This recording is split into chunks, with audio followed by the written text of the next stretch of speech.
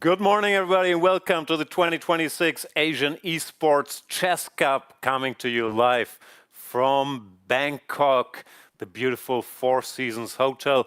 I'm not sure if you've heard of this tournament, but we have a certain Magnus Carlsen playing, Fabiano Caruana playing, 20 top players battling it out in this very first event. They're yelling in my ear here. The opening ceremony is just starting, but I have a nice little hiding spot on the second floor. Maybe I shouldn't say that. Fantastic hotel, lovely venue. The chess circuit has been touring. I've been in Japan for the women's event. Now we're here for the first esports event, and Magnus and Fabi, among others, will then travel to Hong Kong, where they have the World Rapid Teams Championship. So this has been fantastic, seeing chess all over Asia. We are expecting this event to begin soon. Bad news. Both Carlsen and Caruana got a bye in the very first round. The format is a bit complicated. We have 4 groups with 5 players each. They play 4 games. After these 4 games, the top 2 of every group will advance to the quarterfinals and the semifinals. The quarterfinals and semifinals, 1 game will only be played. In case of a draw, there's going to be an Armageddon. Same for the finals. So theoretically, the winner will play 7 games plus potential Armageddons. And let's have a look at the pairings. They should be on your screen. I cannot really see/decipher them, but I did see that Carlsen and Caruana are getting byes. So we will start in Group C with the highest rated player after these 2, which is none other than Le Quang Lim, the Vietnamese top player for a long, long time, former Blitz world champion, and keeps going incredibly strong. Will be a contender in this field as well. Many different names from all walks of chess life. In this one, I've also seen Jose Martinez roaming the lobby. So this is not gonna be a walk in the park for our 2 big favorites, who might or might not be struggling with a bit of jet lag. I'm not sure how long. Magnus has been in Asia. I've seen Caruana at breakfast, like 7:30 a.m. So probably he's good, but he's gonna have to rest a bit. This is an exciting event downstairs. You have like 20 desktop computers set up, behind which is 20, 10, I can't count. A lot of computers behind which the players will take a seat and play on screens against each other. There's a lot of people already roaming into the ballroom to watch things. It is 10 a.m. here in Bangkok, Thailand, and I've seen the passion for chess, people showing up long before the event, sitting in their seats. So it's great to see, to have an event of this magnitude in maybe my favorite city in the world, Bangkok. Fantastic to see chess touring, and hopefully we'll have liftoff any moment. It's a pretty tight schedule. I'm not 100% sure they will manage to stick to it because there are so many moving targets, but things seem to be looking under control. 10-minute games, no increment, group stage of 4 games. After that, we move on to the knockout phase. Let's have a look at the venue. Is that Sagar Shah? Is it illegal nowadays to have a chess tournament without Sagar? I think it is part of the regulations that he must be around. There he is. No players seated yet, as far as I can tell, but there's people walking around, looking busy.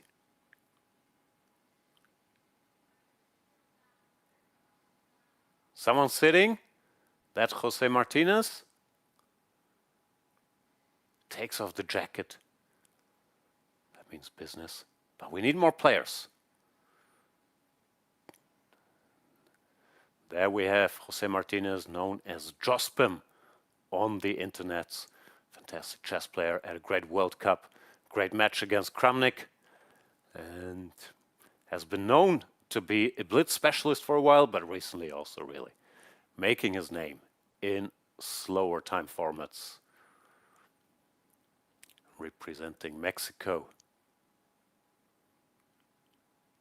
He does look ready for action.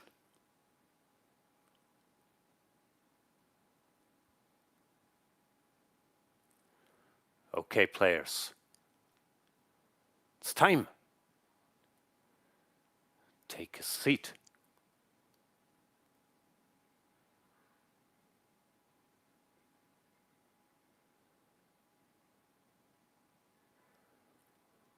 Some more players are pouring in.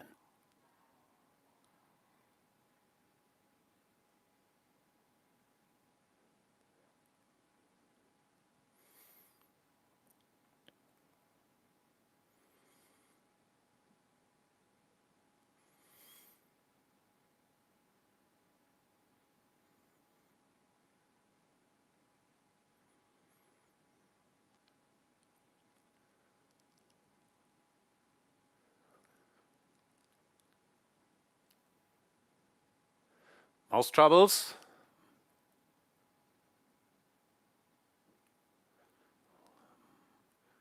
Move to the right.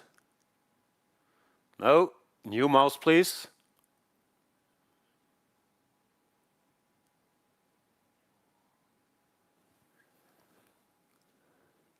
Keyboard check.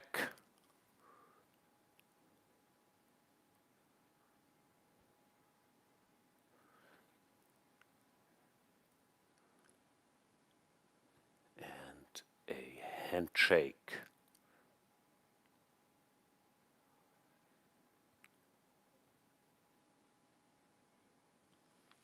Okay, the room is filling. Alexandra Kostenyuk, she wasn't sure if she would be playing or potentially joining me here, but it does look like she made it to one of these desired desktops. In the end, I think the field got upgraded from 20 to 22 players. So 2 of our groups should have 6 players. Not sure how that will affect the action, I guess. It is the same, some buys, and then the top 2 advance. We also see Andrei Yesipenko, who recently not only got married, but also played in the candidates tournament, made it to Bangkok for this one-day event. All the games will be played today, and it does look like we have at least most players seated. If you're missing Caruana and Carlsen, they are getting a bye in the first round. It's a PR strategy. You hide them, like spoiler for Cape Fear. You hit Juliette Lewis, and then in episode 3, what's she doing here? This is confusing. Here in round 2, Caruana and Carlsen will join the action. There they are. Magnus taking a little pre-game nap. Fabiano with his girlfriend.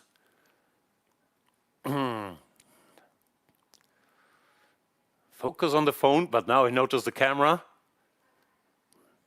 This is like Timothy Chalamet and Kylie Jenner at the Knicks game. Still didn't get over that. All right, cameras are being set up.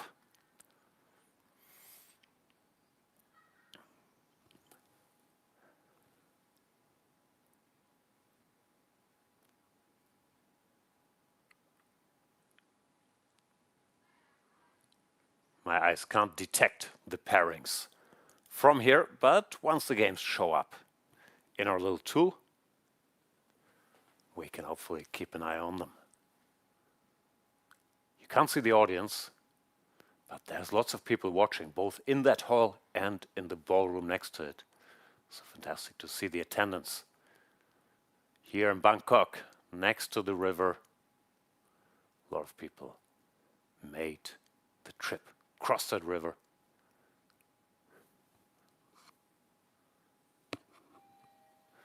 Here we see some pairings again. I don't know if it's my eyesight or the screen or both. Those are impossible to decipher, guys.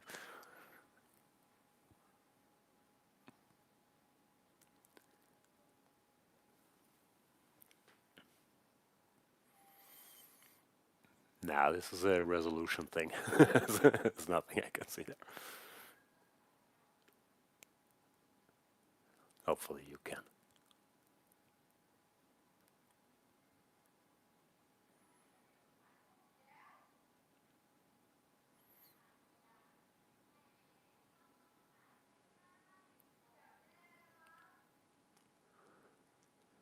Looks like most players are ready. There we see the arbiter giving some hand signals. Jose Martinez looking very focused.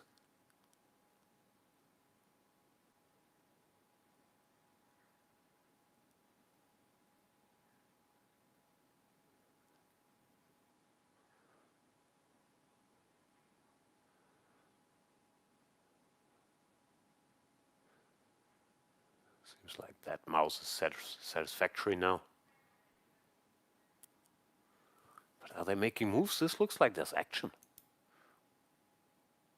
I guess we have like a 3 minutes delay, but no, people are still waiting. This was still mouse checking.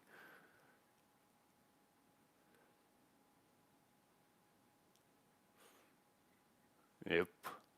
No games yet. Looks like we still have some tech issues. Does anybody have a Windows Vista CD lying around?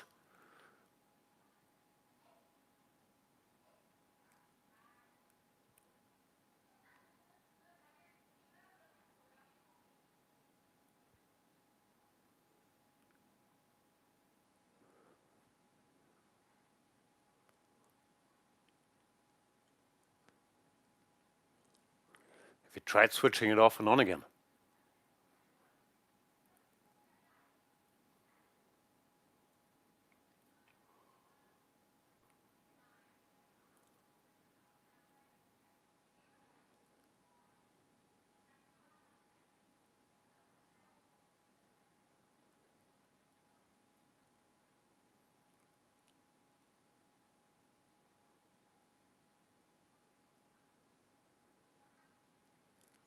There we see the highest rated player in action in this first round.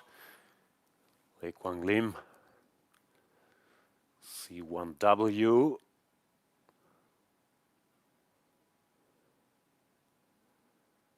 I don't know this gentleman, but I would not like to play him.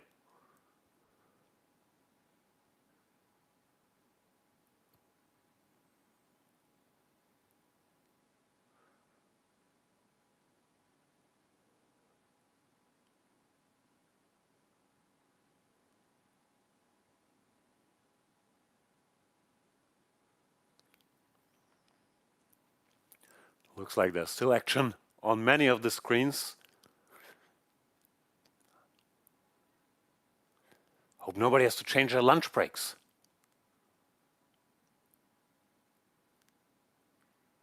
How's that Magnus Carlsen nap going? Is he still soundly asleep?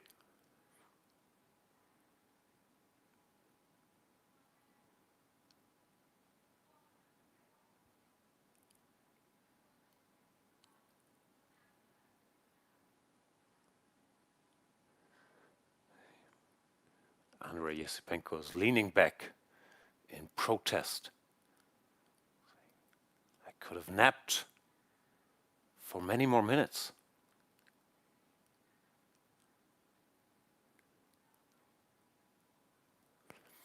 Chess players aren't used to starting their tournaments at 10 a.m.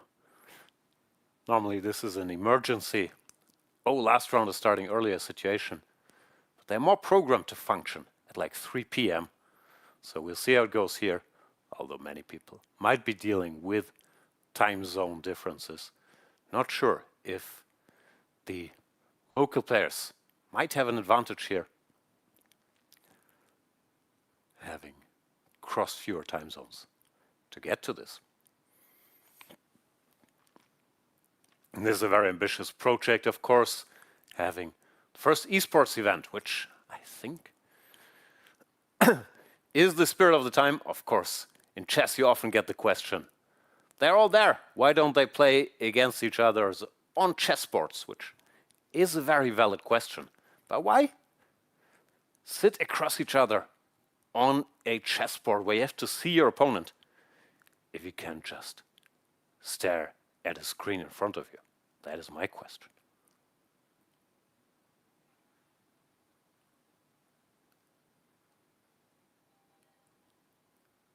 Because people, they make faces. Like, do you see Nordibek? They fake blunders. And then they make good moves. Can be very, very irritating. But no such things can happen on the computer screen. You don't even see the moves they fake.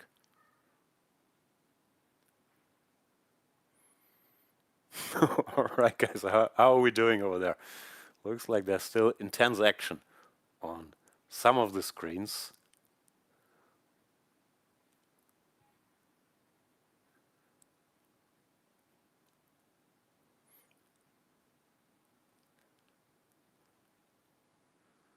I think a lot of the trouble is centered around that board in the middle, first row. Here we see format and regulations. Hang on, what is this? What tie breaks? Is that for the finals? This is confusing, guys. So the rules are, we play 4 games in the group stage. Then the first 2 of each group advance to the quarterfinals, meaning that if there's a tie in the group, they play no tie breaks, but they use Sonneborn Burger, direct encounter, these types of tie breaks. And then quarterfinals and semifinals are only 1 game with 10 minutes. If that is a draw, then there is an Armageddon game. So I'm not sure where that tie breaks info came from. Maybe it's for the finals? There we go. Guys, this is also wrong. Someone get the format and regulations updated. There's no 16 players in a single elimination. It's a group stage. Then it's 8 players left.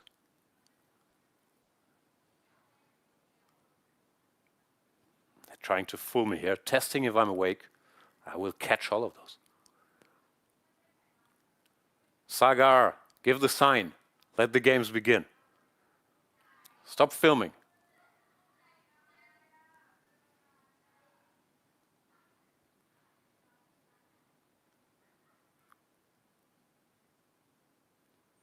Hang on, there's an announcement.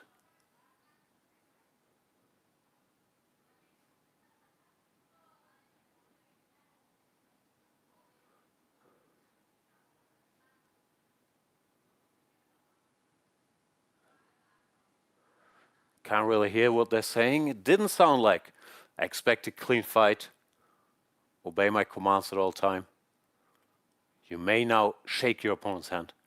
That's also good about esports, no handshakes.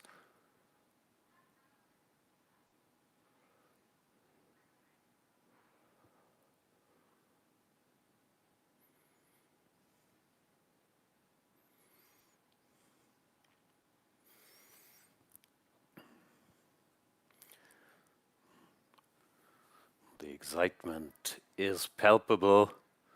Kostyniuk also has something to complain about. Ah no, she just signed a chessboard. Wow.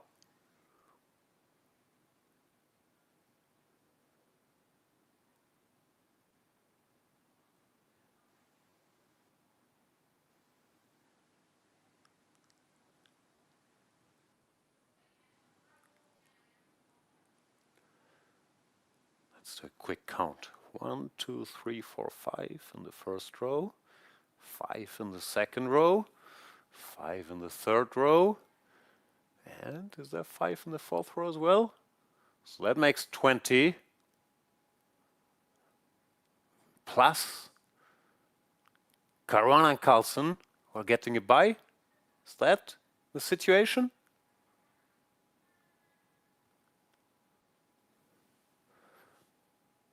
Something happening?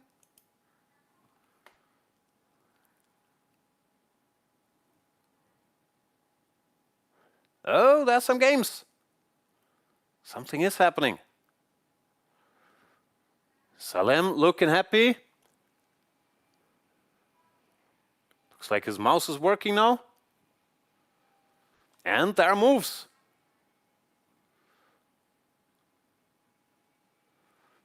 Okay, we can start right here on the screen. We see Saleh Salem with the black pieces. Very, very dangerous. Especially rapid and blitz player, but also classical.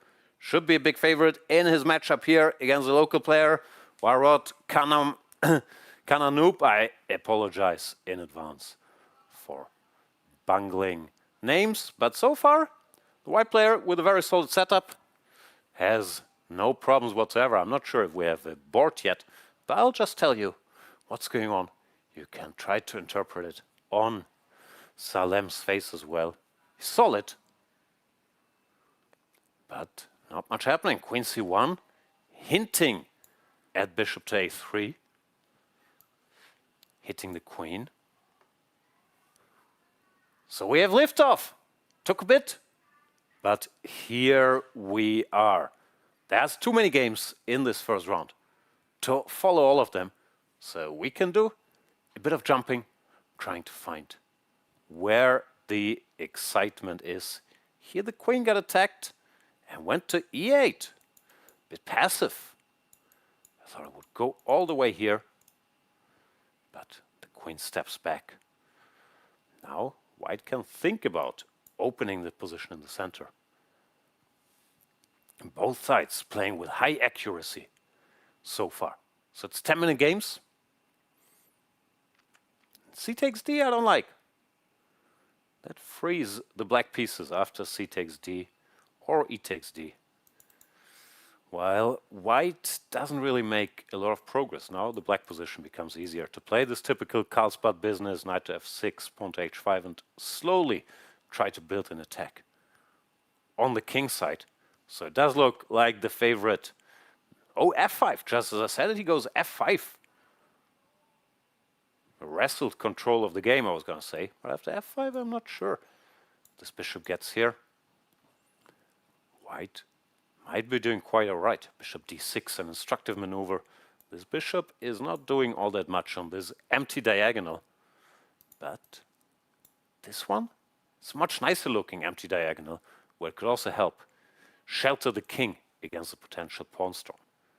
I guess Salem just wants knight f6 and knight e4, which is a legit strategy, but of course f5 does weaken the king long term. All right, let's do a quick tour. Go to Group C. No games from Group C yet. That was optimistic. Then how about Mr. Jose Martinez? He's already doing well with the black pieces. And his opponent is described as Z Ren here. That does not sound like his real name. Is that his artist name? I'm not sure. But black has a good position. So, of course, this is a mixed field featuring some of the world's best players and some of the brightest talents from the region. Therefore, we will see some dominating in the very first games. But once we get to the quarterfinals, semifinals, we have the Carlsen's Caruana joining the action. We will see some very tough fights. But here, Jose Martinez has everything under control. He has the better bishop. This pawn is a bit weak. He's trying to provoke some weaknesses here with b3. The rook will come, and black can then decide if he feels like picking up this pawn or improving his position further by bringing the knight over. It's a position that normally white should not survive. And white, maybe rightly so, decides to part with this pawn directly, knight e4, to at least simplify the situation. But it's still a missing pawn. If bishop takes, just rook to c8, and this should collapse by itself. So I thought maybe the rook would take, give up the pawn. Now white is just too passive. Chess can be deceptive like that. Looks like it's almost equal. Do we have the whole board on the screen? Is that just me? I guess that's just me. Can't see the H file over there. But black is pretty much winning here because of the difference in rook activity, piece activity. Just go rook c2, goes f5, also good. Trying to grab even more space here. The knight goes away, and I guess this pawn will advance further. Not sure about f5 giving this target, but black's position remains dominant. Yeah, pawn to f4 played. This bishop doesn't have great squares. Also note that white hasn't had time to make a Luft yet, so black can take on d5 if the bishop goes, let's say, here, and white would not be able to recapture because of the dreaded back rank mate. Therefore, this bishop has to be humble, but now this pawn is on prise yet again. So Mr. Martinez making short work here, takes the pawn. Let's have a look at some of the other games, if we find them. No Group C games yet. What's happening in Group D? Kostenjuk, interesting position, went pawn to e4. Excellent move. And I am not sure if Susanto Megaranto, very strong, experienced grandmaster, is not there, or if he's pondering what to do against 1e4. But judging by the clock, where his clock only shows 9:36, either this game started late or has not yet started. I hear screaming kids outside. Did they find my hideaway? As you know, I'm a massive celebrity in Bangkok, so I try to keep a low profile. That's not always easy. Anyway, pawn to e4. We will figure out if there will be a reply to that one. And here we have an all-time matchup. Prin Lauhavi Rapap with the white pieces should be the favorite, but there's a bit of an attack around his king. Queen c8 check. Oh, the queen can pick up the knight. Queen e6 and queen takes e4, and there's no checkmate. Ooh. Still, the position remains messy, but this looks like it was a lucky break for white. And now queen to g2, I would guess, covers everything. White emerges with an extra piece. Just as I said, I was gonna say, black is in great shape. He found this resource, and after any other move, let's say rook f8 back, black is completely winning here with the attack. So, big break there for the favorite. And yeah, now queen g2. Or knight f2, but knight f2 is weirder. Queen g2 should wrap it up.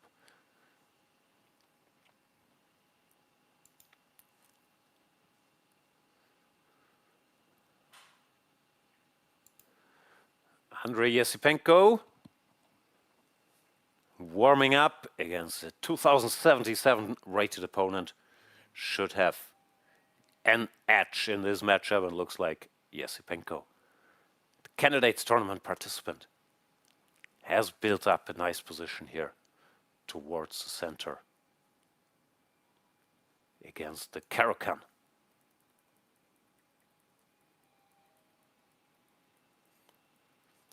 Slow build-up, but he gets sort of a Dream King's Indian, where white has the two bishops, which might not be doing much now, but can always play a factor. This bishop could join the action here, and of course, there's the typical f4 break. Black also struggling to keep this knight out of c4. Tried with b5, but means that side will be under constant pressure for black as well, and f5 looks like an overreaction. After takes, this knight will get access to this square. And this bishop is hitting the rook. So that didn't go too well. Even though now, at least the computer still has some hopes for the black position. There we see Yesipenko weighing his options, sporting a bracelet. I guess you're not allowed to wear watches. What are the rules for watches in esports? Generally, chess players nowadays are conditioned not to wear any watches, smart or otherwise, to chess games. Which I guess makes sense, especially at bigger events. Can't really expect the arbiter to check if every watch is a dumb enough watch. So it's easier to just not allow them. Now knight to c5 headed for that very juicy e6 square. Looks like it should be more or less decisive. So according to my math, we have 8 games running every round. Is that correct? 4 groups, 5 till 6 players, 5 players, 1 bye. What I'm not sure about is if there are groups with 6 players that play 3 games, but it looks like none of them are showing any 3-game matches. And here, Yesipenko can take, queen takes, and then pick up the bishop. Well, if the rook takes, pick up the bishop with the queen. It's a piece. You can also take here first, and then do this. Both look pretty tempting. Thinking about it. Chess. Extra piece is normally the decisive factor, especially if you have a dominant knight like this one in the heart of the black position already. So take here, pawn takes. Take here. If the queen takes, the king takes this. If the rook takes, the queen takes. And good start. He's seen it. He's seen the double knight capture operation. And that should spill the end of the game for Muhammad Badaruddin. Rook takes c6, queen takes h2. Extra piece. No real compensation or hope. You can take a pawn with check, which I guess feels nice. But it's not going to save him. Rook takes b2. Of course, knight takes d4 wins, but he could also go for violence. Just try to queen the f pawn ASAP. Also a very valid strategy.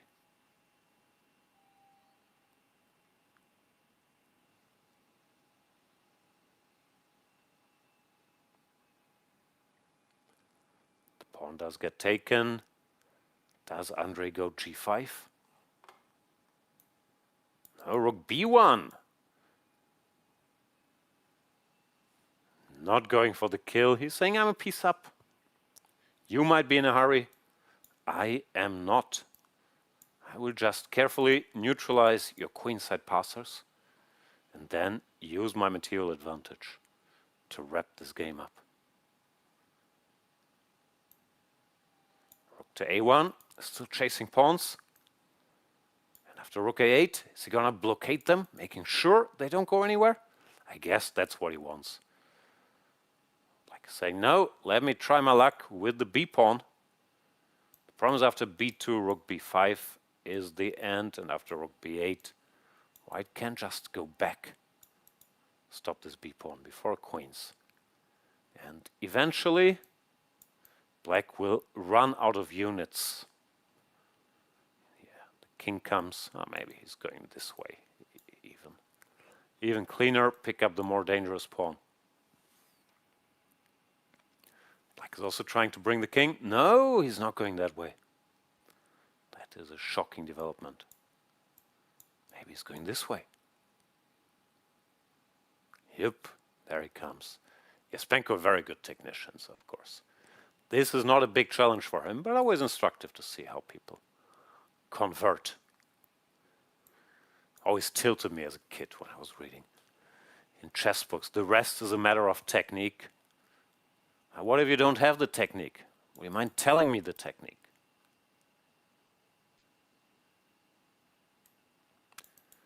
There goes a pawn. Another one bites the dust. White is a piece and a pawn up, so I guess we can leave this game. Not a lot of intrigue here anymore. Black could resign with a clear conscience here. Rook c2 saying, please don't check me. Wow, that's overdoing it a bit.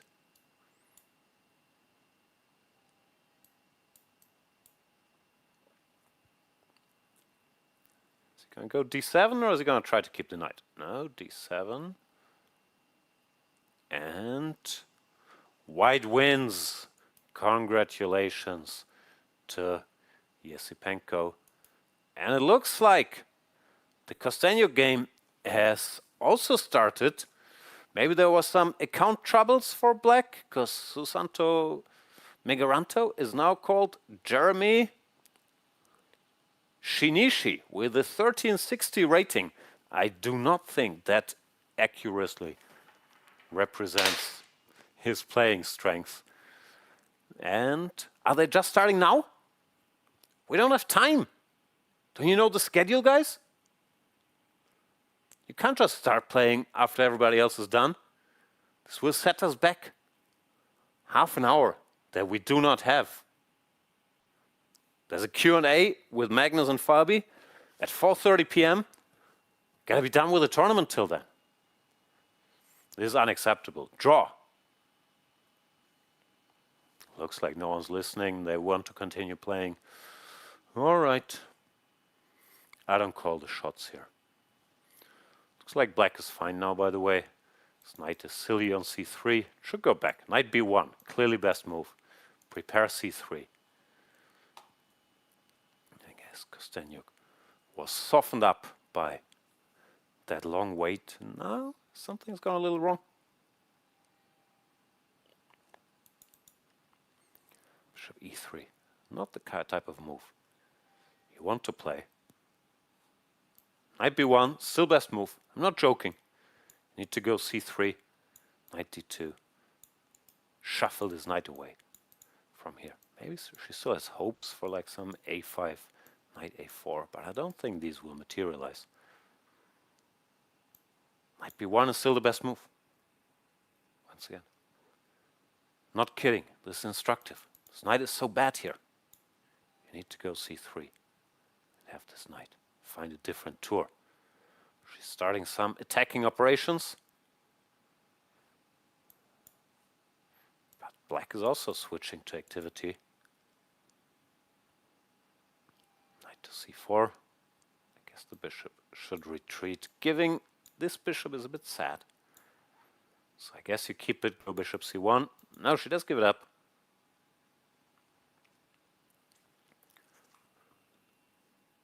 Former world champion Alexandra Costeño here with the white pieces.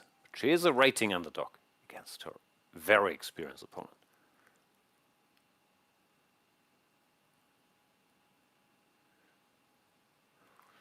Yeah, this is typical modern chess. White puts the pawn on h6, hoping they will restrict the king and the bishop. But of course, putting the pawn on h6 also makes sure there won't be any lines opened.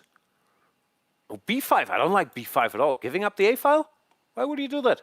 No, queen c6, shuffle the knight around. No, really dislike this move. Here. Play some slow moves. There were enough targets on the queen side.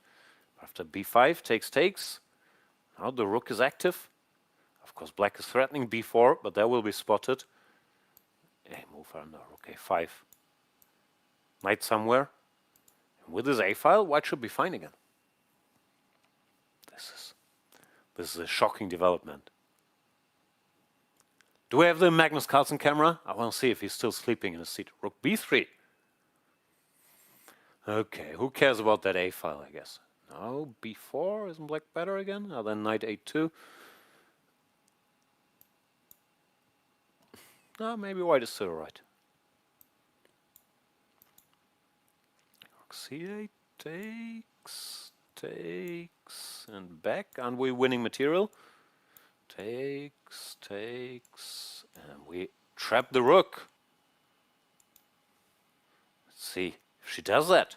You can't take with the rook here, because then there's takes, followed by queen takes b5.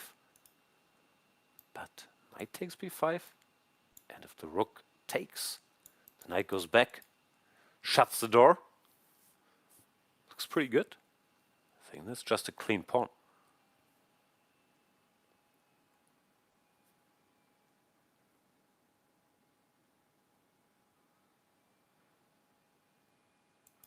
What's with the clock?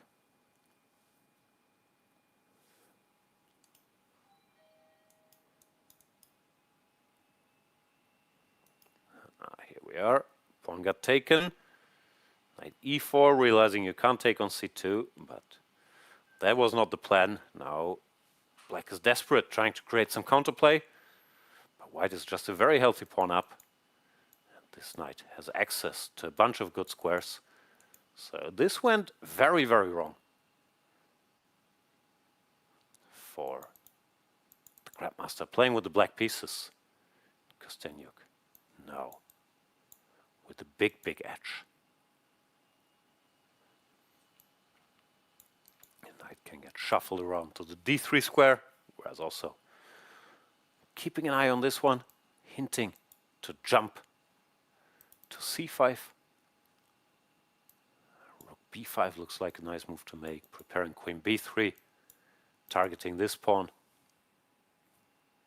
Rook b7, going to the 7th rank, also looks very, very pleasant. And the silly pawn on h6, whenever I try doing that, I lose that pawn in like 3 moves. I go g5 and just take it. But here it's playing a role, restricting the bishop and the king. I guess just queen b3. The end is near. At least. Seems like they're both playing quickly. Maybe they felt a bit bad about making us wait. I'm sure it wasn't their fault. For 20 minutes. So don't start thinking now that it's all over.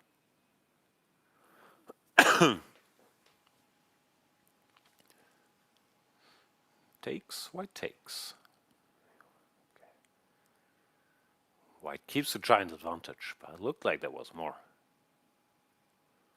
She probably wants bishop f2 and then pick up another pawn. That is allowed. Although my friend on h6 might finally get taken, but of course the black position remains fairly terrible.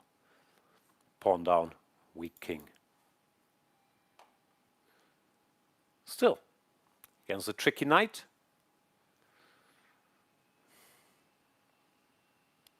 there's still some work to be done. Bishop h4, going for more material, targets the rook, but the knight starts doing knight things. Attack c5. And black hangs on to the d-pawn for now. Rook takes f7 is possible, but I'm not sure how winning that remaining endgame would be. We'll just exchange a bunch of pieces. So I guess it's cleaner. She does go for it. I was going to say, I guess it's cleaner to keep more pieces on the board, but this, of course, makes the endgame, the position, a little more easy to play. Now the b-pawn runs, but yeah, after d4, I have a feeling black might get away with a draw here. I think allowing d4 was a little too straightforward, probably. There was more maneuvering to be done. I'll put the queen here and then prepare either c4 or b4, b5. Here after d4, yeah, now this will end peacefully. Perpetual incoming. Queen d1, queen d2, queen g5. Now this is just a draw. Megaranto dodged the bullet there, survives a losing position, escapes with a draw in this delayed game, And that brings us, I'm assuming, to the end of the first round. Apologies if you could not follow all the action, neither could I, but we're getting there. And this is the group stage, game number 1. Game number 2, Magnus Carlsen and Fabiano Caruana will join their respective groups. And after the first 4 games, we will be entering the knockout stage, where it's going to be a quarterfinal, semifinal, and a final. Fast-paced, this is esports, 10 minutes per game, per player, each, no increment. So stay tuned, I'll go down there, have a look what's going on, and we'll be back with round number 2 in, hopefully, a couple minutes. See you then.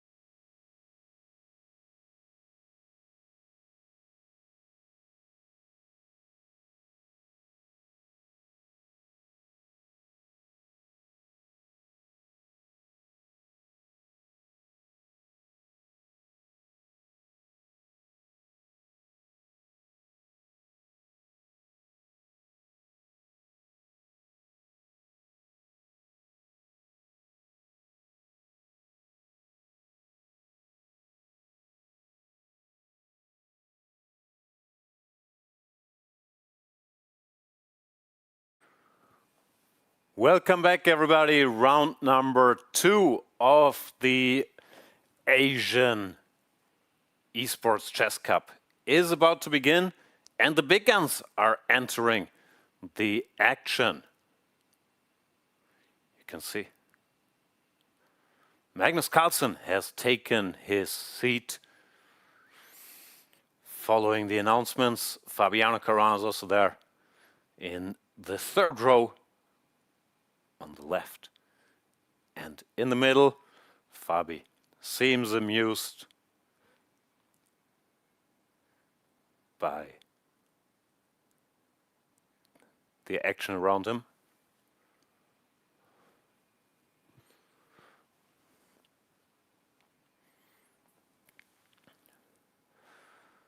Mr. Caruana did not win the candidates tournament, but he does have a chance.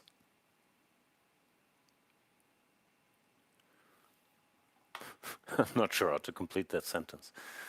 I was going to say, to make us all forget it by winning this Asian Esports Chess Cup, but of course will be slightly lower on his list of priorities. Still, it is a very serious tournament. Magnus Carlsen is playing. There's 20,000 in prize money, and I think people are just very happy to have an event of this magnitude here in Bangkok, Thailand. The local chess scene has very much shown up. Not every day you get Magnus Carlsen play one-day tournament in your city. We're still waiting for the games to show up on the website. You can see the pairings there, which unfortunately on my screen I cannot decipher because these 207 pixels make it very hard to read the names, but I can see some GM titles. We'll figure it out once the games hopefully show up in the system, as this is sort of a pilot tournament. I can't remember having esports events like this for one day with that many players. So some delays were to be expected. There we see Magnus. I promised not to weigh in on his hair day, so I shall not do that. Salem looking happy. Magnus looking sleepy. Is that? Did he fly in from wherever? Norway yesterday? I got intel. He was in town yesterday playing golf. As you do. It does look like Fabi is also pondering. Little extra nap. But now the games are showing up on my screen. And we can jump into the action. Magnus Carlsen with the white pieces, playing the Zemish variation of the King's Indian against Wafia Mamari, women international master, sporting a rating of 1962. That is the year I was born. Magnus Carlsen, 2869, almost 1,000-point advantage. Should be a favorite in this matchup so far. Normal King's Indian stuff, e5, d5, and then white can decide if he has cruel intentions on the king side, or if he just wants to, you know, play quote-unquote normal, develop the pieces, and then see how to use the space advantage. And Carlsen looking much more awake once the game has started.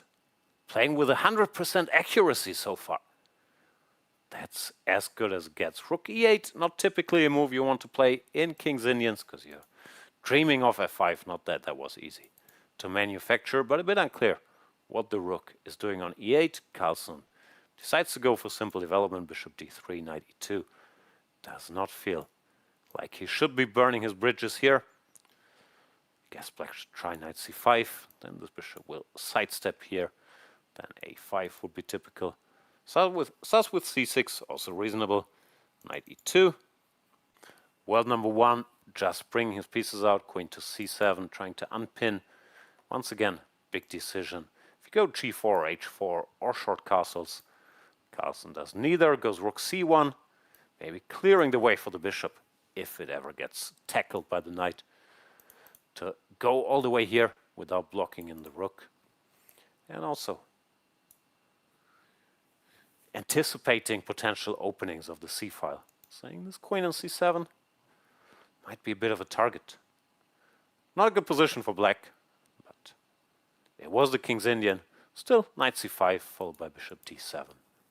Take it from there.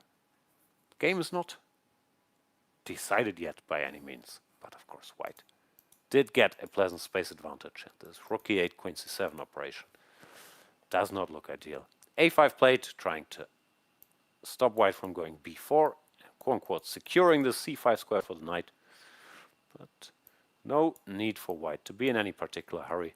This bishop will go, the rook will come here, then there will be questions about the d6 pawn. If that forces black to take on d5, that would be a further concession, either opening the d file or maybe allowing a powerful knight in the middle of the board. So Magnus Carlsen, yes, seems focused on avoiding any big complications, any sharp attacks, didn't want to push his pawns, just deploying his pieces very sensibly, saying, this is a morning game, I'm the favorite, I don't want any drama. Let's try to win without too many tactics. Rook f to d1, making it tough for black. How to meet this threat? The bishop can't really cover, the knight can't cover because the e8 square was taken by the rook, and c takes d. It's also not something you want to play. White could go bishop takes f6 and then knight takes d5. She goes rook to d8. That does cover the pawn, puts the rook in the pin, and Carlsen's saying, okay, I've had enough, it's time to push some pawns, goes for pawn to g4, contradicting everything I just said. But he feels he has enough control, can then continue the build-up with knight to g3, and potentially start attacking with h4, h5. Still, I'm surprised by this decision, because it looked like he was trying to slow play it a bit more. Question is, what does black do now? I guess you have to try to get the pieces out. Bishop d7, b6, no, but that allows d takes c, and then knight to d5. That will not be forgiven. Now, this just loses. D takes c6, queen takes c6, and either knight d5 directly, or bishop takes f6, and then knight d5. Maybe even more devastating. Hitting the bishop, and if this bishop were to retreat, there's a little fork, which is unfortunate. Magnus Carlsen making quick work here against Wafia Mamari. Wins the queen with this fork. Good game, Mr. Magnus. Let's check in with Caruana. Where's Caruana? Which group is he hiding in? Not in Group D. Group B. Against Warot, Kananoop, Fabiano Caruana. World number 2? Is he? I should check the rating list. But I do think he's world number 2, and he's worse against candidate master from Thailand, Warot Kananoop. But only if black plays the move pawn to f5 here. I know all these things because the computer is telling me. And he's saying after pawn to f5, black is in excellent shape. Let's see if that happens. Caruana dreaming of delivering checkmate here on the h-file with rook h6, rook h1, rook h7, rook h8. But it won't be so easy if black takes immediate countermeasures, the form of f5 here. If not, might be too late. There's also the idea to play f4 and then switch the queen over to the attack. Let's have a look. f5 played, excellent move. E takes f6, e takes f6, pawn to f4, rook to f7, rook h6. Yeah, Fabi is not doing great. Rook to e8 would pronounce the weakness of this pawn. If this guy gets attacked, Black can just reshuffle the knight to f8, defending everything. Then focus on targeting the weaknesses.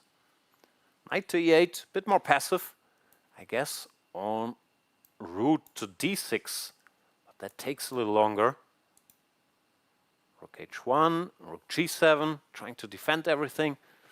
Maybe also respecting the world-class player. Sitting, not on the other side of the board, but sitting on a screen nearby. Still, Black is okay. The rook covers everything. And knight d6, rook e8 is a very easy way to redeploy the pieces. The question is, what can Fabi do? Go pawn to e4, pawn to f5, pawn to g5, try to mix it, but nothing looks particularly convincing. Caruana with a much tougher challenge than he was probably expecting in this first game. And he goes pawn to g5, which also crossed my mind as logical. Compi hates it, saying just go takes. But I guess Caruana then wants to maybe sacrifice a pawn. And Black goes f5, which I don't like, leaving a big hole on e5. Should still be fine for Black, but that gives Caruana much more to work with.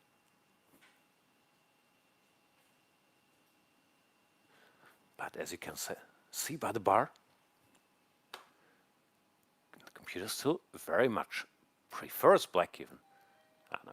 Now, not so much anymore. Knight d6 natural, but knight e5 and queen h2, all the white pieces found work, and then knight takes g6 will be looming eventually. The queen would like to go to e6, but then queen h2 is there. And yeah, that was a mistake, because now you have to move the queen again, cover the h7 pawn, after which it feels like something should give. I don't know if knight takes g6 is on the menu already, or if it needs to be prepared with a move like king to b1. But yeah, does look like Caruana extracted himself from a strategically sort of dangerous situation here over the last couple moves.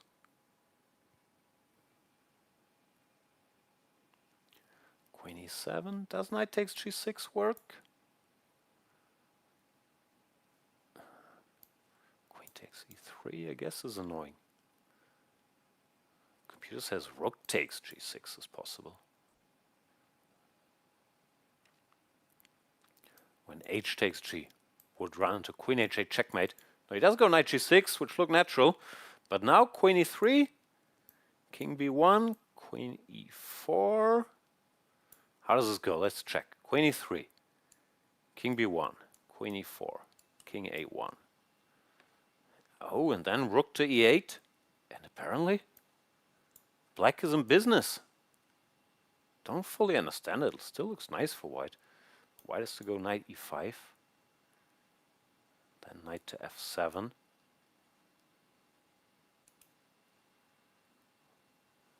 Okay, let's have a look at what actually happens. But queen takes e3 would allow Black back in the game.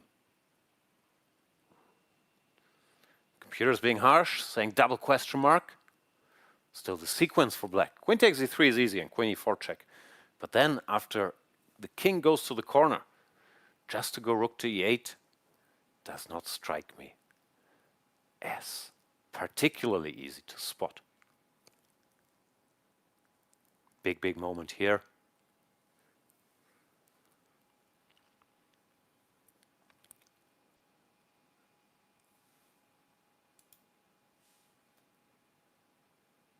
Queen check, queen e4 plate, king a1.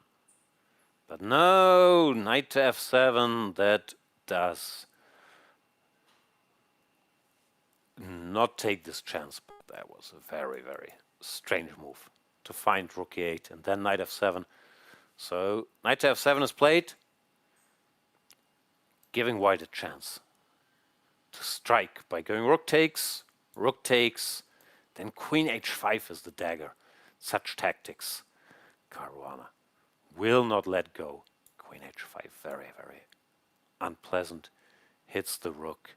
After rook g7, white has different ways to win. Caruana just goes a3, which is also good, giving his king some breathing room and preparing rook h8, queen h5, all the cruel intentions he might have. And even though he's a piece down, there's surprisingly little black can do. If you try to run with the king, worst case scenario, white can give a check here and pick up material as you go along. So Caruana showing his attacking prowess.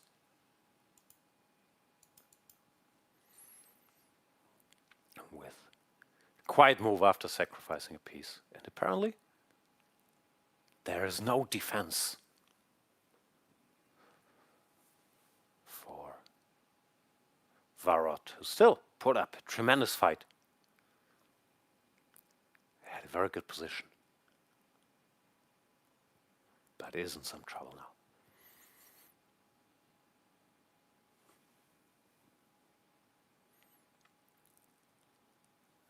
Not much black can do. We can look at some lines. If you go here, which looks normal, takes, check. King has to go. And the g-pawn wins the day. The knight moves. Just keeps running. If you try to run with the king, which also looks normal, then there's rook h8 check. Takes. King runs. White has to give another check, move this rook out of the reach. Okay, guys. For the black queen, but that would win.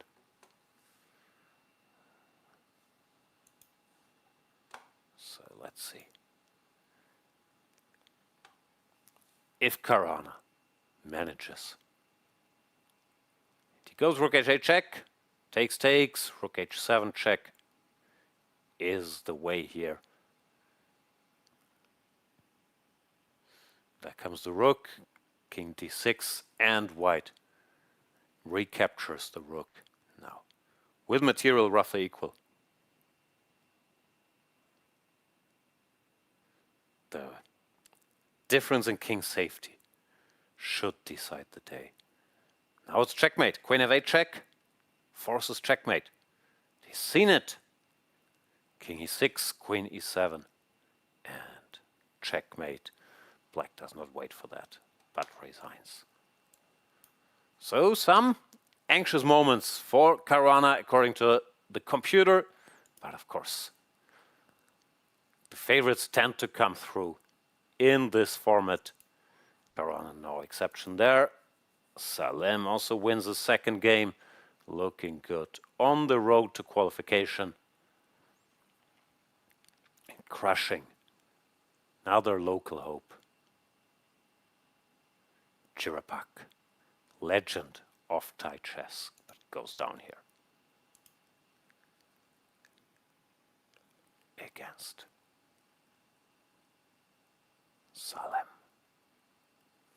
So we have standings. Let's have a look. Results. No, I guess it doesn't understand the group system fully, or maybe it does. Salem on 2 out of 2. Caruana on 1 out of 1. Jing Yao Tin, also very, very strong grandmaster, on 100%. So don't think you need to be a prophet to say the battle for qualification will be between these 3 players who are still to face each other. And that is just Group B. Let's have a look at the situation in Group A. Magnus Carlsen won his first game. Jan Emanuel Garcia has 2 points. International master. Sounds underrated as 2-3-46 is not his playing strength, probably. That is a rapid rating based on not too many events. The favorites in this group are Carlsen and Jose Martinez, both with 100% right now. So will be decided in their games against Garcia, who qualifies. Let's continue our group tour. This is Group D, where Kostenjuk got away with it. No, her opponent got away with a draw in the first game. What is this? She kind of played 3 games yet. That's too many games. Yesipenko on 100%. And yeah, I think there's something wrong there because of this first round game between Megaranto and Kostenjuk. I think Jeremy Shinitsi is actually Megaranto. But there's some confusion there because I guess they had to switch to a different username. You guys can't see what I'm talking about anyway, so don't worry about it. I will continue my tour, check Group C, where Lei Kwang Lim, the overwhelming favorite, has 2 points out of 2. And it looks like Amilal Mungtalai is clearly the second strongest player in that group. So 2 big favorites there. 2 rounds have been played. We are still awaiting some of the clashes of the big guns, but once we get to the knockout stage, because there's 2 more games in this group stage, then we reach the knockout stage, quarterfinals, semifinals, and finals. You can expect some more of these big clashes. I'm Jan Gustafsson, coming to you live from Bangkok, Thailand, from the beautiful Four Seasons Hotel. Even though they have mosquitoes, I wasn't told. Mosquito bit me right in the throat just before the show started. The makeup artists did what they could to cover this up, but still visible. I want to apologize to our tens of viewers up at this ungodly hour for having to look at that.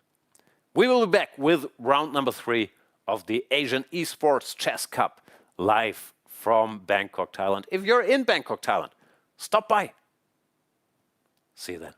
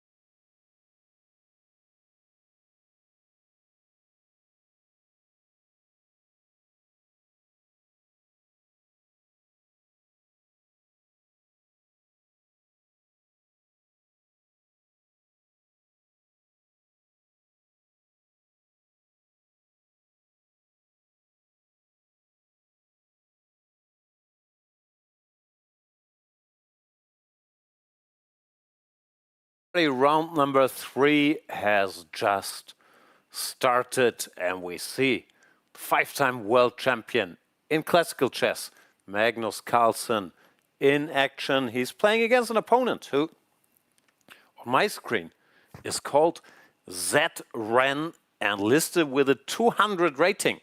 That is not a lot of letters in the name or a lot of rating.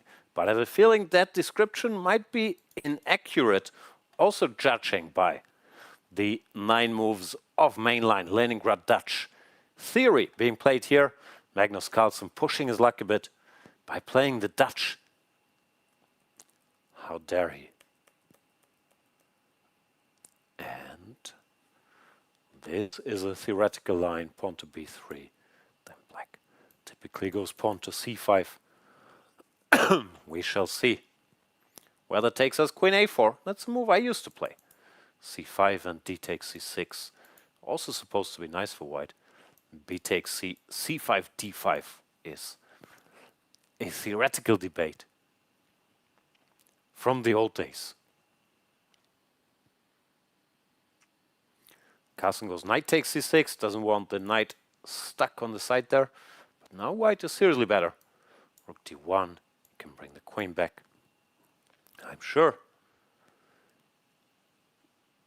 Magnus will find a way out of this, but so far the opening battle has been won by Z-Ren.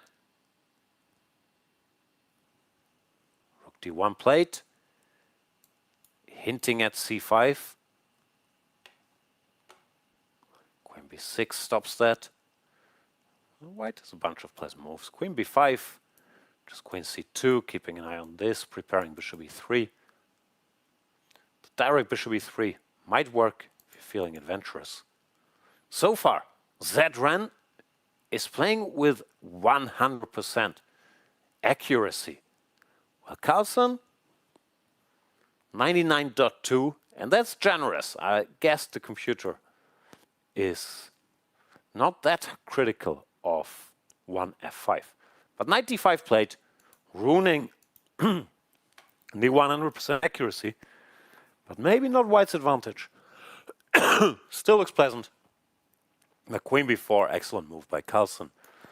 Offering the queen exchange, not removing the knight just yet. And if white goes a bit passive with queen c2, knight e5, then black is very much back in business. While after takes, this knight gets very active. So knight d5 allowed Carlsen to get things more or less under control.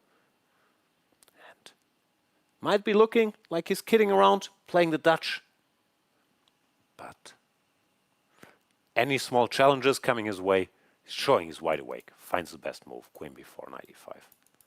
And his ability to just play any line and then just play these positions with stunning accuracy is what makes him arguably the greatest player of all time. Knight e5, white is still fine, but the trend is shifting in black's direction. Bishop g5 attacks the pawn. The question is if Carlsen can and will ignore that by going bishop d7. If the bishop takes, then rook c8, trying to overtake the initiative. But clearly white is a very strong player. I do not know who's hiding behind these letters and that 200 rating, but obviously white knows how the pieces are moving. I guess Carlsen could defend this pawn passively with rook e8, but doesn't really feel in the spirit. He chooses to do it, doesn't want to have too many complications, and feels he's still in time to bring his pieces out with bishop d7. The other rook going to c8.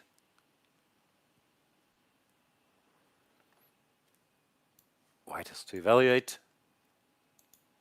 If he's in the mood for adventures, with queen to c7, rook c1. That allows queen takes b2 on a funky day. If queen takes b2, then knight takes f3, followed by bishop takes b2. You could also start with knight takes f3 and then take on b2, but that's less cool. Also might be objectively worse because it gives white some more options with this knight having declared his intentions. Magnus goes knight f7, attacking the pawn and questioning this bishop. But white can more or less stabilize with pawn to b3. Knight takes g5, knight takes g5 is far from the end of the world. Bishop d2 played, deciding to give the pawn, keep the bishop. Not sure I'm in favor of that decision. It's a pawn.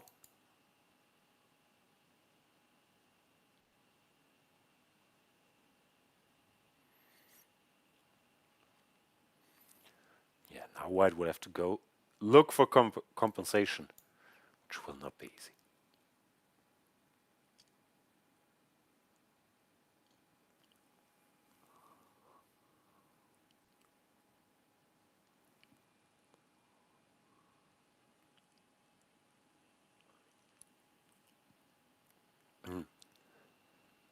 Queen a4 played, hit the rook. The rook had to get out of the way.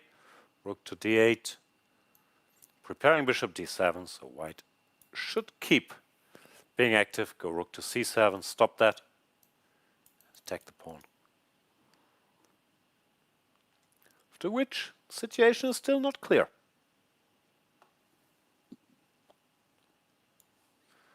Not sure what my voice is doing today.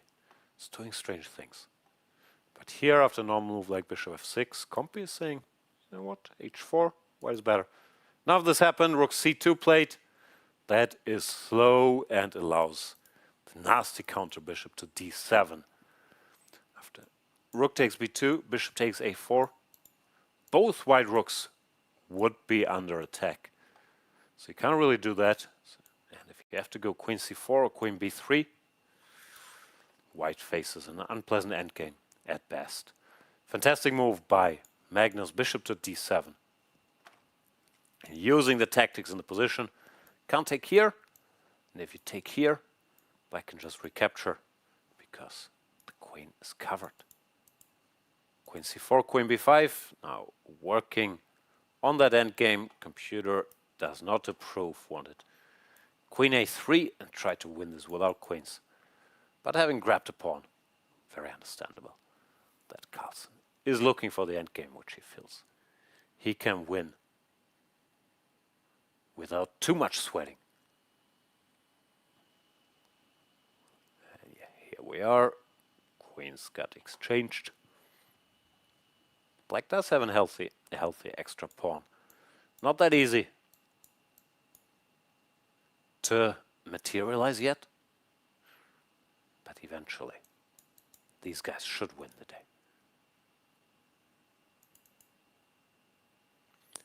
Rook c8, that allows rook c7. Did Carlsen take his foot off the gas there for a minute? No, after rook c7, things aren't so simple anymore. If you're wondering why I'm so smart, it's because I can see what the computer is saying. Bishop to b2, rook 1 to c2. Bishop b2 is a nice little move. His point is after rook 1 c2, which looks normal, now he can go bishop f6. And since he forced this rook away from the c1 square where it was defended, now white no longer threatens. Rook takes b7. While the bishop is slightly better on f6 than it was on g7. So nice touch there by Carlsen. Still, white keeps playing well. Bishop e3. Hitting these guys. b6. Now there's knight to d4. And nothing easy yet. Knight d4 played. Yeah. Who is this mysterious Zedran? That knight had to be taken before it jumps further. King to f8. Carlsen still working on stabilizing. But black now had to give up the bishop pair. And this means some hopes. f4, king to e8. I guess he's slowly getting ready for rook takes c7. Then maybe rook a8 and king d8 to kick out all these rooks from the 7th rank. Yeah, rook a8 clearing the way for king to d8. Magnus Carlsen back in control this whole f4, h4, h5 operation. Didn't really leave much of a dent in black's position. And now he can go rook c8, get rid of the rooks. then start working. Slowly on improving the knight, I don't know, maybe bringing it to greener pastures here. Then using his advantage on the queen side. White decides not to exchange rooks, but that does hand black the c-file. Bishop to g7. The most cautious approach would be rook a4. But I guess there's nothing wrong with going pawn to a5 either. And rook a4 played. Carlsen insists on the exchange of rooks.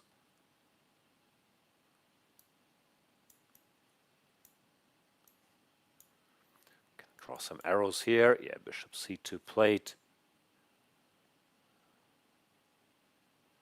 The question is how to improve this knight.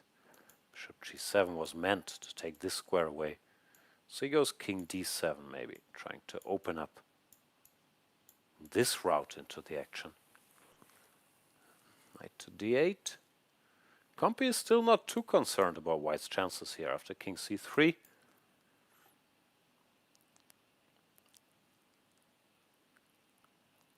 Apparently it's important to get this bishop to pick a side, but white didn't do that, went g4, and after knight c5 it looks like there's not that much counterplay to be had here. gf, gf, g5 played, which looks nice, fixing this, but unclear how to proceed. And yeah, bishop e4, Carlsen ruthless. Exchanges his bishop before it can dream of doing anything with this pawn on g6. And without the bishop, there's no more targets, and slowly these pawns should decide.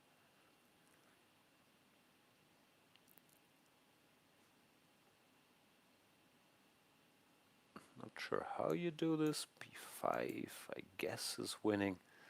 e6 also looks very good, activating.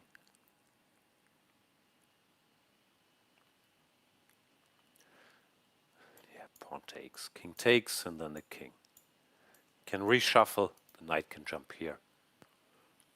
There comes the knight.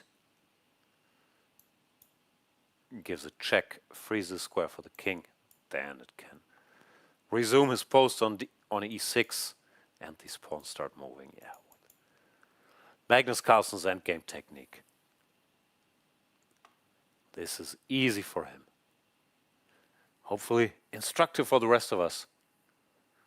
Still doesn't look too awake, but very much awake enough to win this endgame.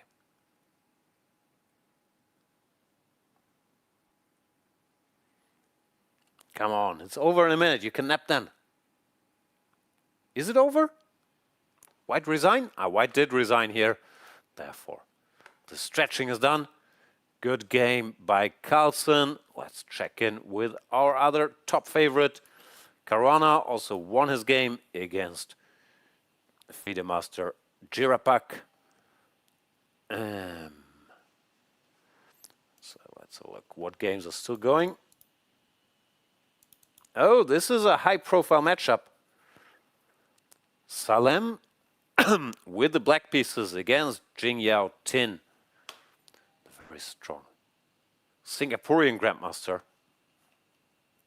So this might be decisive game for who makes it to the knockout phase.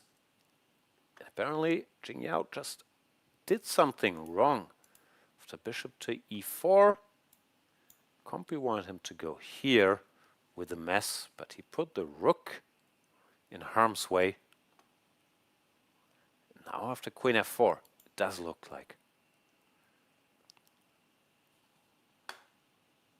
Salem, top player from the United Arab Emirates, very much on his way to the quarterfinals. Won his first two games. If he wins this one, that's a wrap. Trying to figure out this moment after bishop here. So Compi said here, which I'm sure was not played because of bishop takes f3, picking up material. But then bishop takes c4. What I was struggling to understand is why not just b takes c4? Is this bishop in danger? Then rook f1. And the pin costs the bishop.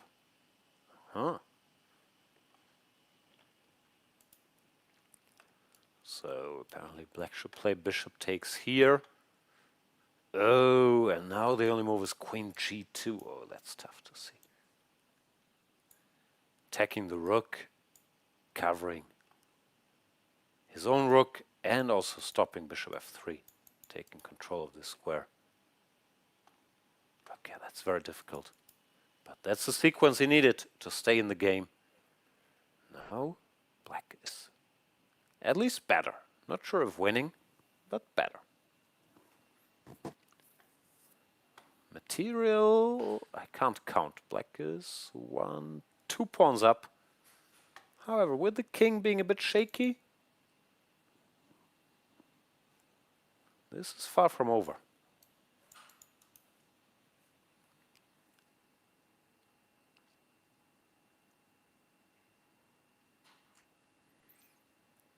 There we see Salem.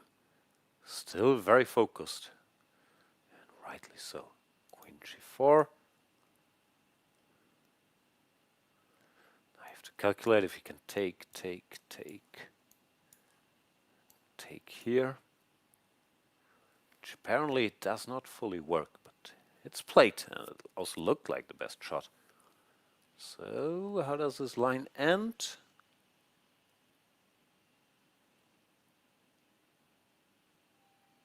Let's figure it out. This is just me. Queen takes e6 check, king h8, knight g5, queen h4 check, and king h7.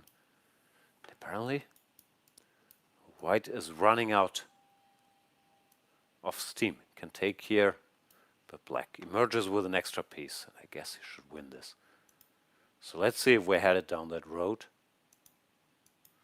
Queen takes c4 plate, and f4, no, he doesn't do it. He wants to cover the e6 pawn, not to allow queen takes e6, which looks scary. What is this? Rook h4 played instantly, but allows queen takes f3. What is going on? Oh, the best move was rook h1. Then there's a perpetual, but not after rook h4.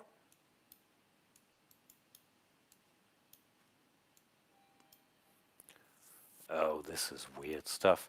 The difference was with the rook on h1, now you had rook e1 check. Well, with the rook on h4 you don't. Oof, chess is very difficult. He's trying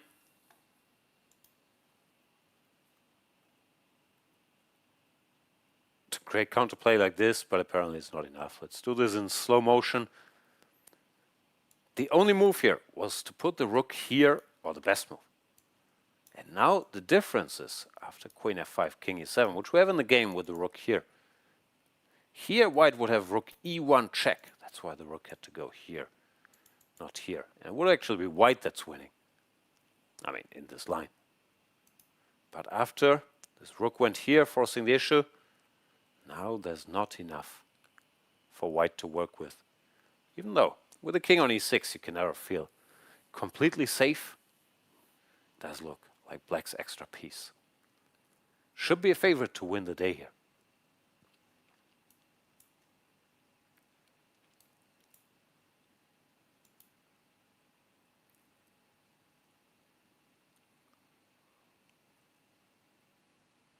They're both very low on time. c6 played. Double question mark, allows a bunch of checks. And I guess that turns it after king e7. Rook h7 would win. So let's catch up with the last 5,000 moves. That was too fast. So c6 mistake. Queen e5 mistake. Allows black back into the game. And now we have an equal rook endgame. Why not rook takes c5? Is he trying to flag him? It's the only rationale I can think of for not going for exchanging everything there. Or it was an unfortunate pre-move. Yeah, that's actually more likely. But in the end, the drama comes to a peaceful conclusion. Draw with no material left there, and 2 seconds left for white. Remember, this without increment, and 5 seconds for black. So big clash there in Group B, leading to 2.5 out of 3 for Salem and 1.5 for Jing Yao, but neither has faced certain Mr. Caruana yet. See if we still have games ongoing. No, I think that is it for this round. Apologies, of course. Very tough to cover all the games with this format. But we do have liftoff. We've had some exciting Grandmaster battle. We have Carlsen Caruana on 100% score. No big surprise there on their road to the quarterfinals. I think the last game of the group stage will be played next. I'm not sure how they treat it with buys and so on.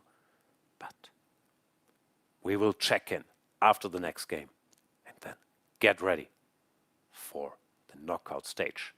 Thank you so much for watching. We'll be back in hopefully a couple minutes with round number 4. See you then.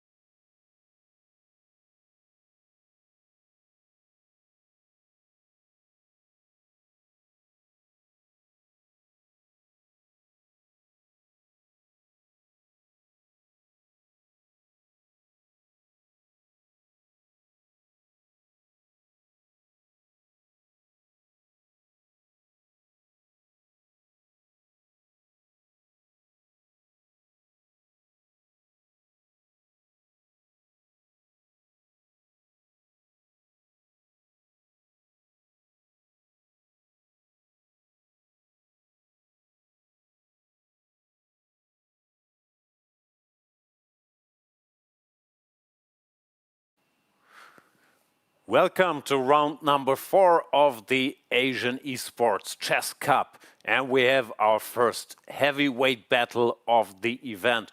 Magnus Carlsen with the white pieces against Jose Martinez, aka Jospin. Let's jump into the action. A Queen's Gambit is being played. They just started. And this will be steeper challenge for Magnus, who was cruising so far, but now he's facing a legit world-class rapid and blitz player. Theoretical debate here. C takes d5, not the main move, but a very safe choice by Carlsen. Knight takes d5, knight takes, pawn takes, and bishop to d3, a3 being the main alternative. After bishop d3, this theory, bishop b4 check is the recommended antidote. Knight to d2, not wanting to forfeit castling rights. And now there's a bunch of options for black. You can go bishop here, you can try to reshuffle this bishop this way, argue the knight on d2 is a bit passive. You can delay the decision with knight to c6, which is what Jose Martinez does. Short castles once again. Options here for black. I've seen all kinds of lines here. Queen f6 is a move. Bishop d6 is a move once again. Bishop e7, bishop f6 is possible. And there we see Jose Martinez trying to evaluate the position. He does go bishop to e7 back to put this bishop on the f6 square. But Carlsen seems to know exactly what he's doing.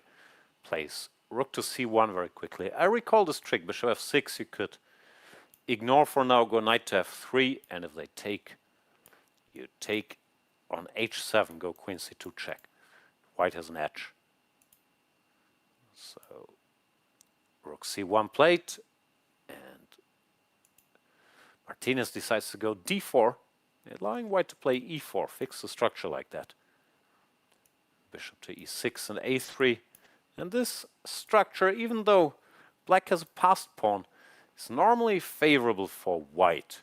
White can work on expanding slowly on the king side, or if he feels more aggressive mood, he could also go pawn to e5 now directly, clearing the way for the bishop and the knight to use the square.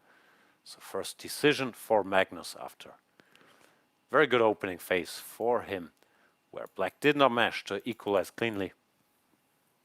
Carlsen showing that even though he hasn't been playing a lot of classical chess recently, he still has some aces up his sleeve. He plays h3, somewhat slow, maybe allowing black to go f6. Knight to e5, or to look for counterplay here with queen b6, and if pawn to b4, pawn to a5. Instead h6 played. That looks somewhat random. What's the idea? To prepare bishop g5?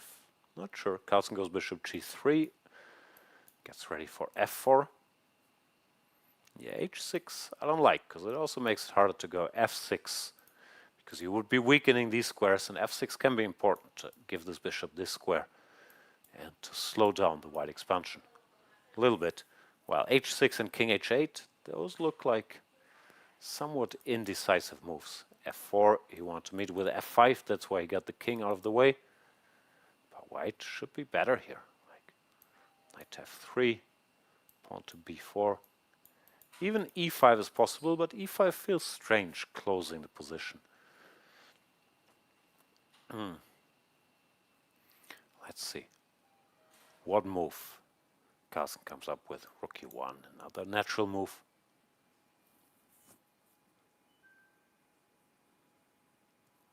And he does go e5, interesting. Going for the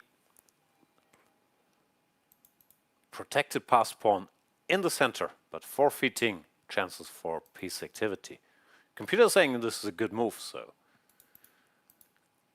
who am I to argue if both, whatever the engine is here, Stockfish and Magnus Carlsen choose to go e5? I'm still mildly surprised he did not go for piece play here with the weakened black king, like knight f3, instead of closing it. But Carlsen, once again, amassing some long-term advantages, does not want too much of an infight here against the ever-dangerous Jose Martinez. Now he has a stable edge, because he has a protected pass pawn, and the black pass pawn is not protected by one of the black pawns and could be more of a weakness. Knight to a5, I guess. You just go queen e2, keep everything under control.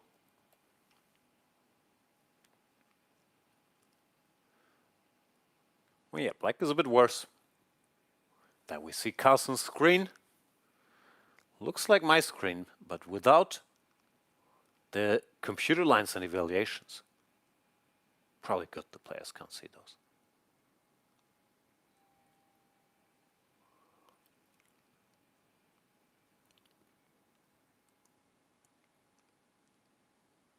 So yeah, this is a high level clash.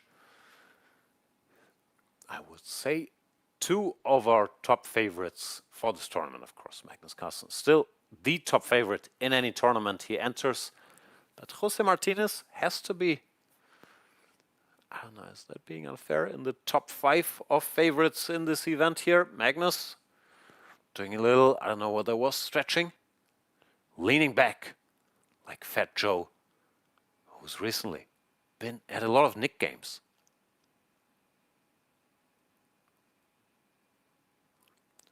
There we see the wedding ring.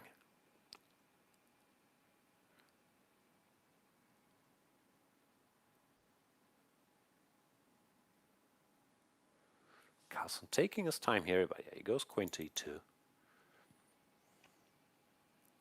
Both players more or less equal on the clock, playing quickly. This is without increment. Therefore, gotta control the time a bit.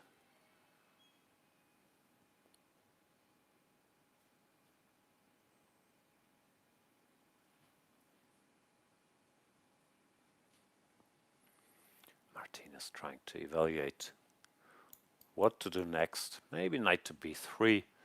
At least exchange this knight, which is not doing that much on the rim there. Could also try to be more ambitious, fight for the c4 square, like a6, b5. But no, he does go knight b3. Tries to get rid of that horsey.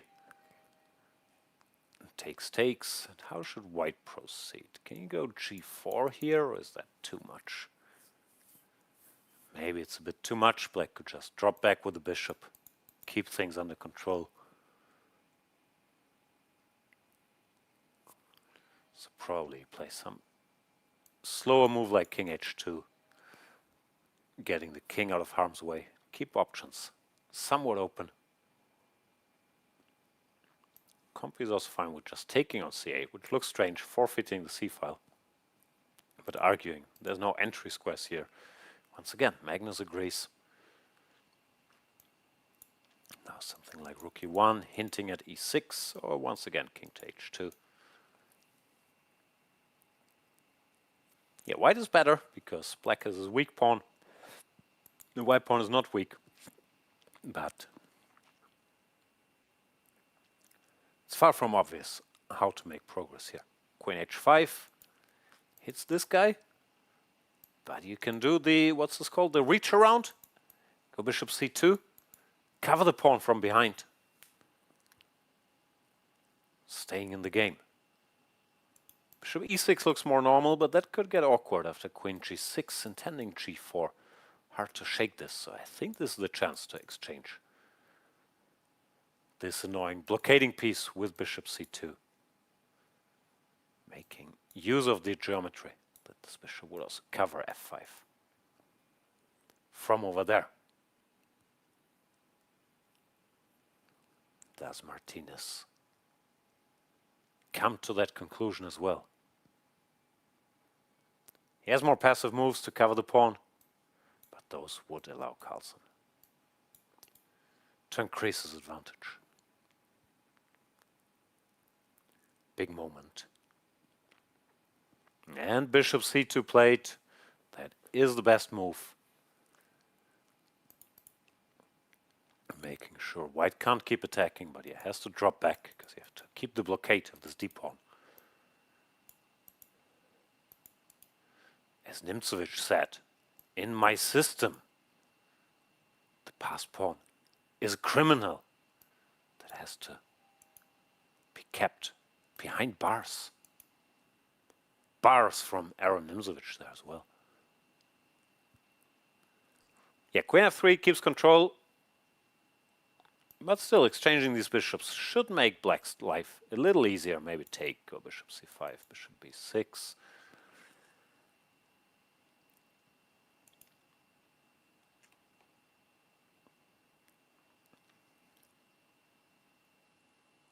Computer wants to go a5, which is probably also very deep, stopping white from ever moving this pawn, so that white can't. Takes, go b4, and then queen d3.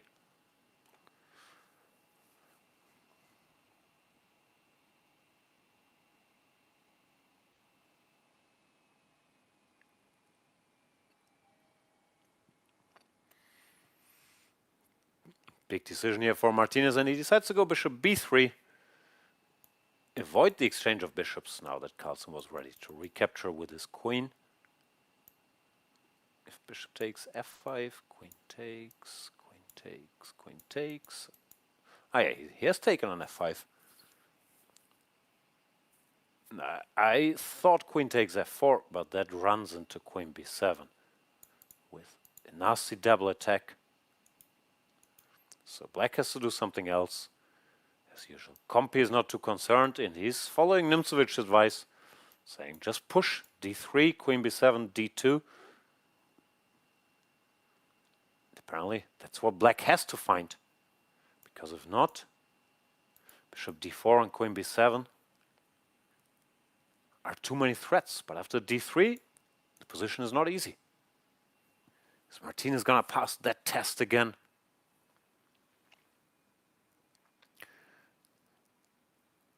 Keep bringing the business here. Because queen takes f4, queen b7 is just too sad. So you have to pin all your hopes. Delroy the d pawn. Push it up the board. The point is after queen takes b7, d2. The rook is protected, and if the bishop gets taken, then there is the hammer blow, queen d3. None of this is easy, of course, which very much keeps black in the game. Okay, let's see. And no, he did not do that. He played the normal move. Queen takes f4. But now after queen takes b7, it's just too much. Goes rook c1. Fishing for a perpetual. But there is no perpetual. Queen takes e7 just wins. The point is takes, takes. Queen c1 check. The bishop blocks. Queen f4 back, king g1. White does a little dance, puts the bishop here. And the checks run out. White is winning. Let's see if Magnus will spot this, and it does look like queen takes e7, bishop e1. And white is indeed winning. And Jose Martinez does resign. Yeah, played well, but then at this key moment could not calculate all the lines, of course, with limited time. Went for queen f4 a bit too quickly. Pawn to d3 would have kept the game very, very unclear. The big point being this queen b7, d2, queen e7. Maybe he saw till here and calculated rook c1, which loses to queen d8, but missed this last trick. That he could play queen to d3, threatening d1 or queen takes f1. Now black stays in the game. Okay, not Carlsen's fault that this was missed. Magnus Carlsen scores another victory on his way to the knockout phase. Let's check in with Mr. Caruana, who's also in another tough game against the Singaporean Grandmaster Jing Yao, who had this big fight against Salem earlier. And that very much means that if Jing Yao loses to Caruana, he's probably out. Well, if he doesn't, and currently it doesn't look like he's going to lose, he's still in contention, because only two of the three, Salem, Caruana, or Jing Yao, can qualify out of this group of death. they were all put in together. But here, Caruana's a pawn down, fighting for survival. The rook endgames should be drawn, so Jingyao wisely avoids the exchange of queens. But now, queen e5, queen d3, I guess he wants queen e3. This rook endgame, I'm not sure if it's drawn. He keeps sidestepping it, keeps the queens on the board. But there was maybe a chance to go rook d8. He goes for this version, intending rook c3 check. Now Fabi has to calculate. If pawn endgames are drawn, like rook e4 and rook e3, this king would be fast enough to run here. Because very often, when you're a pawn up, you instinctively think all pawn endgames are winning. But here, with the white king more centralized, looks like rook e4, rook e3 should keep the balance.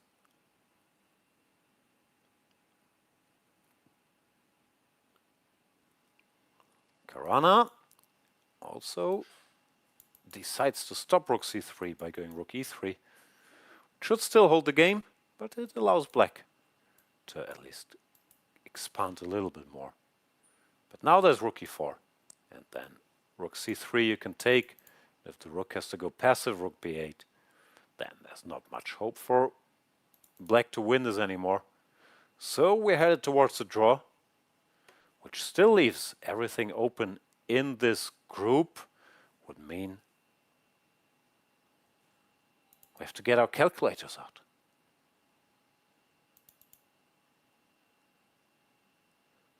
Yeah, this is just equal now. Black can't really make progress, being relegated to the defense of this pawn. He tries g6 followed by f5, but even that doesn't change the status quo. White can just keep waiting. Yep, so he does. Rook b6, I guess, intending to prepare. King g7, king f6. But still, what is next? Oh, having said what is next, king d4 is next. And king d3, all of a sudden, there are chances. Now rook f6. Jingyao asking serious questions here. Rook c4, f takes g. Then rook f4 check. No, this got out of hand. Caruana in danger here. Could lose this. King g3 played. Apparently this is really bad now. King e3, check king d4. But now the king has access to the b3 pawn. It's white with the passive rook. There's also f4 as a threat. Caruana's fighting, but this looks lost now. He's even in Zugzwang. Has to give some ground. Goes h4. But even takes followed by f4, or f4 first, followed by takes. With the king so far away, this should just be lost. Yeah, it is lost. Amazing endgame technique by Jingyao, who's about to take down a big scalp here. This is the infamous Lucena position, where you build a bridge, queen your pawn. Good technique by Jingyao taking down Fabiano Caruana. Here, computer was still saying, no need to worry, this is a draw. But the means to achieve this were far less simple than I made it sound. So after king f3, rook b6, h3, computer really dislikes for some reason. Want to go king g2. Don't ask me why. Maybe h3 becomes a target in some lines. Here, the clean way, quote unquote, to draw was h4, which no one would ever play. gh, gf, g5, king g4. But no one would ever do that. So, excellent technique by Jingyao, grinding out a win against Fabiano Caruana, and that puts Caruana's qualification very much in jeopardy. If we look at the scores here in this group, I'm assuming we will get another game between Caruana and Salem, although I'm still a bit unsure about the system, because it was announced they will play 4 games in the group stage. So maybe this is it. But with these groups where people get buys, not quite sure how they're planning to handle it. Maybe I'll get some intel in a moment.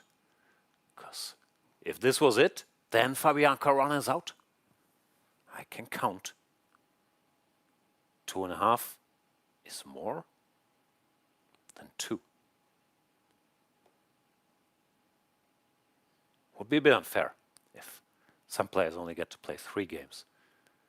Giropak, not that it helped him, gets to play 4 though.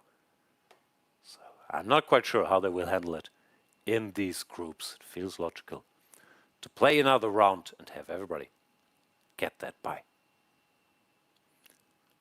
Magnus, no matter what the system is, seems to have been cruising.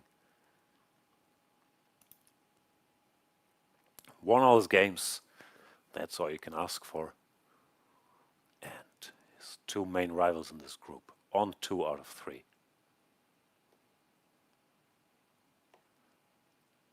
So let's see if I can get a clarification.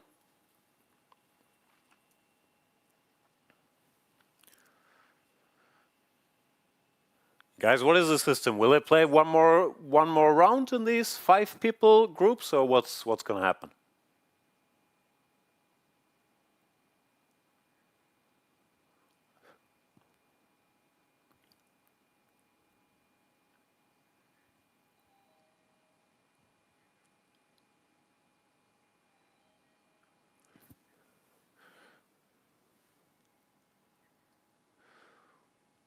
We will switch to Fiona to interview the chief arbiter, who hopefully can tell us if there's another ground/game coming up in these groups where not everybody got into action yet. So let's get that ready.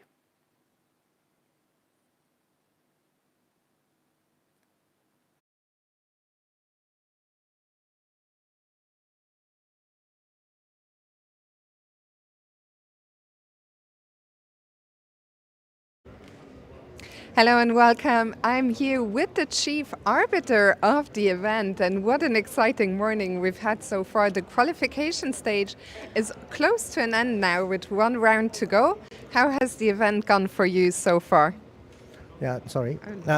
Event is going well, and then we see some results and many exciting games, and also even we are only 1 game away from qualification, but we still cannot be sure who will advance.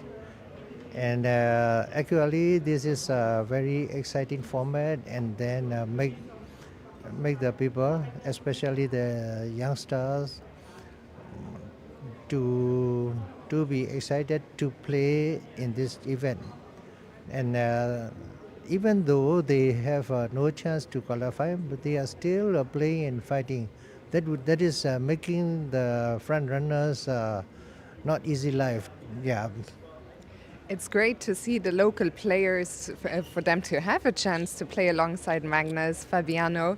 Let's talk a little bit about the format. As you said, 1 more round to go after qualification, then the top 2 of each group will advance to play in the quarterfinals and semis and the final. Can you explain what the format of the knockout will be? Yeah, there's number 1 and number 2 players of each group will advance to the quarterfinal, and then they will play the knockout. In the knockout stage, they are going to play 2 games, 1 white and 1 black. If tie, we will have a 1 Armageddon game. And also, not only for the first and second to play quarterfinals, we also have the Placement matches for 3rd players, 4th players, 5th players, so and so, to decide, 9 to 12, 13 to 16, 17 to 22, so and so. So every place will be occupied? Yes, sure. So this is quite a new format, but I believe this is very interesting, and also this is very encouraging for the players. And then also for organizer side, this one make the people exciting and they're happy to watch. So I believe this format will be more successful in the future, and many organizers will follow. Yes, hopefully this is only the first of many, many more events to Yeah. come. And we are, of course, delighted to be Yes. here in Bangkok, in Thailand. Thank you so much for your time. We will let you go enjoy your lunch, and we will see you back this afternoon for the knockout. Okay, thank you very much. And we're going to go back to the studio.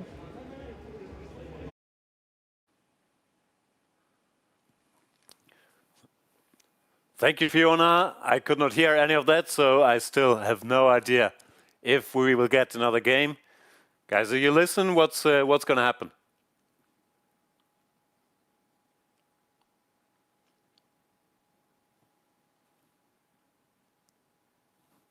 We don't know.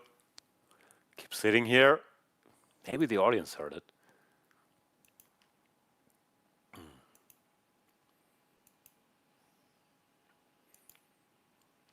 Okay. We can talk about the weather. It was rainy last night in Bangkok. I just wanted to grab a quick bite to eat. Got soaking wet. Someone, please tell me, will they play another game in the group stage? Is it quarterfinals are set now? I need some information.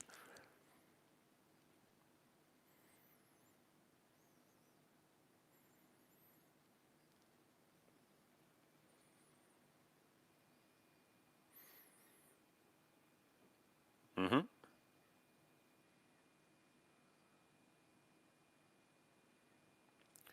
There will be another round at 2 p.m. So that's in 75 minutes. Okay, so we have clarity. Now there's a break, and then in the groups with uneven participants, there will be one more round added. That schedule did sound optimistic to begin with. So now everybody has a chance to go for lunch if you're in Asia, or for breakfast, very early breakfast if you're in Europe. US, I have no idea what time it is over there. Get food of some description as well. I will certainly grab some lunch, and then we'll be back with the fifth round at 2 p.m. in 75 minutes, where we'll see if Fabiano Caruana can make it to the knockout stage. Last minute, Magnus Carlsen looked fairly safe, and the whole tournament will be played today, so you're in for a lot of action later on. Thank you for watching. I'm Jan Gustafsson in Bangkok. I will now look for a cappuccino, and we'll be back at 2 p.m. with more of the action from this inaugural Asian E-Sports Chess Cup. What a treat to have in Thailand. See you soon.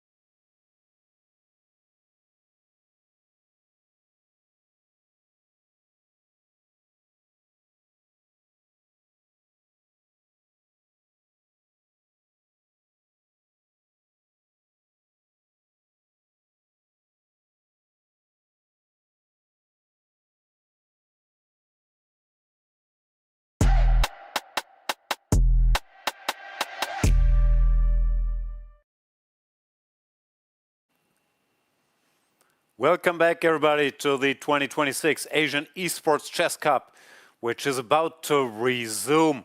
We're still in the group stage, where so far 4 rounds have been played, but since some groups featured 5 players, we need 1 more round.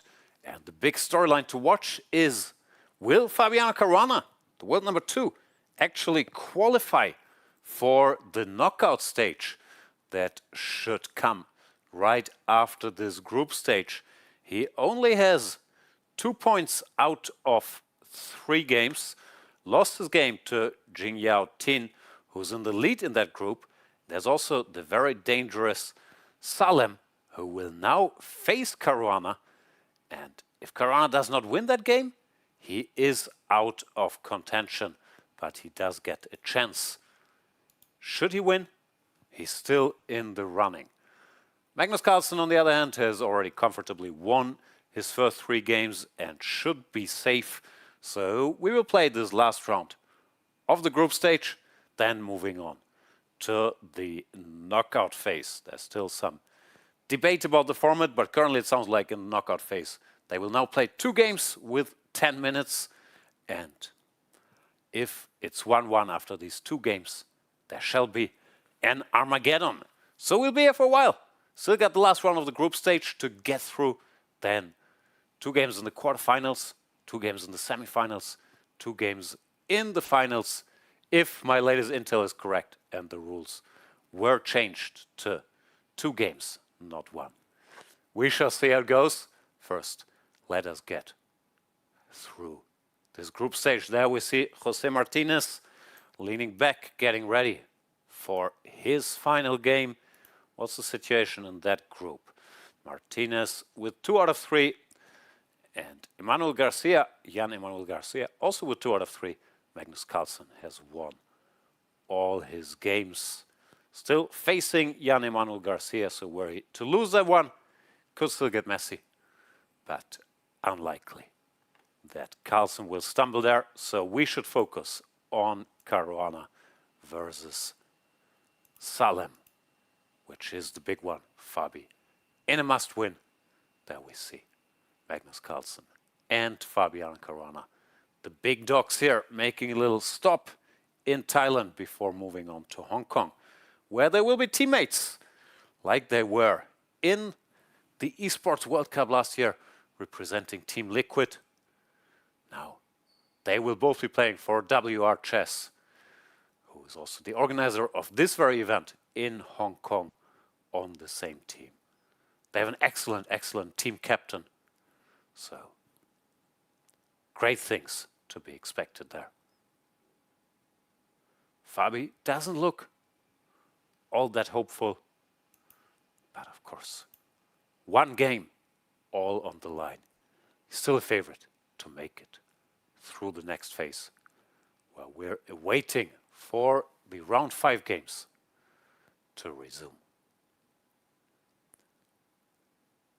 This is a 1-day event here in the beautiful Four Seasons Hotel in Bangkok, with a lot of chess stars deciding to meet in a lovely hotel and then sit behind a screen all day. Esports, baby. There's Fabi.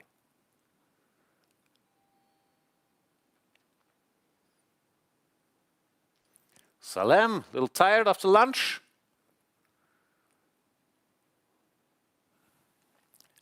And looks like we're ready. Salem with the white pieces. If my math is correct, with a draw, Salem should qualify.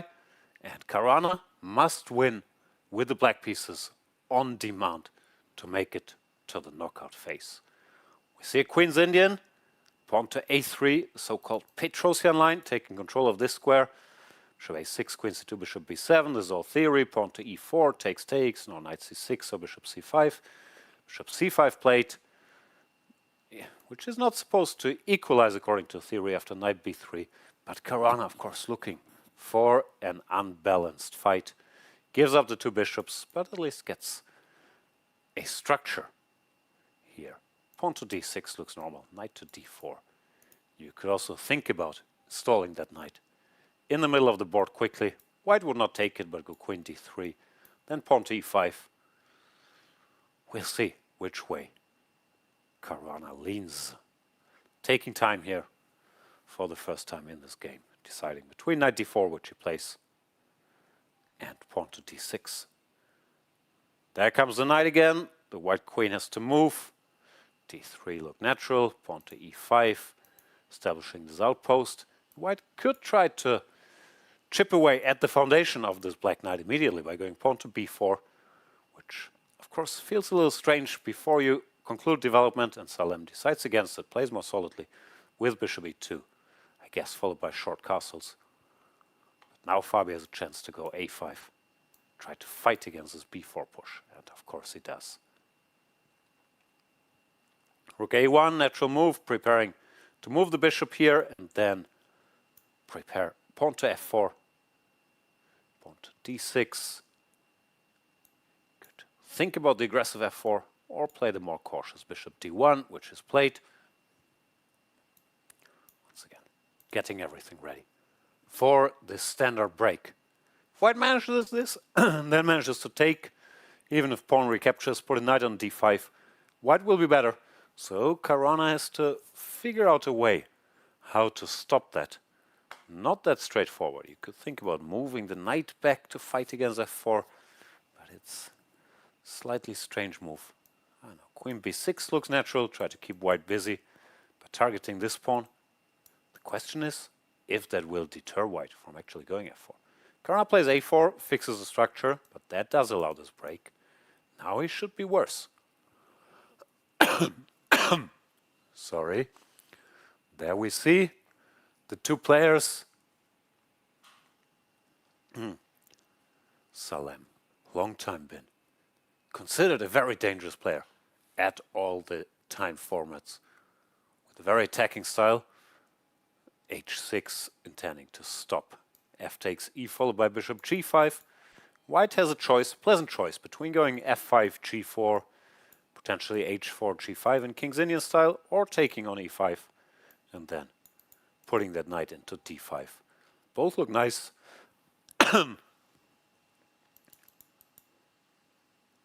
Rook to f2, keeping options open, keeping an eye on b2.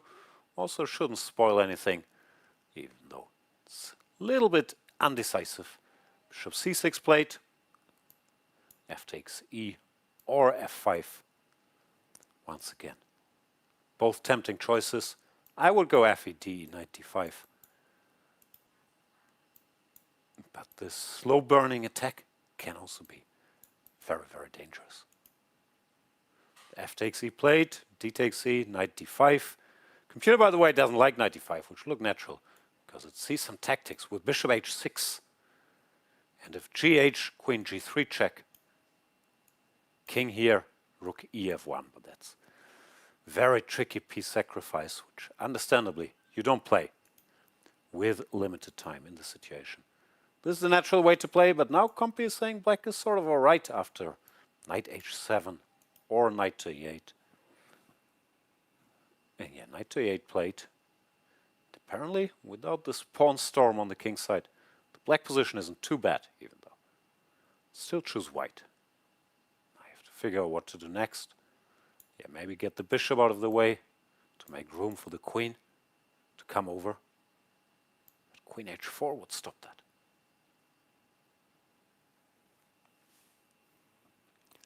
Let's see if Caruana is up for that challenge.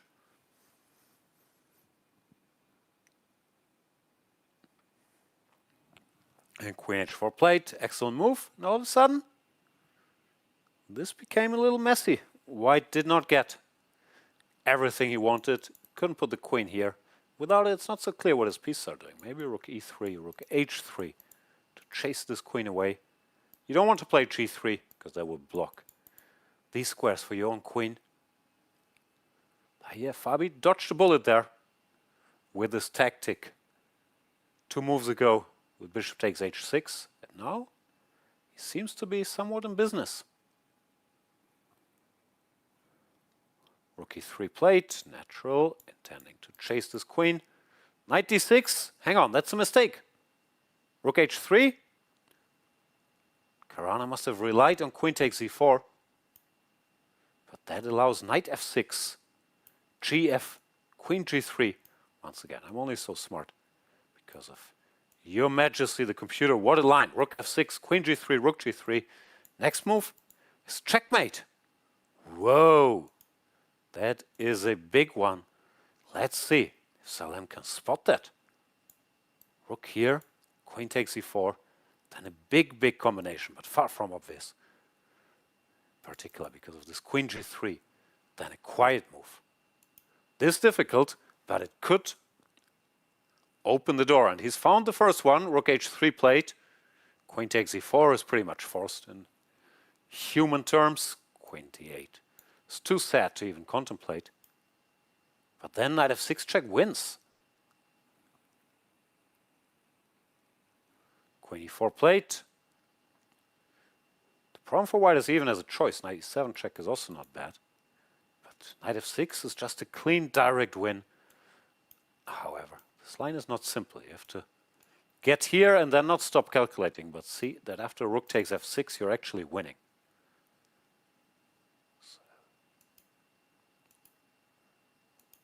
And knight e7 check played, yeah, that is the more solid way to proceed, missing that decisive combination, but still keeping an advantage. King h8, knight takes c6. However, this will get very messy. So let's try to figure out what is going on. Knight takes c6. Also not obvious. You might be thinking, well, bishop takes h6 here. But apparently that does not work. But this line is also strange. Because here, queen takes d6 looks obvious. But after rook d8, this bishop is still on prise. And it keeps being a mess. White would have to take, king goes, and do more strange things like bishop c2. Now all of this is very computerish. Salem plays more quietly, goes queen d2 with cruel intentions, intending to take on h6, but I'm not sure if that's checkmate yet. We might be headed for a perpetual, which would also be enough, let's say. Some neutral move. Here, takes, check, queen h7, queen f6, check, queen h4, and black cannot escape the checks. Caruana, let's not forget, is pretty much in a must-win situation. Doesn't look like there's an obvious way to avoid that perpetual unless you're willing to play a very ugly move like queen h7 or pawn to f6, which you might have to do in this situation. Can't really allow white to force a draw. That's why Caruana is looking a bit depressed about the situation.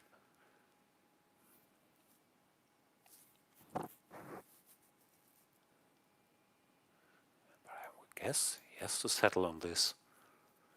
Add some defenders, at least threaten knight to e4.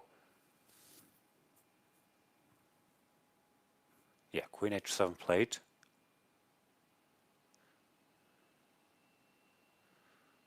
White, once again, has a choice between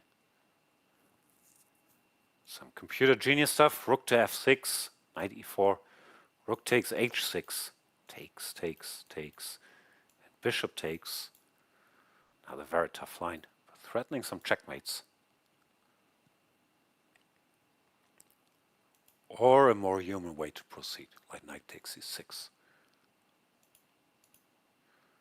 And rook f6, knight e4 on the board.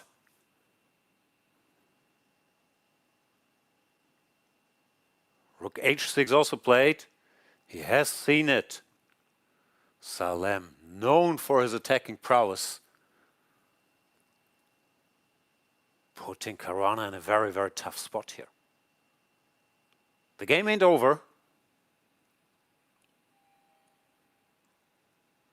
Fabi does not look thrilled. Salem looking very confident, but it's not over. G takes h6, queen takes. Queen takes, bishop takes. That line does continue.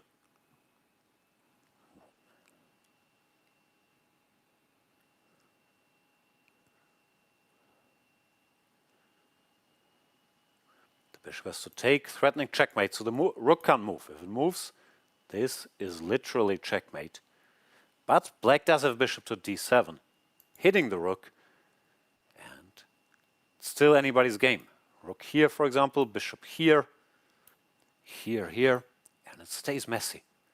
Although white is for choice, but black has to return the whole rook, bring in some more defenders. Which Caruana will find by elimination. He's not going to allow checkmate in one. The alternatives do look pretty sad.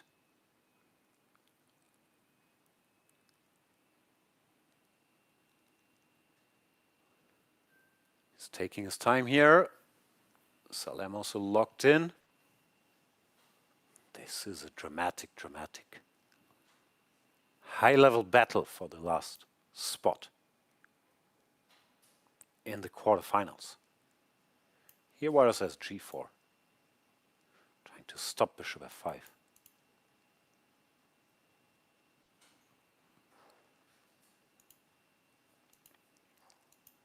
And this sequence already on the board, bishop d7, pawn to g4.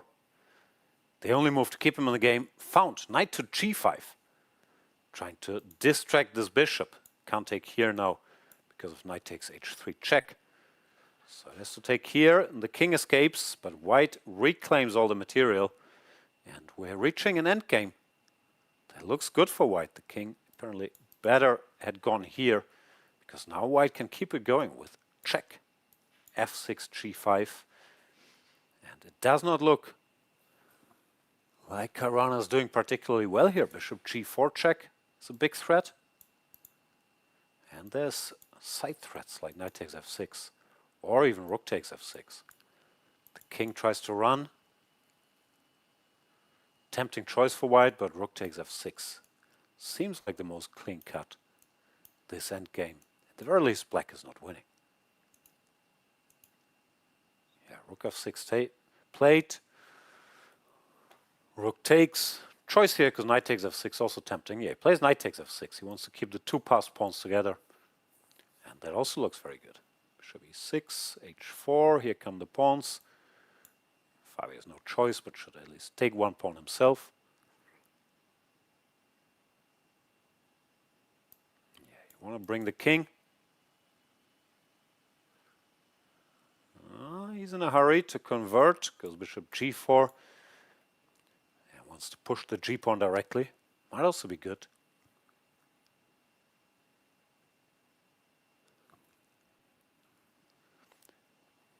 If the king goes back, there's some nasty knight jumps.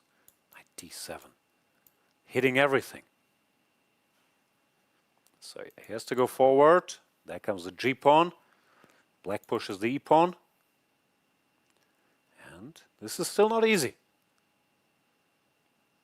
Pawn to h5, then king to g5.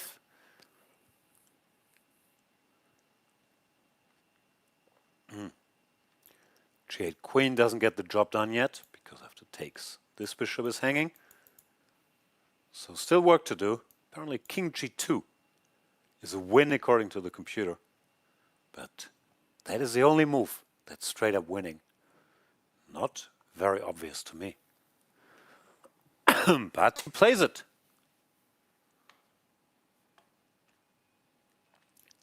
e2 does nothing, the king just stops everything. And apparently, now white has time, having stepped out of all the checks, to move the bishop next move, and then cash in a piece for that black bishop. Salem keeps being sharp. Caruana about to be kicked out from this tournament.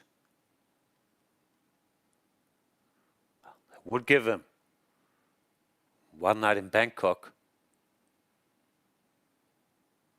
which could make a hard man crumble. There is no way out plays bishop b3, but specifically bishop d7 seems extremely strong. Just preparing to cash in, then keep this bishop feasting. Other squares are good too, like c8, but look, less normal than putting the bishop here.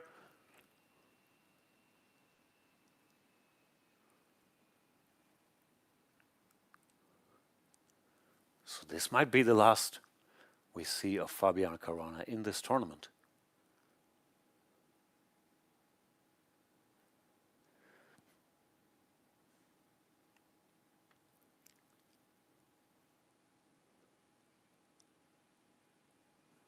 There's just nothing to do. If the bishop moves, you can't stop g8. And there's not enough play here to really support the e-pawn, because the white king can always stop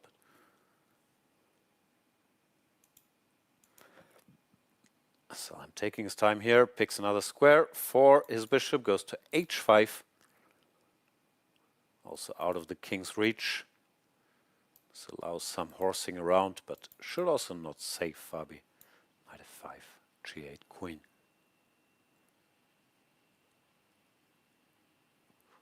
And the advantage is the bishop keeps an extra eye on e2.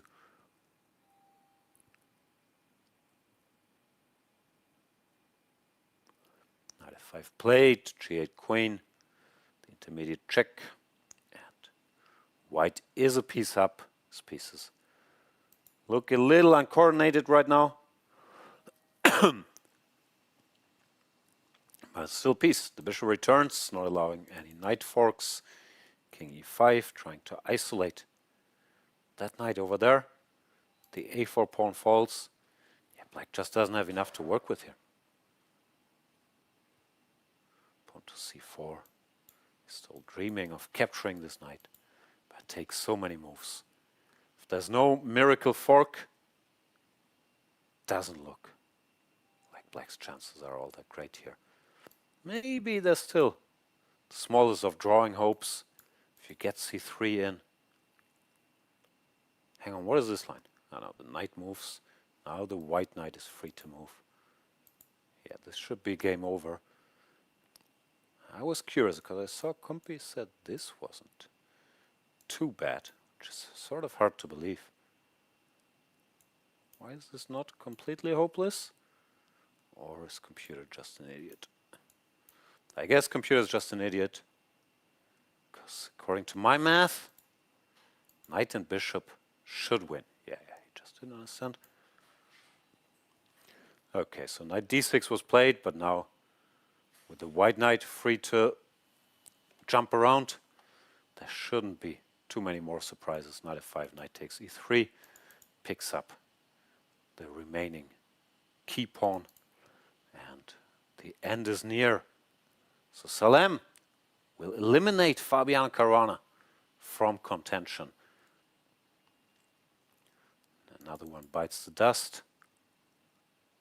And it's time to resign. Yeah, Caruana has had enough, resigns the game. Good job by Salem. Smile there. Defeats the world number 2 and moves on to the elimination phase. Let's see if we already have updated standings for this group. Yeah, I don't think you guys can see this, but I can tell you Salem finishes first with 3.5 out of 4. Jing Yao Tin also 3.5 out of 4. They drew each other. Fabiano Caruana only 2 out of 4 after losing to both Salem and Jing Yao Tin. He is eliminated from the tournament. Quick Thailand trip for Caruana. Magnus Carlsen was held to a draw by Jan Emmanuel Garcia. Then again,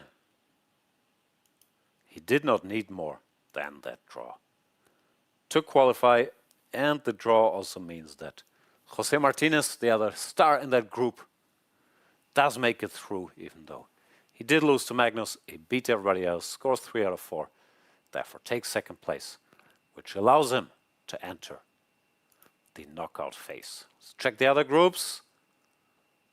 Group D. There we see Kostyniuk apparently played 7 games. Not sure how she did that. 6 games, but no, there was some tech mix-up. On top, and Yesipenko, the favorite, also going through after some tough fights there. And which group are we missing? Group C. Le Quang Lim, the overwhelming favorite there. Merciless wins every game. Amilal Mungtalai finishes second with, I guess there's a game still running, or why is it one missing? Anyway, 3 out of 4. Maybe didn't have a bye. So we should have our quarterfinalists ready. Not sure what the latest intel is on the schedule and the format of the quarterfinals. Last I heard was they switched to 2 games with 10 minutes, no increment. And we will switch to Fiona, who hopefully has a player, maybe more intel.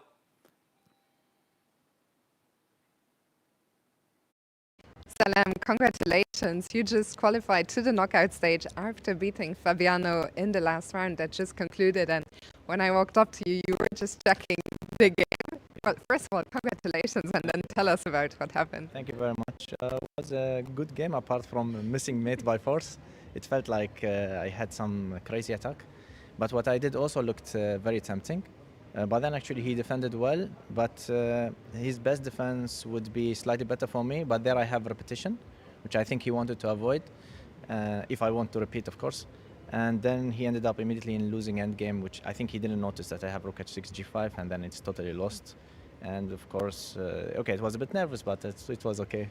How did you feel going into the game? Because your group was maybe the group of death with yourself, Fabi, and Tin. So you needed probably a draw. Fabi was in a must-win situation, so a nervy one for both of you, I imagine. Yeah, okay, with white, and draw is enough for me. It's of course comfortable, but yeah, it's a bit also nervous for me. However, I just went and I rested during the break. I didn't prepare anything. This might be, I don't know if it's lucky or unlucky for him. Since he lost, it's probably unlucky that maybe he had time to even prepare. But I'm not sure he knew what I would play. And okay, I just decided to play and see how it goes. And okay, thankfully it went good. No prep for this specific break during the lunch break, but did you prepare for the event overall? Maybe some openings decided that you're going to play here? Yeah, I actually prepared, I had a few matches with the old format that was supposed to be played, but anyway, I played with 10-minute games, and that was my preparation. Of course, I'm working on my openings always, so nothing specifically for this tournament. Do you already know who you're going to be playing in the quarterfinals? No, I usually just sit on my computer and wait for my opponent. I have no idea, actually. I think it will start soon. We're also not completely sure yet. Maybe Jan in the studio already knows. Just how is it like here to be in Bangkok at the Four Seasons playing this esports tournament? Well, the hotel is excellent, and the atmosphere is also very nice. It's also my first esports tournament and first time in Thailand, so many new emotions. And yeah, I'm enjoying so far, and I'm sure I will also be enjoying the country afterwards. Fantastic. Well, Salem, congrats again and best of luck for the quarterfinals. Thank you very much. And we're going to go back to the studio. Thank you, Fiona, and congratulations to Salem. Wish I had that confidence. Playing Caruana, he's saying, I had white, draw was enough, so comfortable situation. But yeah, congrats to him. Very impressive performance. Of course, I do not know the pairings for the quarterfinals just yet, even though they can probably be found out. But we've had some changes here. I'm assuming it will be now 2 10-minute games. First, the winners of each group will face a second-place finisher of another group, and we will have 2 10-minute games. Then Armageddon. So each stage should take, if everything goes very speedy, an hour.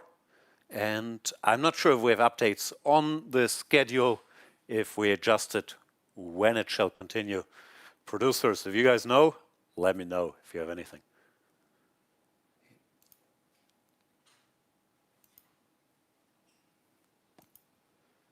Silence. So let's sum up. Magnus Carlsen is through. Salem, as we just saw, survives the group of death together with Tin Jing Yao, eliminating Fabiano Caruana. All the other favorites will be back in the knockout stage. Looks like we have no intel yet about when it continues. So we'll go on a brief break. My best guess would be, no, I don't want to guess. I'll try to find out. See you guys back with the knockout stage. Sorry, this is a highly dynamic scheduling, they call it. See you guys then.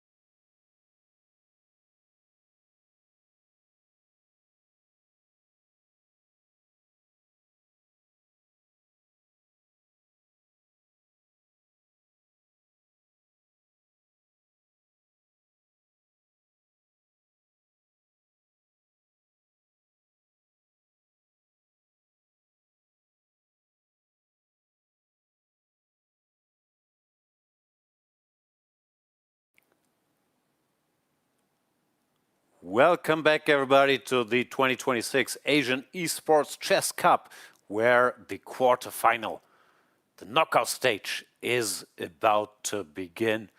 We have lost Fabiano Caruana along the way, who did not qualify, but a certain Magnus Carlsen did.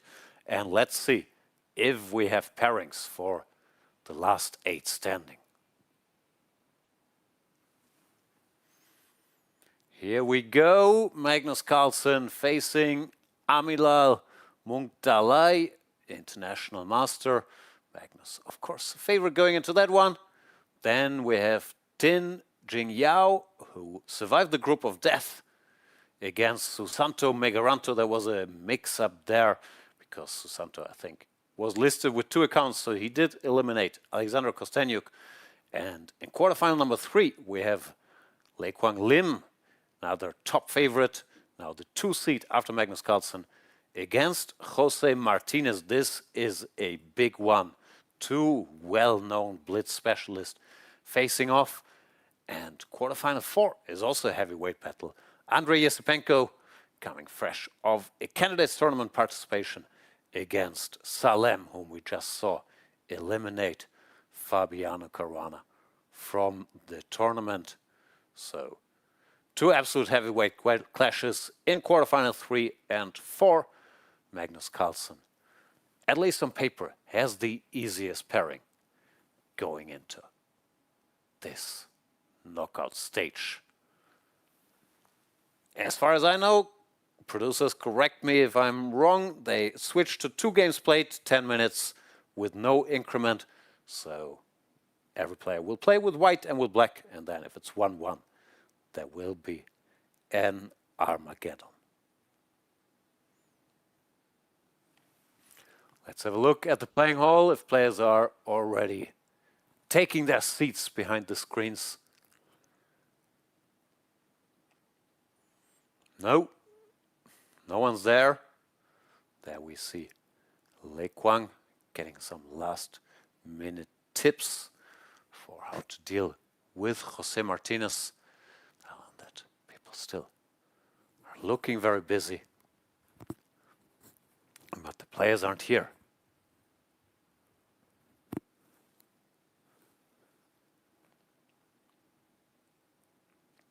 So if we assume the games continue 3-ish, there should be an hour for the quarterfinals, 4-ish the semifinals, 5-ish the big final.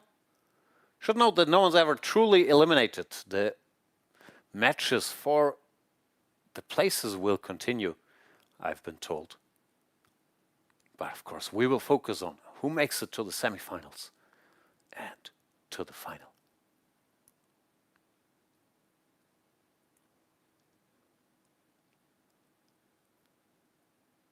Even though there are some small delays, I think what matters most is to have the likes of Magnus Carlsen, Fabian Caruana here in Bangkok and seeing so many chess fans. You can't see them there. But in this hotel, getting to see these stars perform live, I think it's a great thing for Thailand chess, even though I'm not sure it can rival my many participations in the Bangkok Chess Club Open. This is the next best thing.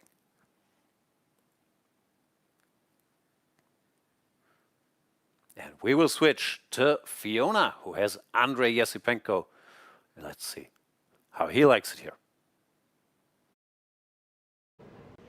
I'm here with Andrei Yesipenko, who has qualified to the quarterfinals. The quarterfinals are about to start soon. We actually got some pairings, but apparently they were wrong. Do you know who you're playing next? I'm not sure. I know that it's wrong, but I have no idea who that is. Because actually my last interview was with Jose Martinez, and he thought he was playing you. How would you feel about playing Jasper? Oh, I don't really care who to play, so if it's Jose, then it's also fine. This morning, actually, your group was quite tense, right? It was the only group where, in the end, Kosteniuk and Megaranto played an Armageddon to the final spot. But tell us a little bit about your road to the quarterfinals.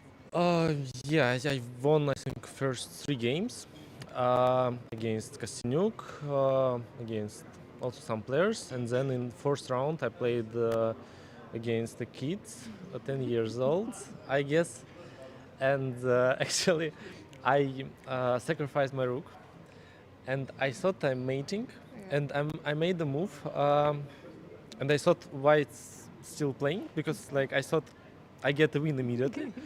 And suddenly he just moved his king. I just completely forgot about the square, and I realized after this I completely my position is completely lost. So yeah, he just after that he crushed me with extra rook, and I had to win last game against Megaranto, and the game went well, and I won.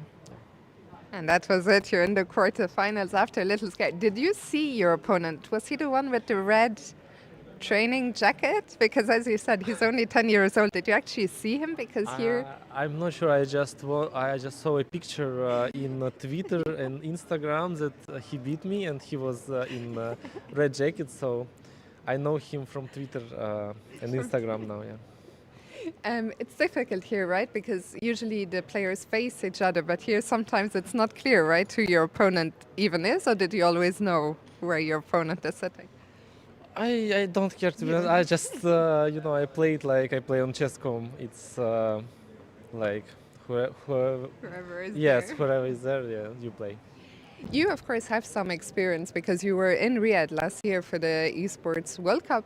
How does it feel now to be playing in this format in Thailand here in Bangkok?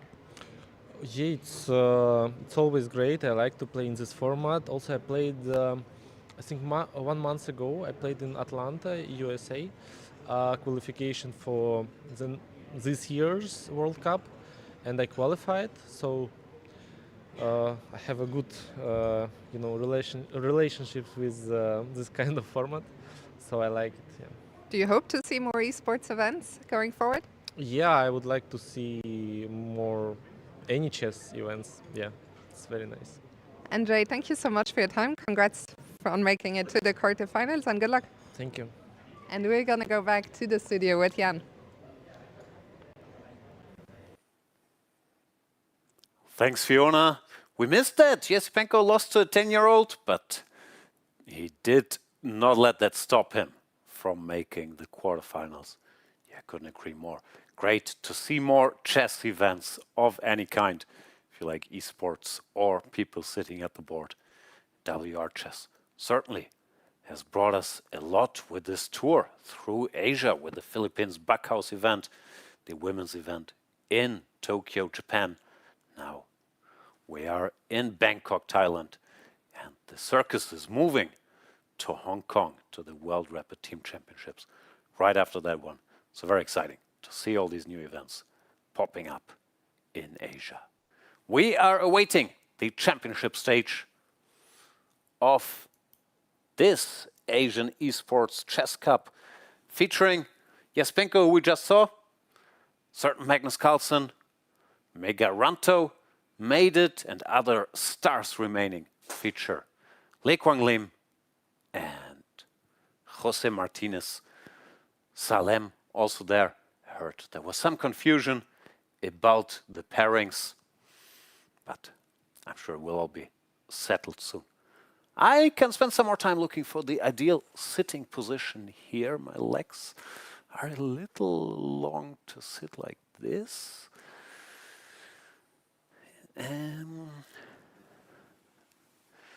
It's a bit like being in, admittedly. Very nice plane. Although on the plane you usually feel awkward doing this. Thankfully there's a computer standing there, because you're blocking like your neighbor's seats. But here, I guess it's all right. Okay, give me some pairings. The ones we saw on screen, were those final pairings? Are we doing a repairing? Sometimes you gotta repair the pairings. No one's there? Pairing's not ready yet? Player's not ready yet? Can't be that hard, right? It was announced beforehand, like A1 versus B2 and so on. Hang on, I can check the format, and then we calculate our parents. Our parents and our pairings. Happy to help. Official regulations. The pairings on the screen were wrong. New ones are being done. These regulations are long.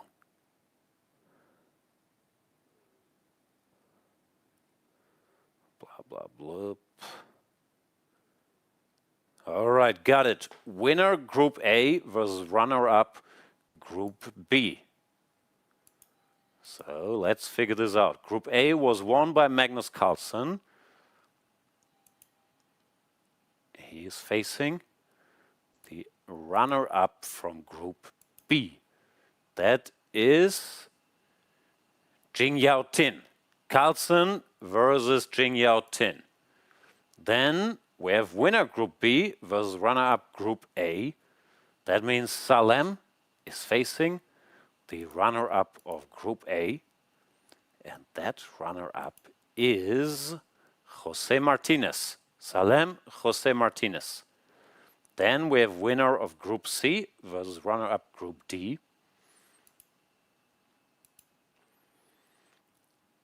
Now this is a bit confusing because of the Armageddon, but runner-up Group D is Megaranto.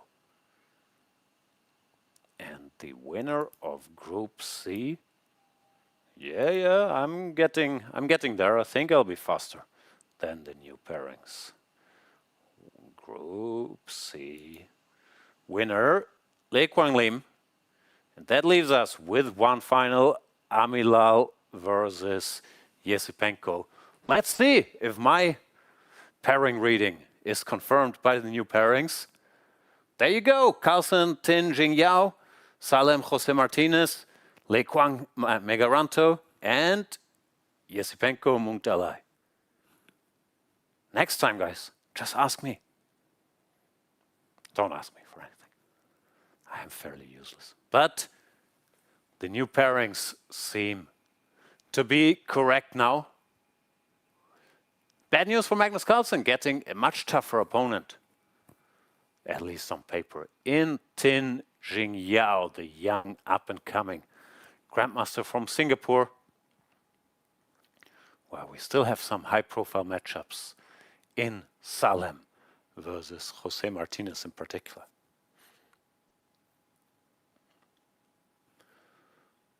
All right, so now that we got the pairing situation adjusted, how's the time situation? When shall I play? 3 now?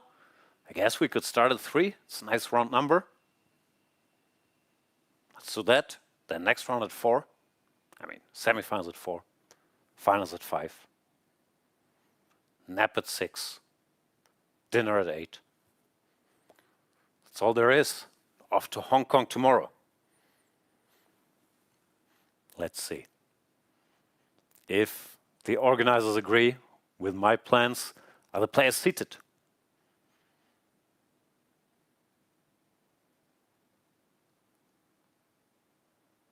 Three minutes, I'm being told. Okay, close enough.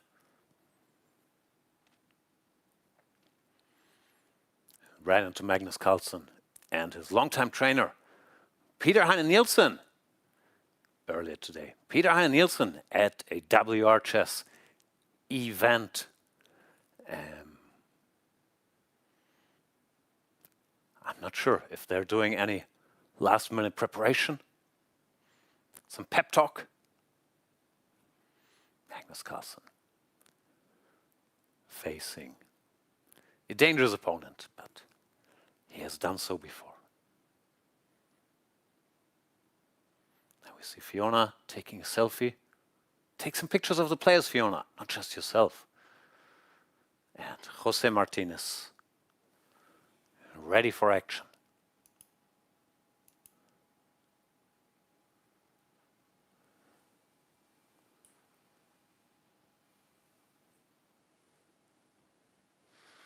winner shall be declared Asian plus chess esports champion and awarded the gold medal. The loser shall be awarded the silver medal. Reading the rules, let me guess. The winner of the bronze medal match shall be awarded the bronze medal. Yup. The loser shall be ranked in 4th place. That makes sense. No medals for 4th place. There's also a plate championship, placed 5 till 8.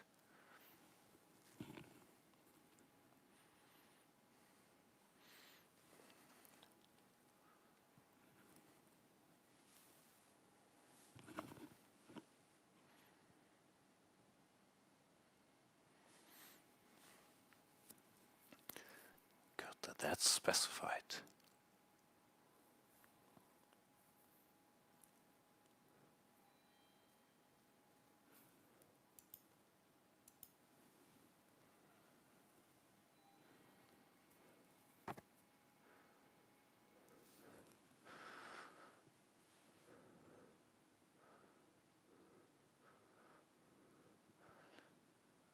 Salem is back, maybe the toughest quarterfinals on paper. Salem versus Jose Martinez. Closing rating. Salem doesn't look that nervous, does he? Looks happy. This is a chess tournament, sir.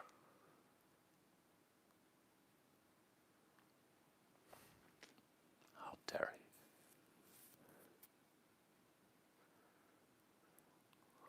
he? There is Mr. Carlsen.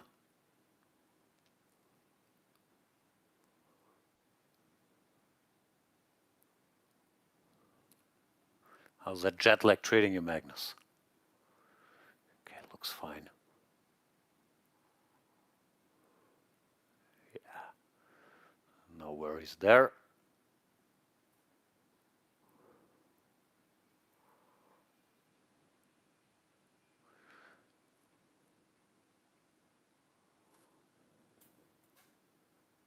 Is he still the favorite? If we assume he's a bit jet lagged? I guess so, no?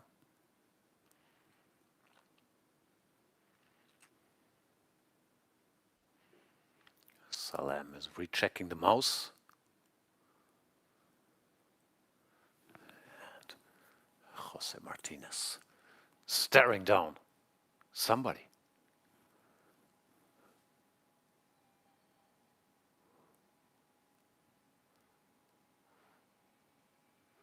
Also looks mildly sleepy. Feeling not all these guys arrived a week before to combat that jet lag. But some of them might be using this as their first Asia stop. And then in Hong Kong, they will be more rested. We shall see.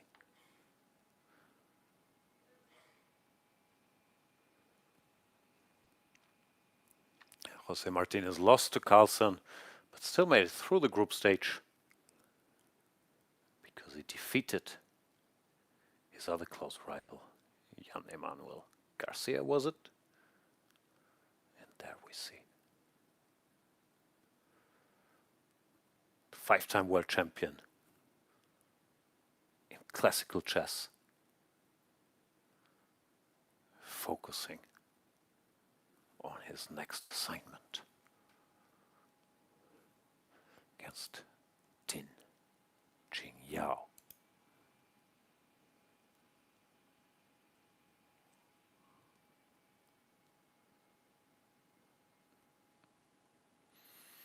Got to do a bit of stretching.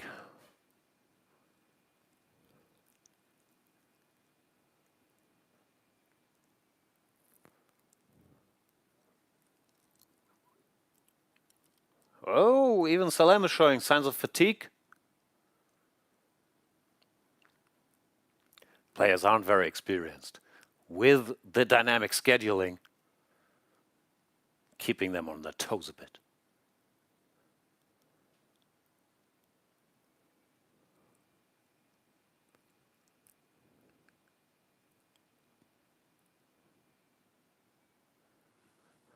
Okay. I did check the clock. We're starting in 3 minutes, 5 minutes ago. So according to my math, we're good to go.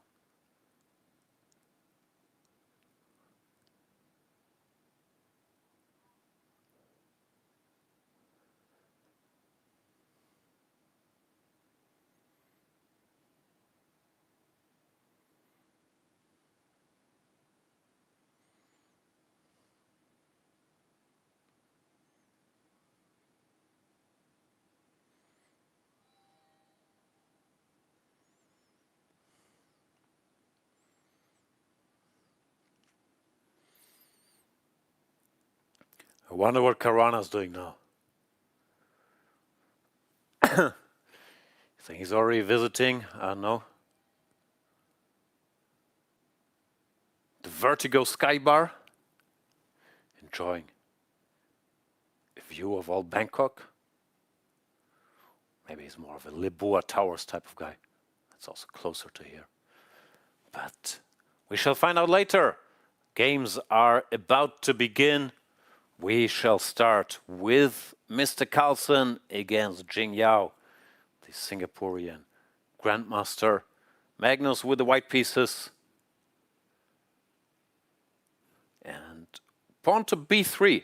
Terrible move, allowing black to occupy the center. But what to do? Can only teach these guys so much. They still keep making strange decisions on move number 1. Black going for a solid setup with d5 followed by bishop to f5. That is a universally playable setup. Generally, one knight f6, h6, making a luft. Then bring your pieces out. Magnus won't be too unhappy with this turn of event, he clearly telegraphed. Let's play chess. I think knight e5 is something they sometimes do here, but Carlsen goes knight c3. That is unconventional, trying to get Jing Yao into deep water. Now he could follow it up with e4, knight c3. Maybe was mandating. Different reply, but knight d2 played, Carlsen just wants a King's Indian type of structure, but now black could play c5, e4, knight c6, get a good position. Knight d7, that gives white a little more to work with. Now d takes e, queen e2, f4, e5. Nothing too bad, but now with this bishop sort of locked up, queen to e2, now this feels comfortable for white.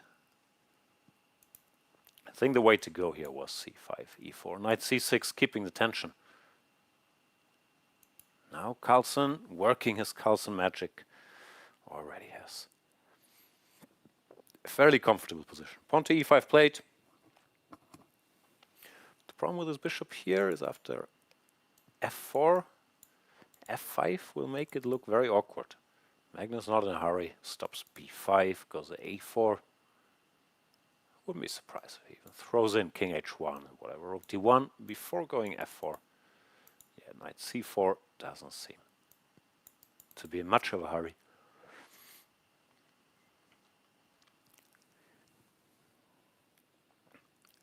Not even sure if he wants f4 or if he just wants to play. Put this pawn on f3 and play this structure with his bishop locked up. Yeah, that is his choice. Computer said f4 was much stronger, but this is a quote-unquote cleaner choice. Just blocking out that bishop, and then he can rely on piece play. Bishop h3, king h1, go for some fancy knight maneuvers. Still an unpleasant situation for black. There we see his opponent playing very quickly, not falling behind much on the clock, which of course is also important. Even though his position is slightly unpleasant. Now after f3, bishop h3. Computer thinks it's not that much. He could go bishop c5, bishop d4, knight b6 played, intending to exchange the powerful knight. But I'm assuming the knight will go away and leave the black knight on b6, slightly misplaced. Yeah, that's what happens. So black could work on improving that. Goes for the pin, but this pin won't last forever. Carlsen goes knight d1, intending to recapture here if black chose to take with the knight, also making sure Bishop d4 doesn't bother him, setting up some semi-pin here. Still, so far nothing dramatic happened. The knight goes to f2, breaking this pin. I guess black should also improve his knight a bit. Let's head it back. Can white also head back now? Arguing after knight b6 is a pawn to take. Rook d1. Knight f8. That's the route he chooses. Gotta pay some attention to the e5 pawn now. I was thinking knight to d3, but I guess bishop to d4 still keeps things more or less under control. Yeah, knight d3 plate. Bishop d4 plate. Takes and rook takes, but there are targets. Knight c4. Carlsen is smelling. Nothing like the smell of pawns in the morning. The black pieces are still a little clumsy. This is a normal pattern, but with the bishop on h7, the knight on g6 looks slightly funny. And white could keep improving, chasing pawns here, benefiting from his bishop having a clear line of vision. While the black bishop not doing all that much. So Magnus Carlsen has outplayed Jing Yao Tin here. And it does look pretty tough to keep this together.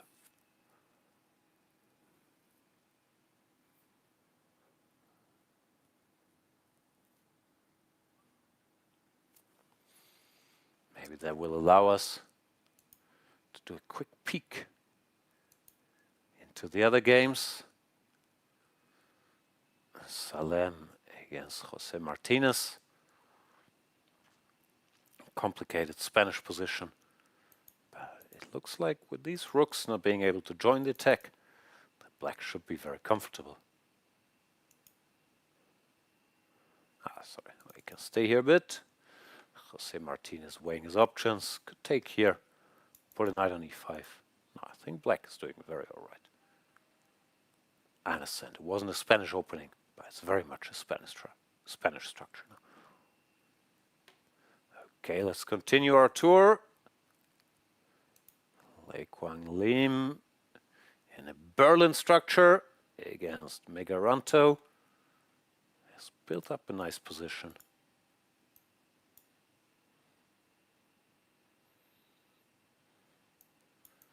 Where it does look like things are under control. Wasn't a Berlin at all, it was some very random line of the QGA. This line is not supposed to be very good for black. And one thing about Lei Kwang is he knows stuff. You can't really bluff him.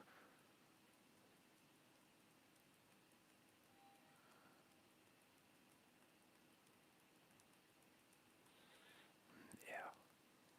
White putting pressure.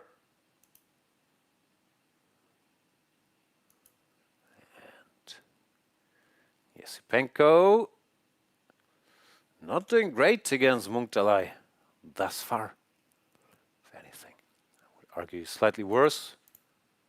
These weakened pawns, but nothing too dramatic happening. So let's go back to Magnus. Magnus picked up a pawn, and there's not really lots of counterplay for black.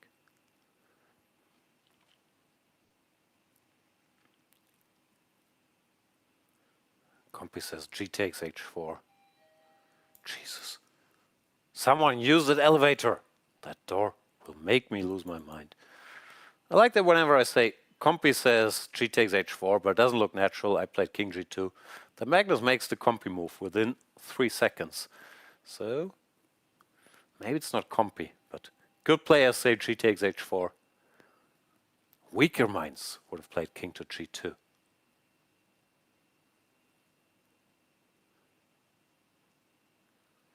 White 2 pawns up, not the prettiest pawns, but these guys are very pretty.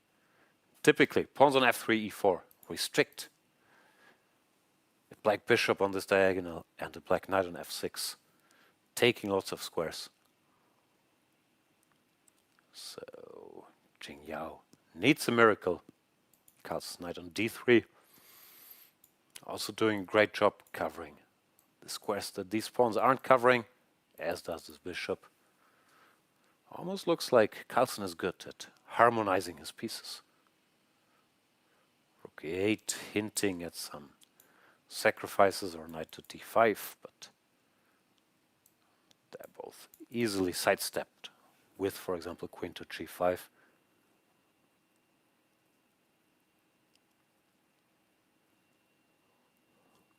Queen to f2. Getting out of harm's way.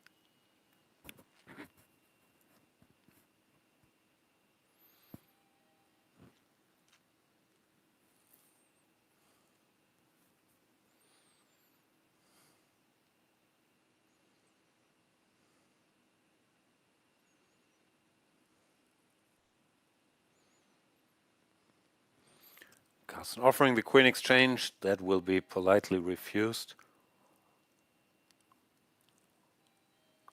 Guys, that elevator is torture. I'm not sure how they do it. Not sure if you can hear it. But there's this ding ding every 3 seconds. What is going on? This floor isn't very busy. Moving on. Magnus still winning. Knight f4. Queen d2. You can go rook e2.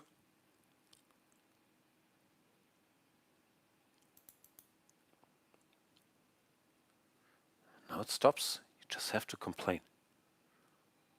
Oh, and it's back. You don't have to brag about making it stop.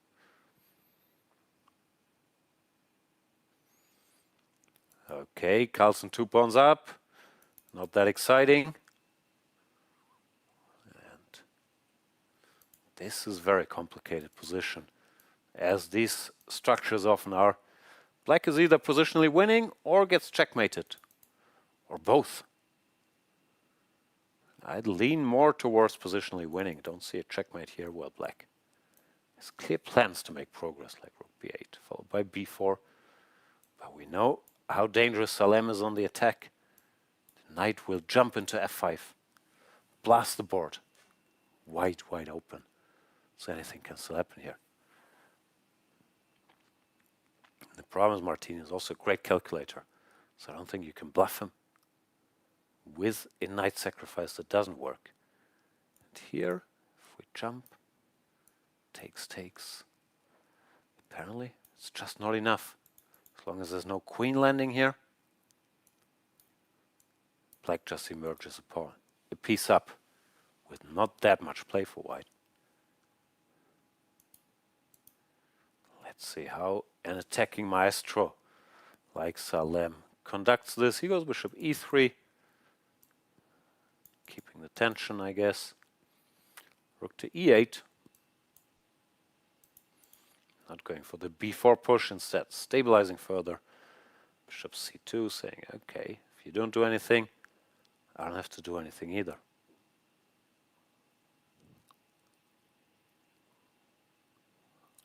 Queen b7, hinting at b4. With a different supporter.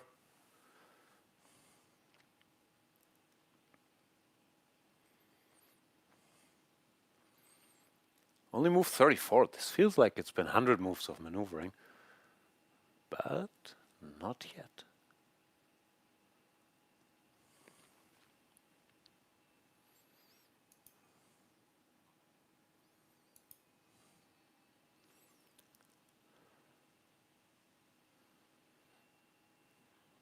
And this is the Magnus Carlsen game. Okay, Carlsen's edge did not disappear, so we can stay with Salem Martinez. Sorry. Let's check back in with Magnus.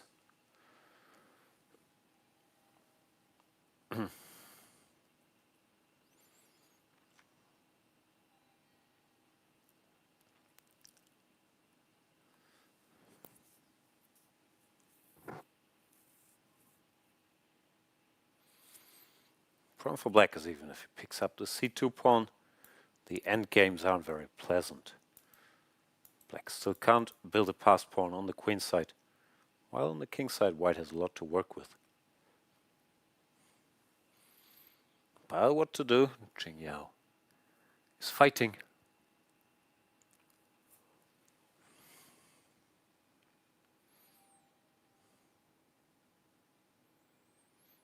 Carlsen taking his time here. Compi wants h5, which once again strikes me as a natural, but as we know, whenever I say that, that move gets played very quickly.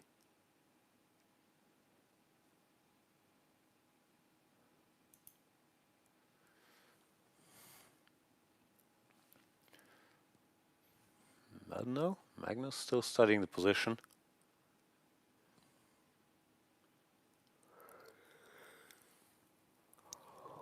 This pawn is also under attack and maybe more serious than the c2 pawn. And how winning is such a thing? e7, king f7, not winning yet. Apparently it's slowly, still very good. King g3, king f4, king g5. But nothing obvious, which is why Magnus is taking his time here.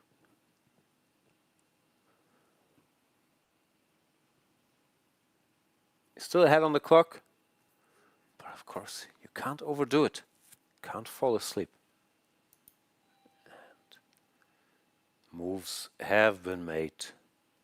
Pawn to f4, takes, takes, takes. We're getting this endgame, which looks very, very bad for black. Still, the only source of quote-unquote counterplay is b5. But first of all, it's not a lot of counterplay.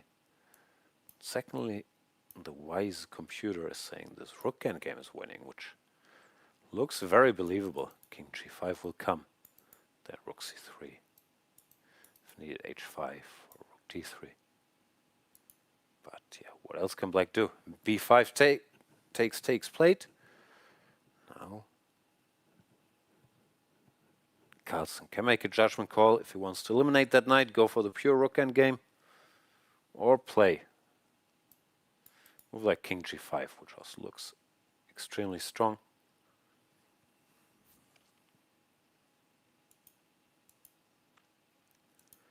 But no, he's not messing around. He takes and goes directly for this position, assuming that is extra material on the king side shall win the day. Rook a6. How do you win? Let's say check, king f8. Here. Not super obvious to me how to make progress. Just as I said that. Progress. Rook a6 or rook f2. That just gives up the pawn. Okay, now this should be hopeless. Yeah. This is hopeless. Rook f7 check. Picks up another pawn. White wins. So Magnus Carlsen still cruising.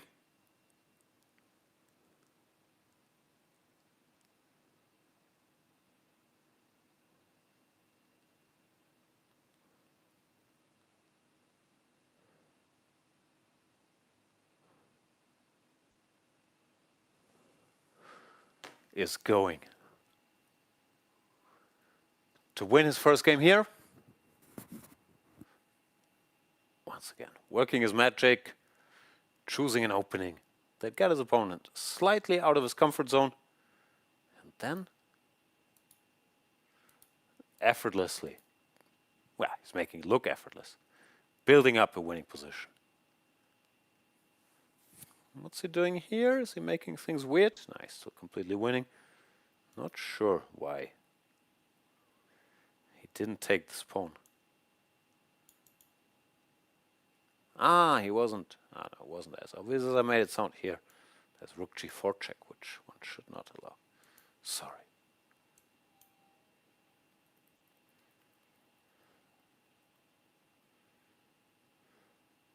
But now rook check and e7. decides the king. Can go back this way, and the pawn will cost black the rook. So this is over, and resignation should be incoming, or loss on time, whatever comes first.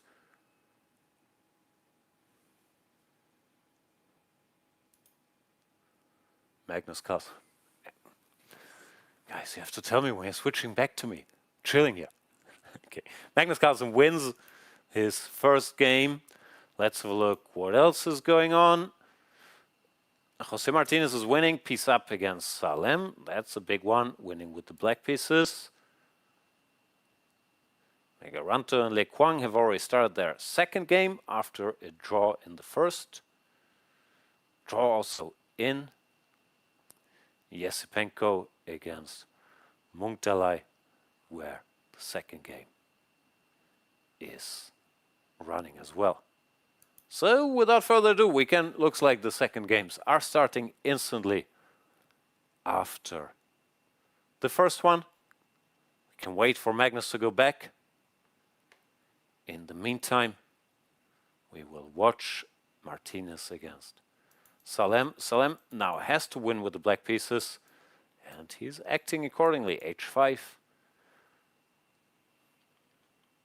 hinting at H4, G4, and piece sacrifices. As usual, computer can only laugh at this, saying, if you want to, knock yourself out, but in a must-win with black, and it is his style to play for an attack anyway. This is very understandable. Still, white is better by just developing it.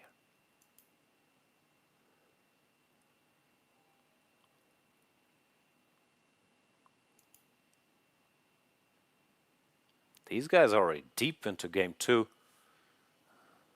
Munkdalai with the white pieces, probably a bit underrated against the established top player, Andrei Yesipenko. But Andrei suffered a bit in game one, was a draw, and here he's under a lot of pressure with black yet again. Looks like it's just very bad for black. Pawn to c5, trying. Yep.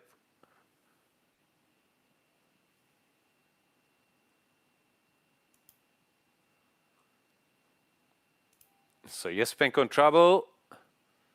Le Quang doing well, and let us focus on Salem versus Jose Martinez. Salem in this must-win situation with the black pieces. Jose Martinez plays the natural moves, d4, rook b8, b3. Daring black to do anything. Black does not want to go h4 without a follow-up yet. So he plays a6, hinting at b5. Now, I guess I would stop it with a4, but it's always a tough decision because you're weakening some squares. But it's usually worth it. Let's see if Jose agrees. Other moves are possible, like pawn to d5, grabbing some additional space.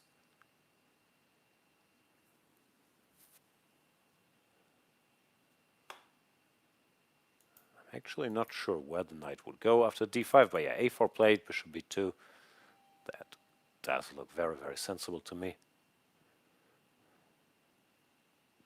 Yeah, the black position is not pleasant. White has a little more space. Can easily make a bunch of moves and then decide how to handle the situation in the center. Well, if black never has his h4, g4, something takes g4 counterplay. This looks kind of unpleasant to play. Knight to a5, at least hits something. Queen d1 back, that's very humble. Why queen d1? That surprised me. Thought he would go rook a3 or maybe queen c2. But he goes back. b6. Now you could go d5. Leaving this knight a bit stranded. Then play it slowly. Queen c2. Rook e1. f4. One day. Go for e4, e5. Other moves are certainly possible, including the direct pawn to e4.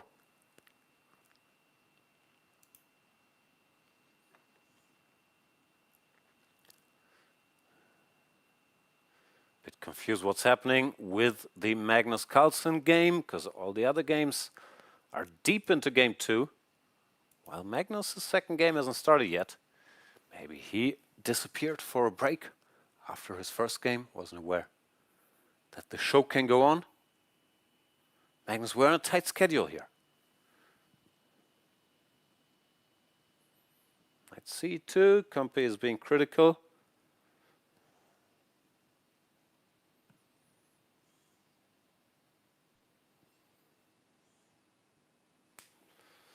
Yeah, a bit unclear what these knights are doing. Normally, knights covering themselves aren't that well placed. He wants to clear the c3 square for his bishop. But once again, not that clear what this achieves. He could not take, go d5 maybe.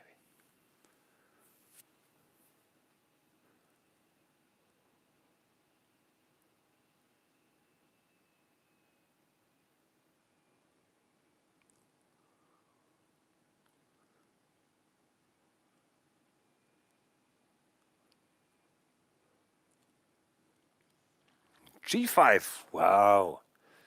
The leopard cannot change its spots. Salem is an attacking player.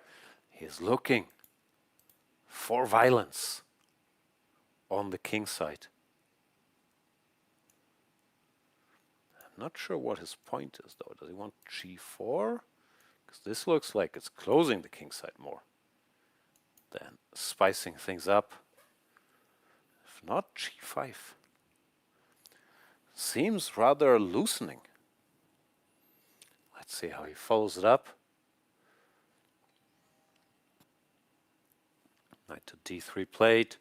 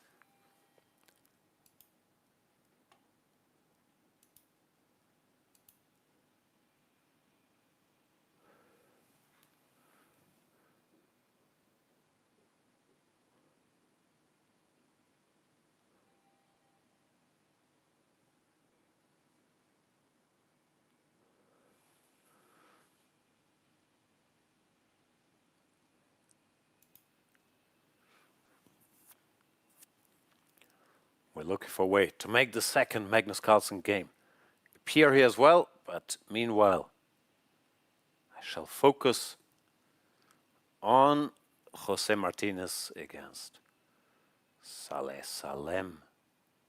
Where after this somewhat provocative g5, Martinez now has a decision. If he wants to light the board on fire with pawn to d5, but he takes on c6. Guess knight takes. Yeah, computer doesn't love this. If white doesn't get in d5, things maybe aren't so clear.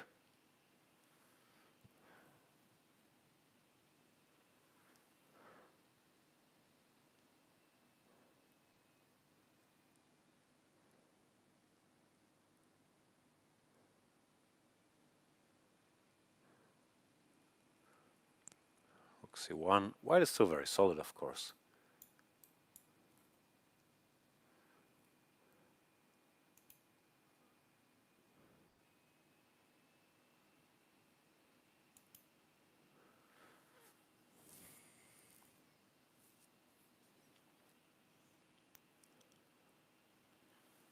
Knight to f6, both sides dancing around this d5 break.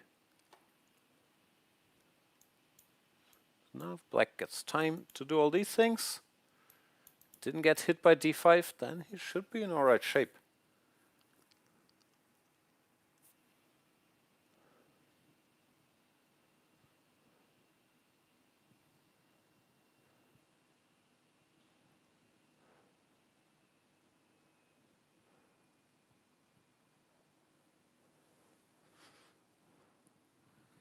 I'm starting to turn on this and liking it more for black.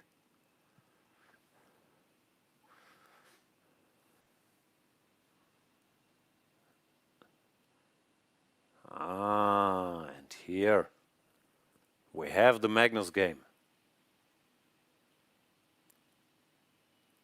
Cruising, doing well with the black pieces as well.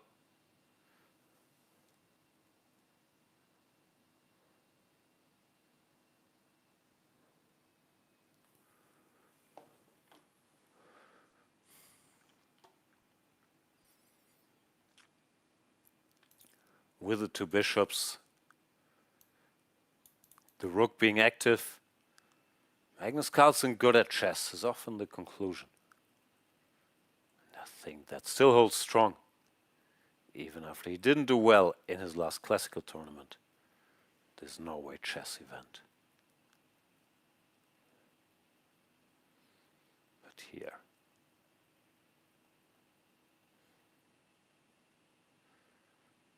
he is so far teaching Jing Yao Tin a harsh lesson. What it will take to get to the next level. Jing Yao, 5-time Singapore champion, the highest rated Singaporean player. But I think he's also pursuing a university degree, not putting all his eggs in the chess basket, which is of course commendable. But Magnus, he didn't finish high school, but he will finish this game with checkmate. Bishop takes c4. What a hammer blow. Queen c4, rook b1 doesn't work, and rook takes b8. Bishop to f1. When g4, hg. Continues the agony a little bit, but there's not much to do. And yeah, bishop f1 on the board. You can see it on Jing Yao's face. He's cooked. g4, h takes g. Queen e1. This allows a cute finish. Bishop h2. g1 bishop, if Magnus wants to be funny. Okay, gets a queen, and queen g2 checkmate. Ruthless execution from the world champion.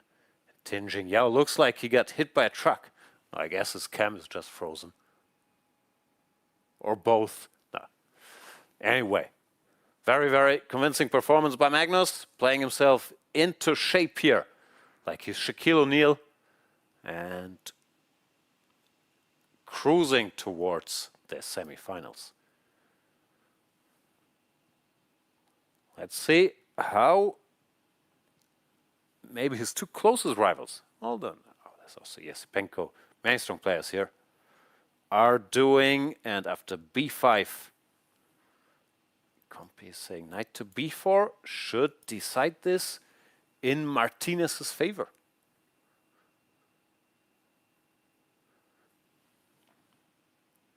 But knight b4 was missed, intending to take on a6, ab thrown in. Still this jump. Not sure what he dislikes. Maybe he doesn't want to allow any queen sacrifices. This jump also looks very strong.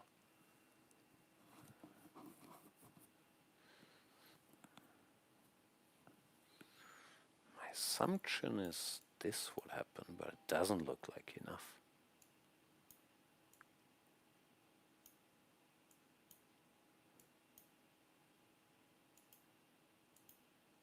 Yeah, knight f4 played. Salem agrees the queen sacrifice is not enough. But now after knight takes h5, the black position is just set with all these weaknesses and the weak king. Take on g7, push e5 after king takes. I go cb5, also looks strong. Yeah, this is not a nice position. Rook d2, rook fd1. Keeping pressure. I guess king g2, yeah.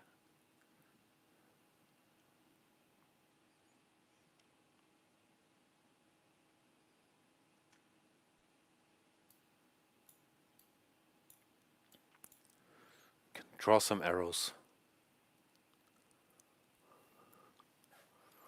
Salem needs a bit of a miracle here, having lost the first game with white, to make it out of this one alive. Yeah, rook fd1 played. Now my arrows should come into play. There comes the queen. h4 could be next on the agenda.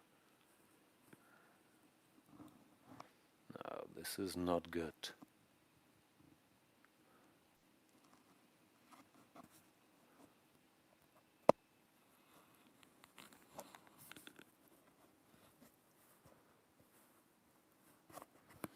Yeah, hard to see any hope for black even.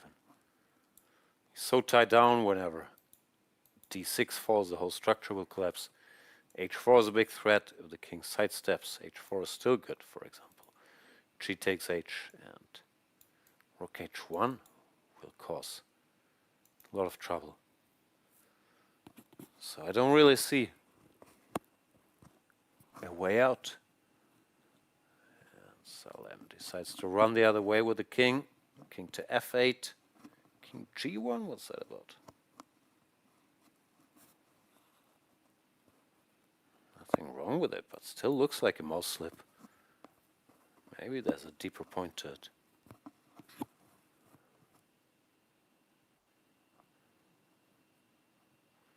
I do not understand. Okay, 2. The king keeps walking. Now f4 apparently. F4 was decisive. Because after takes, this is actually checkmate. Anyway, rook a6 was played, also looks very, very tempting. Yeah, the black position is just too bad.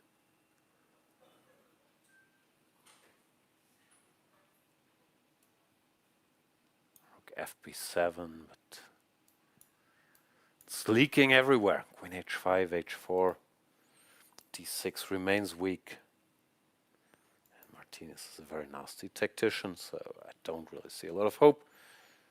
We have, sorry for the jumps, we have quickly reached endgame here after h4. Salem could no longer take it, decided to simplify into this endgame. The bad news is the endgame remains completely hopeless.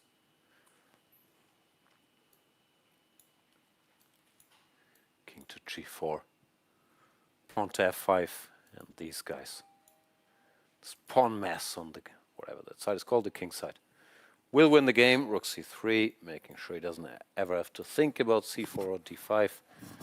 Now the king will continue his march. e5, also good enough. Also, let's not forget that a draw will do for white, which is why black doesn't go. E takes f4, but e4, trying to keep a modicum of play, but after f5. You could also call it quits. There is no hope here, and yeah. Salem does resign. Convincing performance by Jose Martinez, going through to the semifinals. The pride of Mexico and Peru, eliminating Salem here, who had very fine showing himself in the group stage, kicking out Fabiano Caruana, but found his master for today in Jose Martinez. Magnus Carlsen also made it to the semis reasonably effortlessly, and in Le Quang Lim was Megaranto. Lim won with the black pieces, forcing his way to the final four, while we missed a lot of action in Yesipenko against Munkdalai, but Yesipenko did win the Armageddon game on time, also qualifying, continuing or completing the star-studded semifinals, where we now have Magnus Carlsen, Andrei Yesipenko, Jose Martinez, and former Blitz world champion Le Quang Lim. So even though Farby decided to leave the party early, we still have 4 absolute top players in our final 4. Let's have a look at the pairings. Carlsen against Jospin. That is a big one, as is Le Quang versus Yesipenko. So we have two big matches coming up. We also have a big guest coming up for the semifinals and finals. Finally, someone with opinions, still liked by everybody, well-mannered, has millions of followers. Sagar Shah will join me for the semifinals and hopefully the finals. Keep me company. I'm not sure how we can fit him into this chair, but we'll use the break to figure that out. Looking forward to it. And we'll be back with the Carlsen Martinez semifinals. See you in a couple minutes.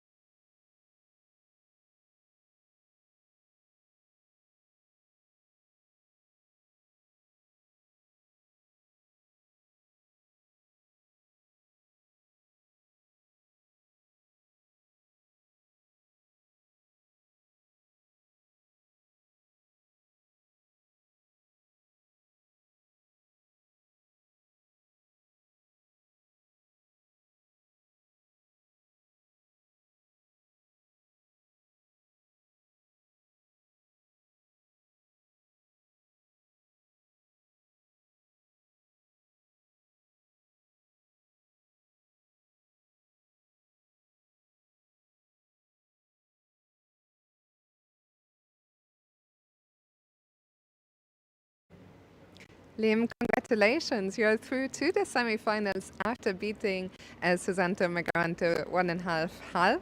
What were your thoughts on this quarter-final match? Thank you. So the match started quite well for me. I thought I got a big advantage in the first game with white. I was a bit disappointed that I didn't convert it correctly when I played the move e takes f7. I thought I was winning there, but I missed this idea that he could sack the exchange and then he got the perpetual checks. So that was a little bit disappointing for me. But then the second game, I think I played quite well. I managed to control the position from the start and converted my advantage. So I'm very happy that I got it through to the semifinals. And in the semi-finals, I think your opponent is sitting right there, Andrei Yesipenko. Have you played him much, and what are your expectations going into that match? Yeah, we have played many times since he was a kid already, and I think the most recent was just last month. We played in the Atlanta tournament, which is a qualifier for the esports World Cup. So I had some experience with him. Of course, he's a very strong player. I think my score is quite good, so I'm gonna try to maintain that. How was Atlanta, and also how do you enjoy playing in an esports format overall? Yeah, it's really new experience. In Atlanta, there were a lot of fans, and we had to wear the headphones during the game to block out the noise. Here, the spectators are more quiet, and I guess because most of them are not in this room right now. Yeah, actually, I don't know if you saw, but there are a lot of fans in the room next yes, door, and yes. sometimes I can hear them screaming. So they are here; they're just in the room next door. We definitely have a lot of fans here. But they are not in this room, so it's a little easier for us. Different, Yes, I really like the organization so far in this tournament. Very professional, very prestigious event. I think the organizer put in a lot of thoughts and resources to make it a good experience for everyone. So I really appreciate that. And I hope that they will keep this tradition for many more years to come. Absolutely, we hope so too. And maybe just one final question before I let you go and have a little rest before the semi-final. How did the qualifier stage go this morning for you? What was your experience in the round robin? I guess I got a little bit lucky with the drawing because in my group there were only me as a grandmaster. I saw that Group B and Group D were a little bit stronger, at least on paper, with 3 GMs, and that's how Fabi got knocked out after the group stage. But my group stage was very relatively easier for me. I won all my 5 games, so so far this is the only draw I made. It was against Susanto in this quarterfinals. So, but from now on, I'm sure that it will get only tougher and opponents are stronger. So we'll see. Only 2 matches remain, the semi-finals and then the finals. Thank you so much, Lim, for your time. Congratulations again. Thank you very much. Best of luck. And we're going to go back to the studio where we'll have a special guest very shortly.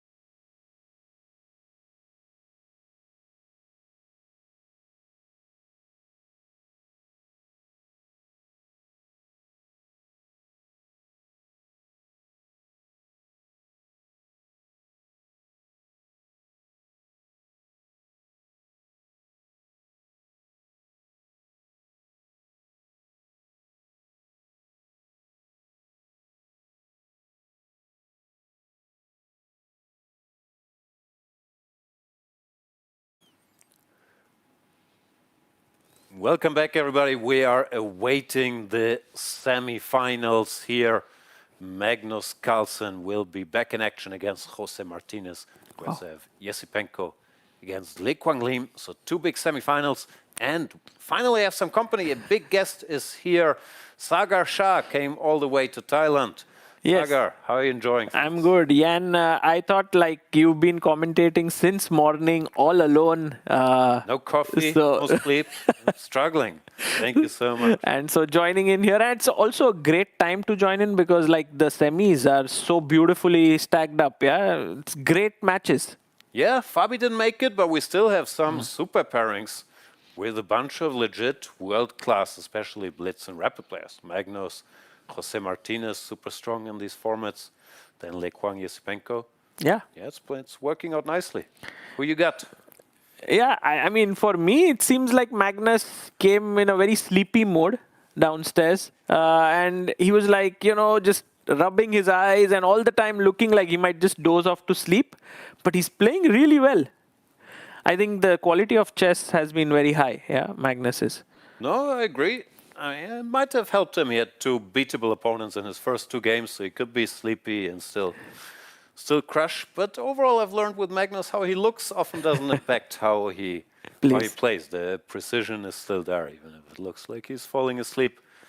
But no, he's been impressive. Then again, this will be his sternest test. Yeah. By far. Of course, he's a favorite, but he did beat Jose in the round robin stage already, right? So, and that was quite a smooth game. But Fabi getting knocked out was a big news, yeah? Yeah, I mean, there were 3 good players. There was sort of the group of death, because Tin Jingyao, of course, is good, and Salem is good, but still Fabi. Yeah. Ideally should score more than half out of 2 against these 2. Correct. And by the way, we see Magnus on our screen. He's been sitting there before the games. I don't think he's using his phone to prepare anything. Maybe just listening to some music.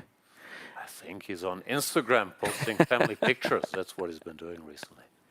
And he's been obliging the fans here. You know, it's been Magnus who is in his chess mode, but also quite happy to interact with fans. Yeah, it's nice to see, I think, in general. As long as he's not annoyed about the game, he's good at this stuff. And especially in Thailand, where I've been playing the Bangkok Chess Club Open for years, so I love chess in Thailand, but they're not used to seeing Magnus Carlsen. To see so many people show up here early in the morning. Also, the hotel is amazingly beautiful, but it's not central, so people really had to travel to come here. It's far away from the center of the city, yeah? So it takes an hour from any place to get here, and people were there at 9, lined up. So to see the passion for chess is amazing. Yeah, this is a big event for the city of Bangkok and the country of Thailand to have Magnus here, to have Fabi here.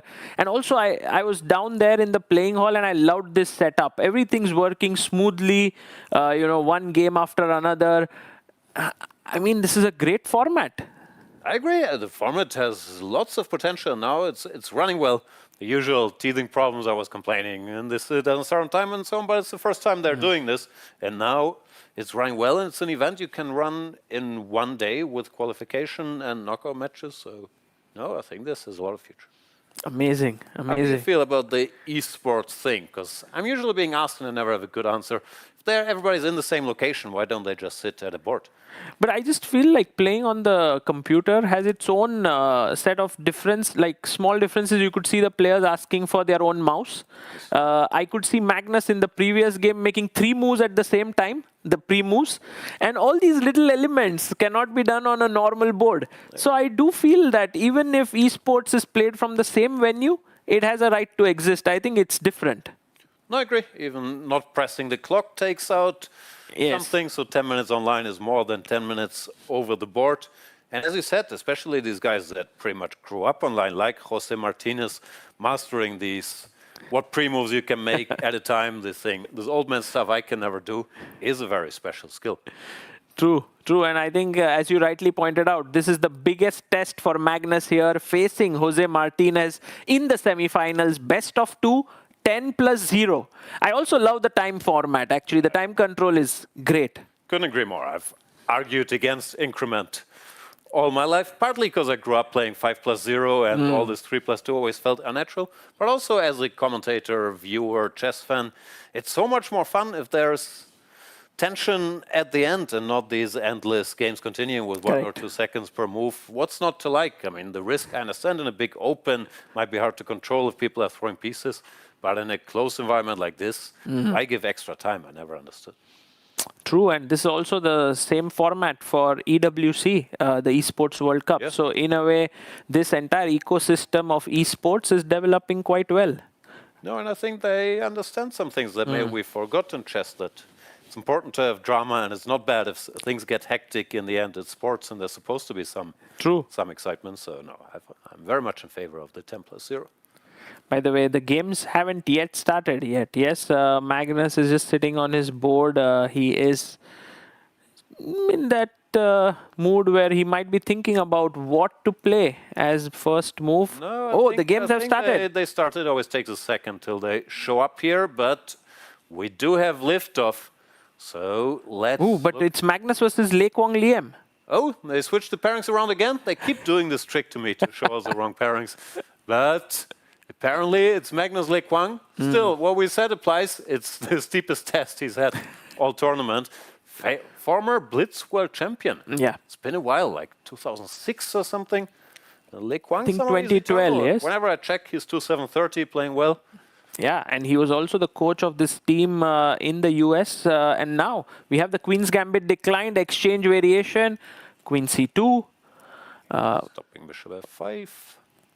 And Knight H5, that's the price you pay for Queen C2. You lost control over this square. And in these QGDs, people are into so many small subtleties. Lei Kwang, very strong theoretician. He knows what he's doing here. Right. And Magnus, how does he deal with this? Oh, he just says, take my bishop. Okay, that's not supposed to be critical. I think the main line is some Bishop E5, Knight D7, Bishop E2, but that gets very sharp, and maybe Magnus didn't feel ready for this. So he just goes for this structure. Even this structure is quite interesting, yeah? Like you have control over E5 and Liem goes Knight H5 again, forcing G3. Looks like white has a nice knight in the center, black has the bishop pair. Yeah. I was always very scared of the structure with white, because if, I don't know, black gets castles in F6 and nothing direct happens here, no bishop G6, knight G6, you can end up so much worse with white very easily, with all these weaknesses. So it's double-edged, because as a kid I was shown some whatever Rubinstein games, and he does this and then he crushes easily with white, but whenever I try it, that doesn't look like that. So I learned to avoid it. And Magnus doesn't seem to like it. He goes F5, trying to simplify or complicate.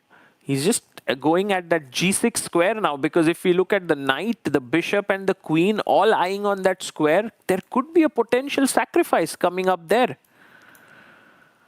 But is it breaking through? The knight is still a defender. Bishop D6 played by Lei Kwang. If we try, let's say takes, something takes. I guess black just takes, puts the knight here. Black is in time. Yeah. Wow. Okay, so that sacrifice doesn't work, and Lei Kwang Liem being very calm about it. He also has 50 extra seconds on the clock. Yeah. Carlsen decided to castle queenside. Wow. Yeah. Queen F6 stabilizing here. Looks like a good move. Computer also mentions taking on F5, but no one would ever do that. No, Lei Kwang doing well. And black played a move, yes? Yeah, Queen F6 was already played. Queen F6 on the board. Wow, black is doing quite well, and Magnus has to tread carefully here. He goes Queen D2, and Hang on. the bar drops. I mean, I'm not looking at the moves, and also nor are you. What's happening here? I guess firstly, Bishop F5, Bishop F5. There's no Queen F5 because of G4. Maybe now Bishop F5, and just GF5. It looks a bit ugly, but it's an extra. GF5, wow. And, no, GF5 is a mistake. There's Knight D7. But apparently this works. We might have to figure out how. Because I thought G4 was winning a piece.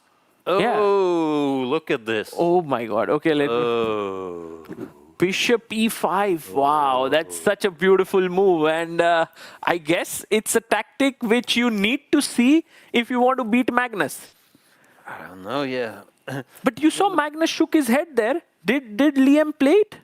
Let's see. Queen d2. Bishop f5 played. Bishop f5. And Oi. bishop e5. He switches around, but it's also good. Oh, this is also a Like, good he didn't move. see that trick, but bishop e5 also clears up the situation. Then de queen f5. Magnus in trouble here. Wow, and Magnus there just realizing that he's lost a pawn, and he goes. He's thinking now, yeah? He hasn't made his move. Bishop g4. G4. And bishop to d6 back. Can still take here, but it looks still a pawn down, and there's no obvious attack. But you must take it, right? Otherwise, you're just simply a pawn down. If the knight moves away from h5, like knight g7. I don't know. I think you're simply a pawn down in both either cases. case. So I don't know if you want to hope for opposite colored bishops, but normally with so many pieces on the board, it's also not a guarantor for a draw or anything. So I think he's just in trouble. Yeah. I also love this pawn structure from b7, c6, d5. The knight on c3 is just not able to get into the game. No. And even the white pawns block some potential squares. So Magnus did take. Rook e8, rook e6. Oh, Lei Kwang just making good moves calmly. So far he's outplaying. Jan, what does your commentator's intuition say here? Do you think Magnus will make a comeback like he usually does, or this is too tough for him? Generally, I've seen him lose many games in these formats, but almost never like elimination games. He can be a bit sloppy in the first one, but somehow normally he finds a way to then win the second one and win the Armageddon. So sometimes it feels like if he's not facing elimination, he's not 100% there. He will still play, but stuff can happen. But as for the position, I don't know. Black still has to win it, right? You have to break through somewhere and something could happen. But I would think Lei Kwang is a favorite to win this. Looks so good. Magnus is fighting though. Knight d1, knight e3. If he can get control of the f5 square, he has something to work with. I guess one plan that Black could go for is to reroute the bishop to b6 and put pressure on that d4 pawn. But now knight e3, and the knight is looking at this very juicy f5 square. Yeah, it's important as no bishop takes g3 because of the pin. Ah, nice one. So he goes king f8, prepares bishop takes g3. He wants white to commit to some passive move like rook to g1. And also the f2 pawn is constantly under pressure. He goes rook c3 now.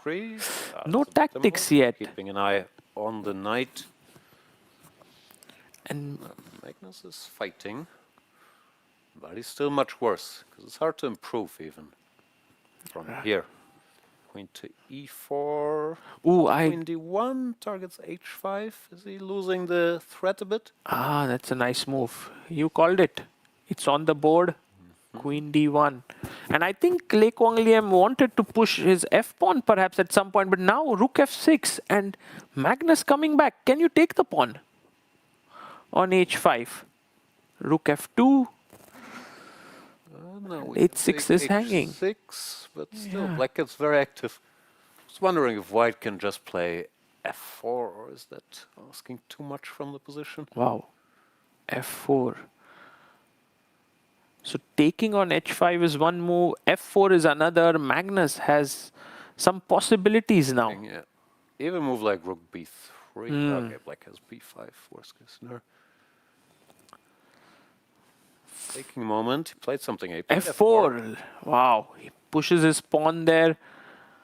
This could become dangerous for black as well, yeah, if not careful. Yeah, black doesn't have complete safety. He still should be fine, but somehow it got a little out of hand. Because queen g6 would cover the pawn, but misplace the queen somewhat. And I'm not sure. Maybe rook g6 keeping white a bit busy. Yeah, rook g6 played. I think that's a good move. Because opening the position like this, if there's no direct I was going to say if there's no direct follow-up, but then I saw here we actually win some material. Oh, and the g3 rook falls. So what is going on? So rook g6, and now Magnus can actually snatch the pawn on h5. But maybe Liam has some ideas to it. I don't know, maybe, is there something like c5 coming up somewhere to... Or maybe you can pick up the d4 pawn, maybe right? you just take on d4. Yeah. Right. Like allows knight f5, but then queen f6 and everything seems covered for now. Black is still pawn up. I guess Magnus is still worse after all this. He hasn't played a move yet. Magnus down to 4 minutes, 20 seconds. Liam has 3 minutes, 41 seconds here. Yeah, with no increment, that's not as much time Right. as we're used to, but still online people are so used to playing 3-0, even 1-0 games. That's enough time to play some good moves with both these guys. Right. And Liam here waiting for Magnus to play. What? Oh, he did make his moves. There are a few more moves. Does not update. Queen takes h5, queen takes d4 plate indeed. Knight to f5, queen to f6 back, And rook to e3.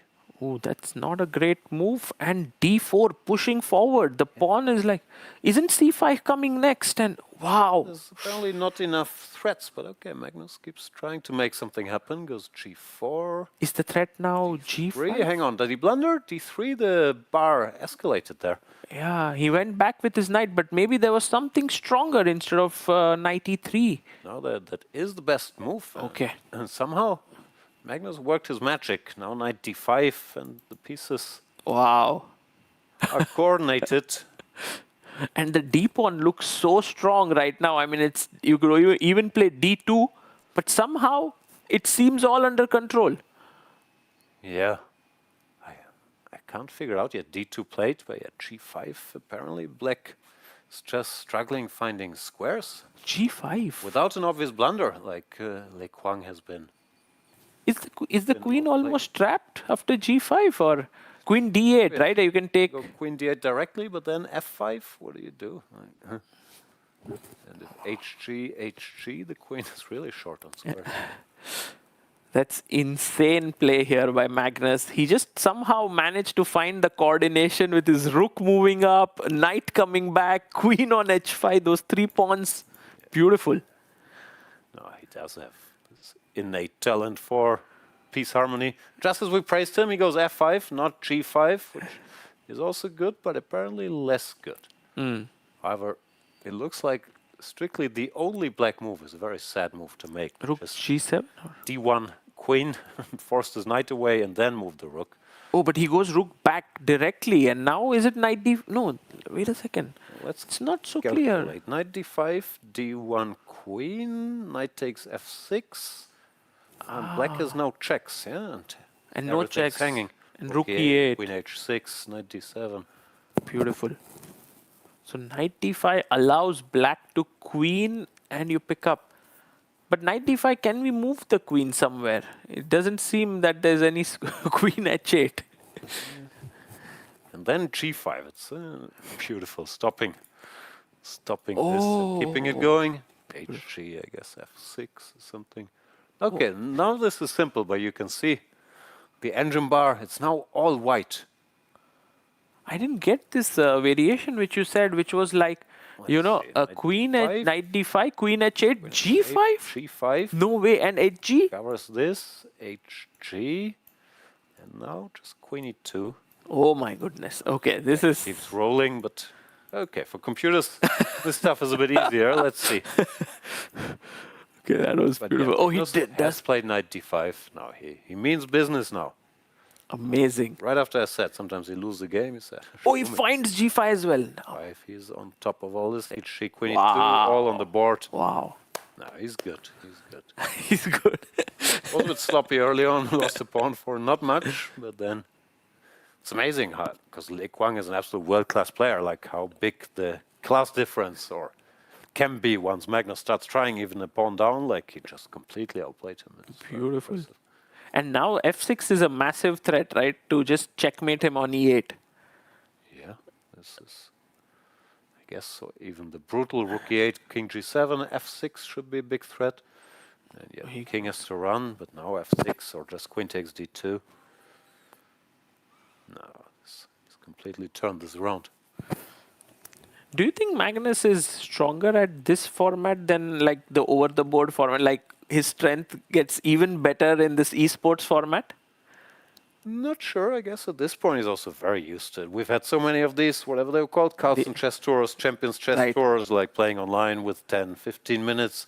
I guess people are just more accustomed to them playing over the board. We don't have that many, no? But I don't know. I feel facing him over the board maybe gives Magnus an advantage, because for the opponent can be intimidating to see Magnus here. They don't have to see him, but his moves are still good. Not sure. How do you feel about, he didn't do well in Norway chess? You think there was a one-off, or he hasn't been active in classical, his preparation is not there? What was going on? Yeah, I would actually love to see what happens now when he plays at the World Rapid and Blitz Team Championship, because that's his next over-the-board event. Because Norway, at some point he wasn't doing well, but as always, everyone thought he'll make a comeback towards the last 3 or 4 rounds, but he couldn't do it. So that's rare for Magnus, but one bad result is not rare. It happens time to time. But if it's like 2 or 3 in a row, then it's something's wrong. No, I agree. It's a bit too early to diagnose something's changed. But also, as I say, Kaisa is a jealous mistress, and he hasn't played much classical chess. I'm guessing he hasn't worked much on openings, and in Rapid he can still get away with being smart and choosing and making a comeback here, but in classical it's a bit different. And these guys, I don't know, but I'm assuming they put in a lot of work, the likes of Prague, Vincent, Gukesh, Ali Reza, and if you don't, you can be as brilliant as Magnus, and it still might not be easy. True. Still, I agree, we shouldn't overreact to one result. But also to see Magnus play classical chess again, I think it's not going to happen anytime soon, right? He's not going to play, maybe he'll play the Olympiad.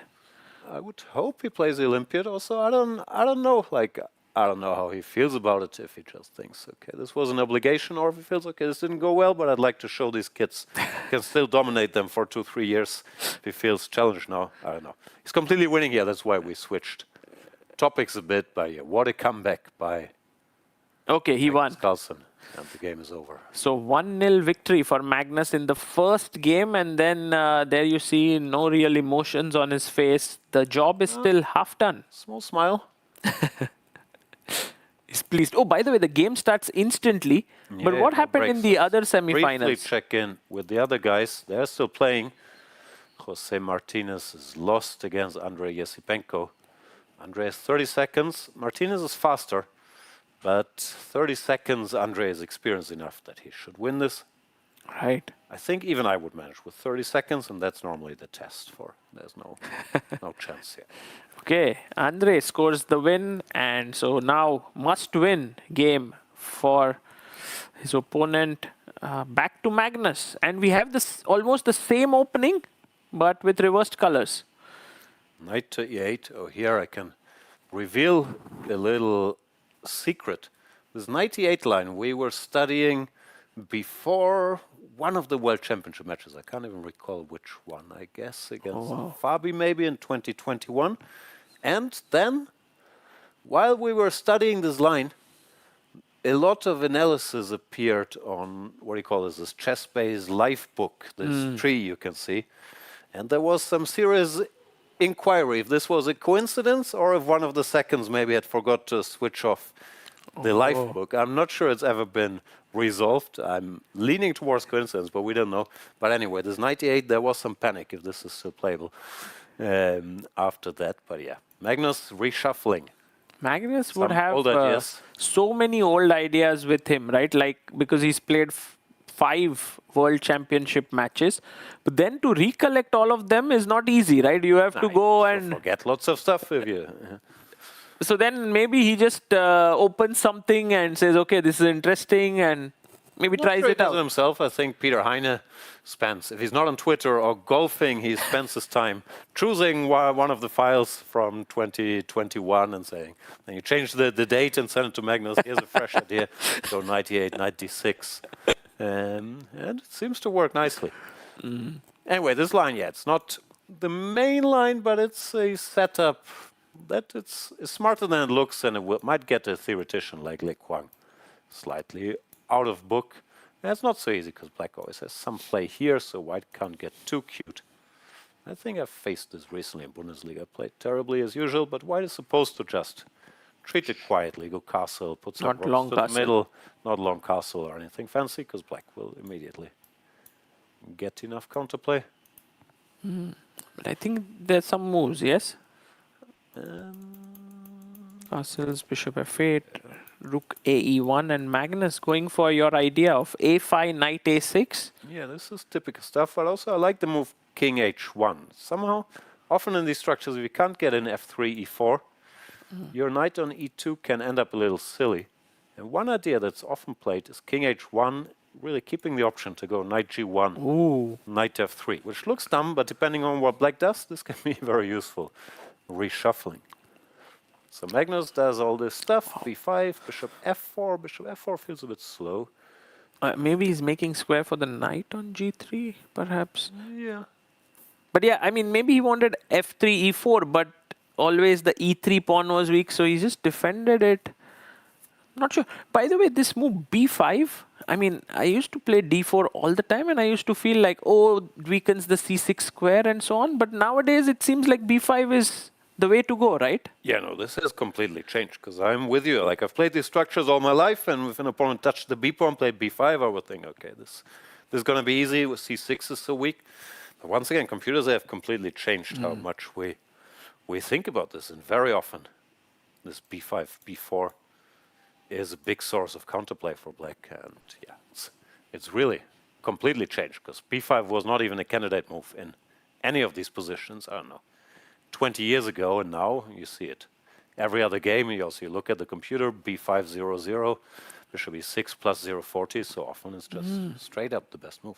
Wow. So b5 played by Magnus. He knows his stuff. Bishop d7, f3, okay, and now going for this. can we go g5 and pick up the pawn? Oh, there might be some... I don't know about bishop.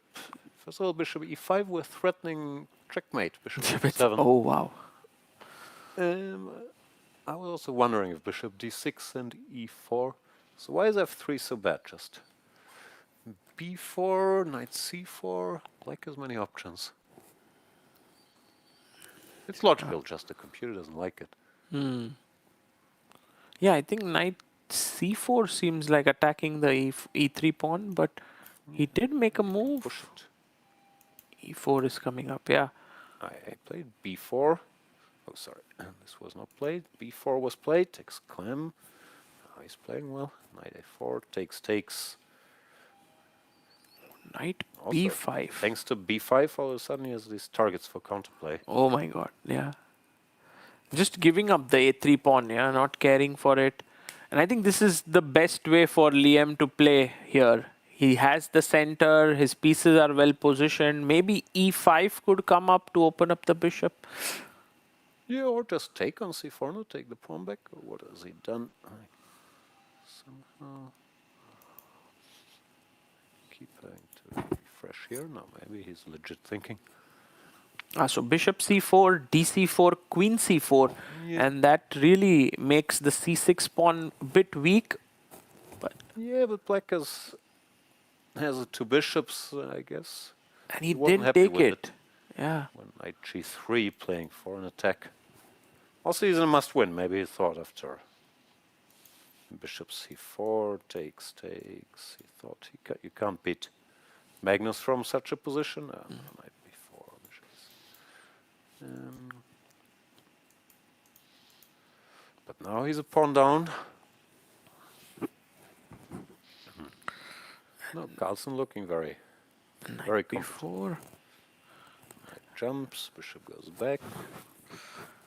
Okay, keeping the chances alive of trying for something on the king side. Without the light squared bishop, it would be very difficult. No, I think I like what he did, at least practically. Now there's a chance he checkmates Magnus, while in the other more technical position, yeah, I think I agree, you can't win. And he's in a must-win. So like Lim fighting hard. been the Vietnamese top player for, I don't know, at least 20 years now, Yeah. probably more. 'Cause I recall when he was 16, he was already incredibly strong, and now I think he's in his 40s, so maybe we're approaching 25 years. And yeah, recently I think, I don't know the whole story, if he lost his job or they closed the chess program at this university he was coaching in the US. Yes, the Webster, Maybe right? some more time for playing, or I'm not sure what he's up to. But he's been consistently just a super strong player with studying and then having a job, and always kept a 2,730 rating. So he's very impressive. Yeah, somehow he just plays at a very high level, even when maybe he's not working on chess, or maybe he's just working on but chess he's all the working, time. You can tell he's always booked up to date. Maybe it's part of the job. Maybe as students, whom he helps preparing as well. But no, I'm very impressed with. By the way, His level. E5 has been played, C5. and Magnus goes Action. C5. Can we take the pawn on C5? Yeah, he takes knight C5. He Bishop just takes. wants counterplay. He wants to run with the A pawn. Ooh. Build up continues.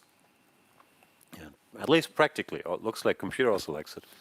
That's a nice decision. No, he doesn't wait. Yeah. This A3, A2 is serious. What do we do about it even? Yeah, this is such a great idea by Magnus to start pushing his A pawn.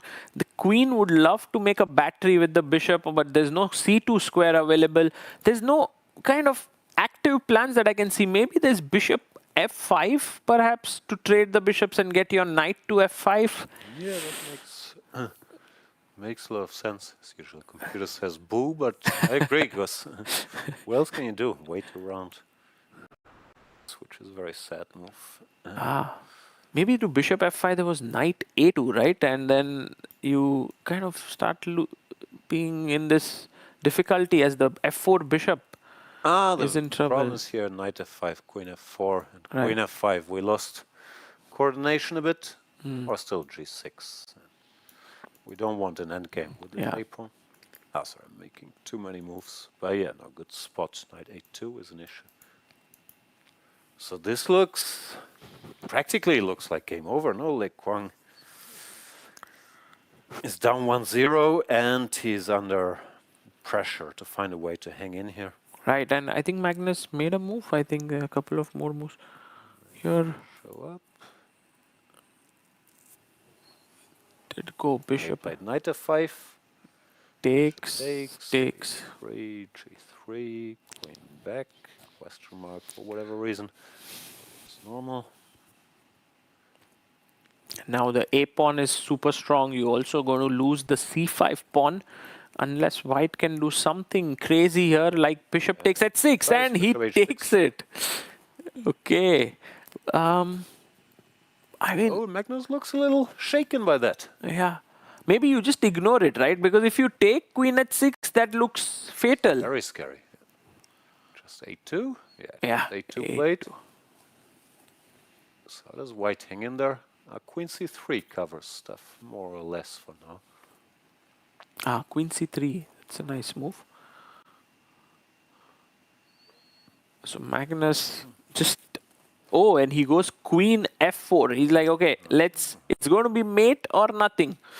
Yeah, apparently good. No, just as I thought, this was over for him. He's making it a fight. Magnus shaking his head. Wow. Very unhappy he let this get out of hand.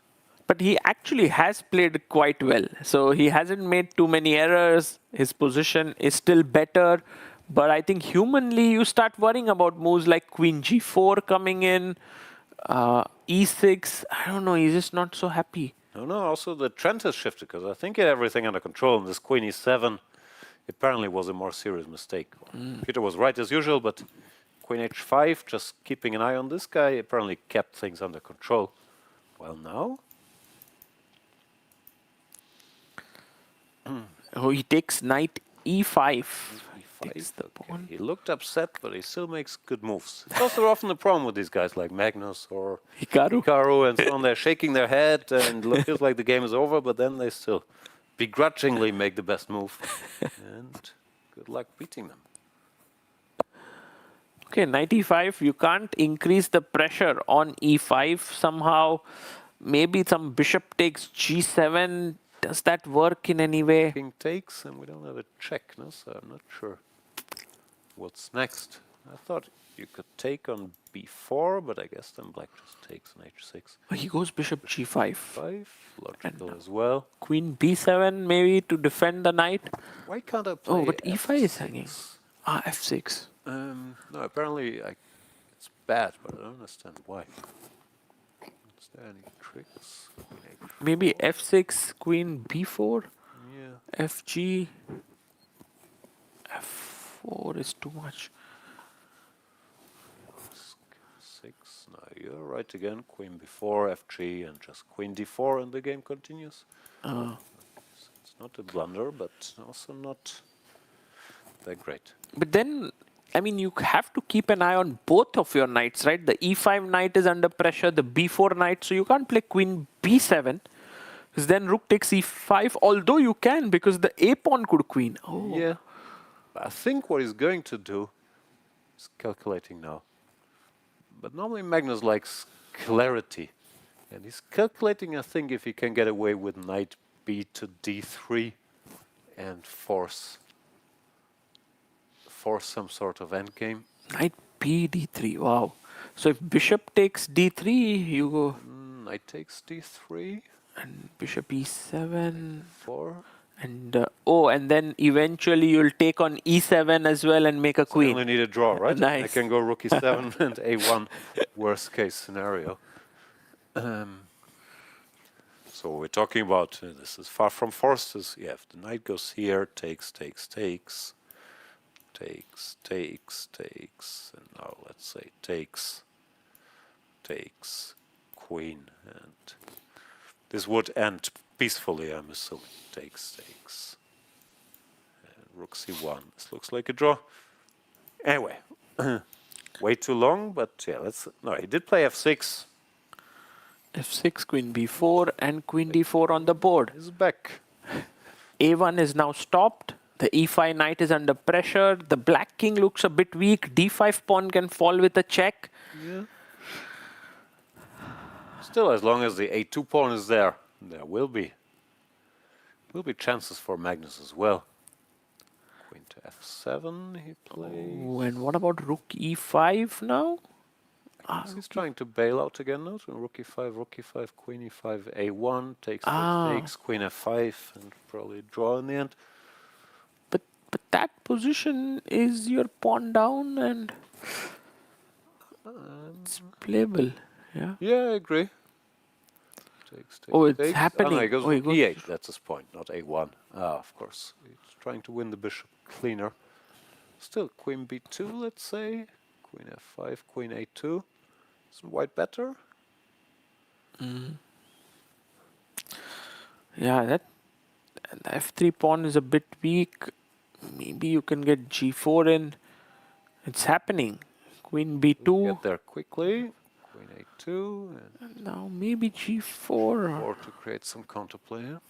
So white is a pawn up. It's a great fight by Le Quang Liem. He's not giving up there. He's putting pressure on Magnus. And also coming back from a very shaky position. He managed to mix it. Took this one chance with bishop takes h6. Is it enough to win the game against Magnus, though? Goes rook to c8, targets this pawn. Yeah, somehow this f3 pawn is just so weak. And he goes and defends c5 and f3 with the queen. But Magnus like, now my d pawn starts to roll. Yeah, and this looks unpleasant, no? Because now, first of all, c5 is under attack again. And if you don't cover it, it's equal pawns, should be a draw. Right. And rook c1, now there's d3, which breaks white's coordination, attacks f3 and hints at d2. Did this happen? Yeah, this is on the board. And I think Magnus is completely fine again. If king g2 now? G4. He played g4. Computer said rook e8 was even winning, so he won't like g4. Humanly, this looks very good, especially if you only need a draw, there will always be a perpetual somewhere around this king. So as per the match situation now, Magnus has the perfect position with g4 coming in here. He just needs a draw and he would make it to the finals of this ASEAN E-Sports Chess Cup. Is the name. What does ASEAN with an E stand for? I didn't dare. Southeast Asian, yeah? So it's just Southeast Asia. Yeah, if I'm not mistaken, it's like A should be all Southeast Asian nations. So the first A doesn't stand for the A in Asian, but No. it's all Southeast Asian nations. I got it. Thank you. I've read it many a time, but I was never sure what it stands for. So Queen B3 check. He goes Queen B7, but I think Liam has now gone a little too hard on that position. There could be Queen F3 check that could win. Losing or drawing is the Rook same E8. outcome, so probably he's just trying to avoid any draws. And yeah, Magnus will punish him now. Rook E8, Rook E2 is coming. So which Southeast Asian nation is Norway?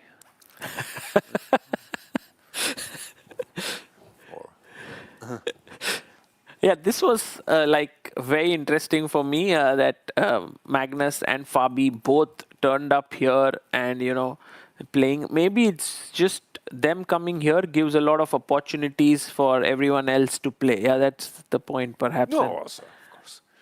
I think, yeah. The local fans are very happy and it raises the profile of the tournament. And also for them it's convenient because they're going to Hong Kong anyway and you want to ideally spend some time in the time zone before the event. So not sure they're at their freshest today, although Magnus seems to be getting fresher. But you need some time in Asia before the event anyway. And Bangkok is a great city. What's not to like stopping by here? Yeah, Magnus is wrapping this up. Yeah, with the pawn takes, and now there are no checks on the board. So Queen G2 coming in, and Liam has resigned here. Yeah. So Magnus wins 2-0 and makes it to the finals. Who is waiting for him in the finals? Is it Andrei Esipenko who's there, or is it Andrei? Jose Martinez? 2-0 sweep against Jose Martinez. Esipenko makes it to the finals. Oh yeah, he had a rough time during the candidates, but he's always liked this format. I recall he also did very well in Riyadh at the esports World Cup, eliminating Nepomniachtchi and I think won some other matches. And of course, he's just a very well-rounded top player. So let's see what he can do. Magnus. Also, Andre is here just for this event. He's not going to Hong Kong. So it's very cool that he just came in for one day here. I met him at the breakfast today morning and he was like, do you know what the format is? You know, so he was here like, I'm just here to play. And he's made it to the finals, which is really cool. Yeah. The format did change between breakfast and now, so you can't blame it too much. But I like the way they're doing it now with 2 games. It feels better in quarterfinals, semifinals. If not, people will complain, okay, I got black in the semifinals and so on. So this is nice. We have our dream finals, Carlsen versus Esipenko. Saga, will you stick around for the finals? Yeah, I mean, I'll stay back and join you if it is fine. Please. Yeah, and it was amazing to see Magnus solving so many interesting problems that were posed to him by Liam. And that just, seeing him live in action makes you understand how good he is. Yeah, also how he can rise to the challenge when he looks sleepy and he hangs a pawn, but then, it keeps being impressive even after all these years of dominance. But we hope Esipenko can put up a fight in the finals. We'll be back in a couple minutes with that big match.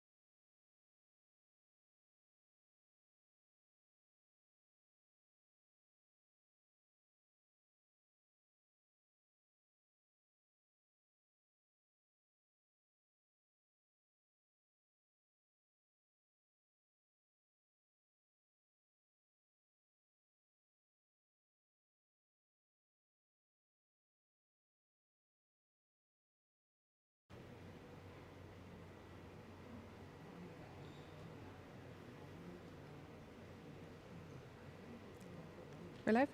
We are live with Magnus Carlsen, who just qualified to the final. Magnus, congrats. The scoreline is 2-0, but game one especially was a tricky one, right? Yeah, for sure. I think I misunderstood the opening a little bit, played it a little bit kind of too ambitiously, and I was soundly punished. I mean, eventually I was just a pawn down for very, very little, and I felt like there was little I could do. So, yeah, I just shuffled some pieces around, and yeah, eventually managed to get back in the game. I felt as soon as I got my knight around, then I would have reasonable practical chances. And as it turned out, like he kind of, after that, he missed one big moment where he could have made inroads, but it wasn't like super obvious. And after he missed it, I was fully back in the game, and I took my chances. Let's talk about the road that led there at the qualifying stage this morning, the quarterfinals. How do you evaluate your play today so far, and how do you enjoy playing here in Bangkok in this esports format? No, it's all right. A little bit tired, not feeling my most energetic, but it's yeah, it's a nice little event, and yeah, the qualifiers, there wasn't too much to say. The first match, I think, went relatively smoothly as well, and but of course I'm facing better players, and Liam is a top player and wasn't easy to beat. One player is left to beat to win this event. That's Andrei Yesipenko. How do you look forward to the final? Oh, I didn't know that he qualified, but yeah, he's very good, and I've played difficult matches against him before. We look forward to seeing this one. Magnus, congrats again. Good luck. Thank you. And we're going to go back to the studio.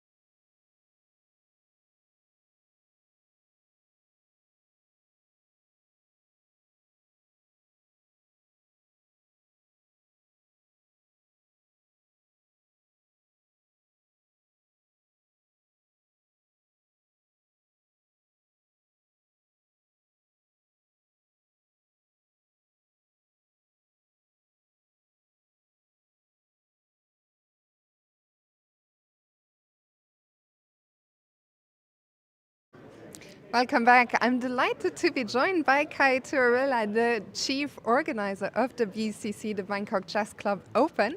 Thank you so much for joining me. So far, Thailand was known mostly on the tournament scene for your tournament. How does it feel now to have an esports event here in Bangkok? So first of all, very welcome to Thailand, finally. Thank you so much. And yeah, it's a great event. I think it's the first time we are getting really the top players to come to Thailand. So I think it's a great boost. We are very happy to have you and them.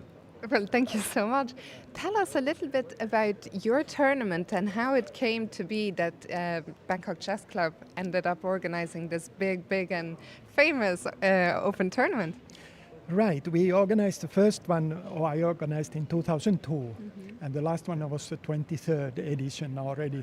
There was nobody else organizing any international tournaments in Thailand, so then I started to organize my own tournament. Yes. And it started to grow so that in the last one we had 370 players from 49 countries. One of them, our commentators, Jan Gustafsson, of course. Yes, he is one of our regulars.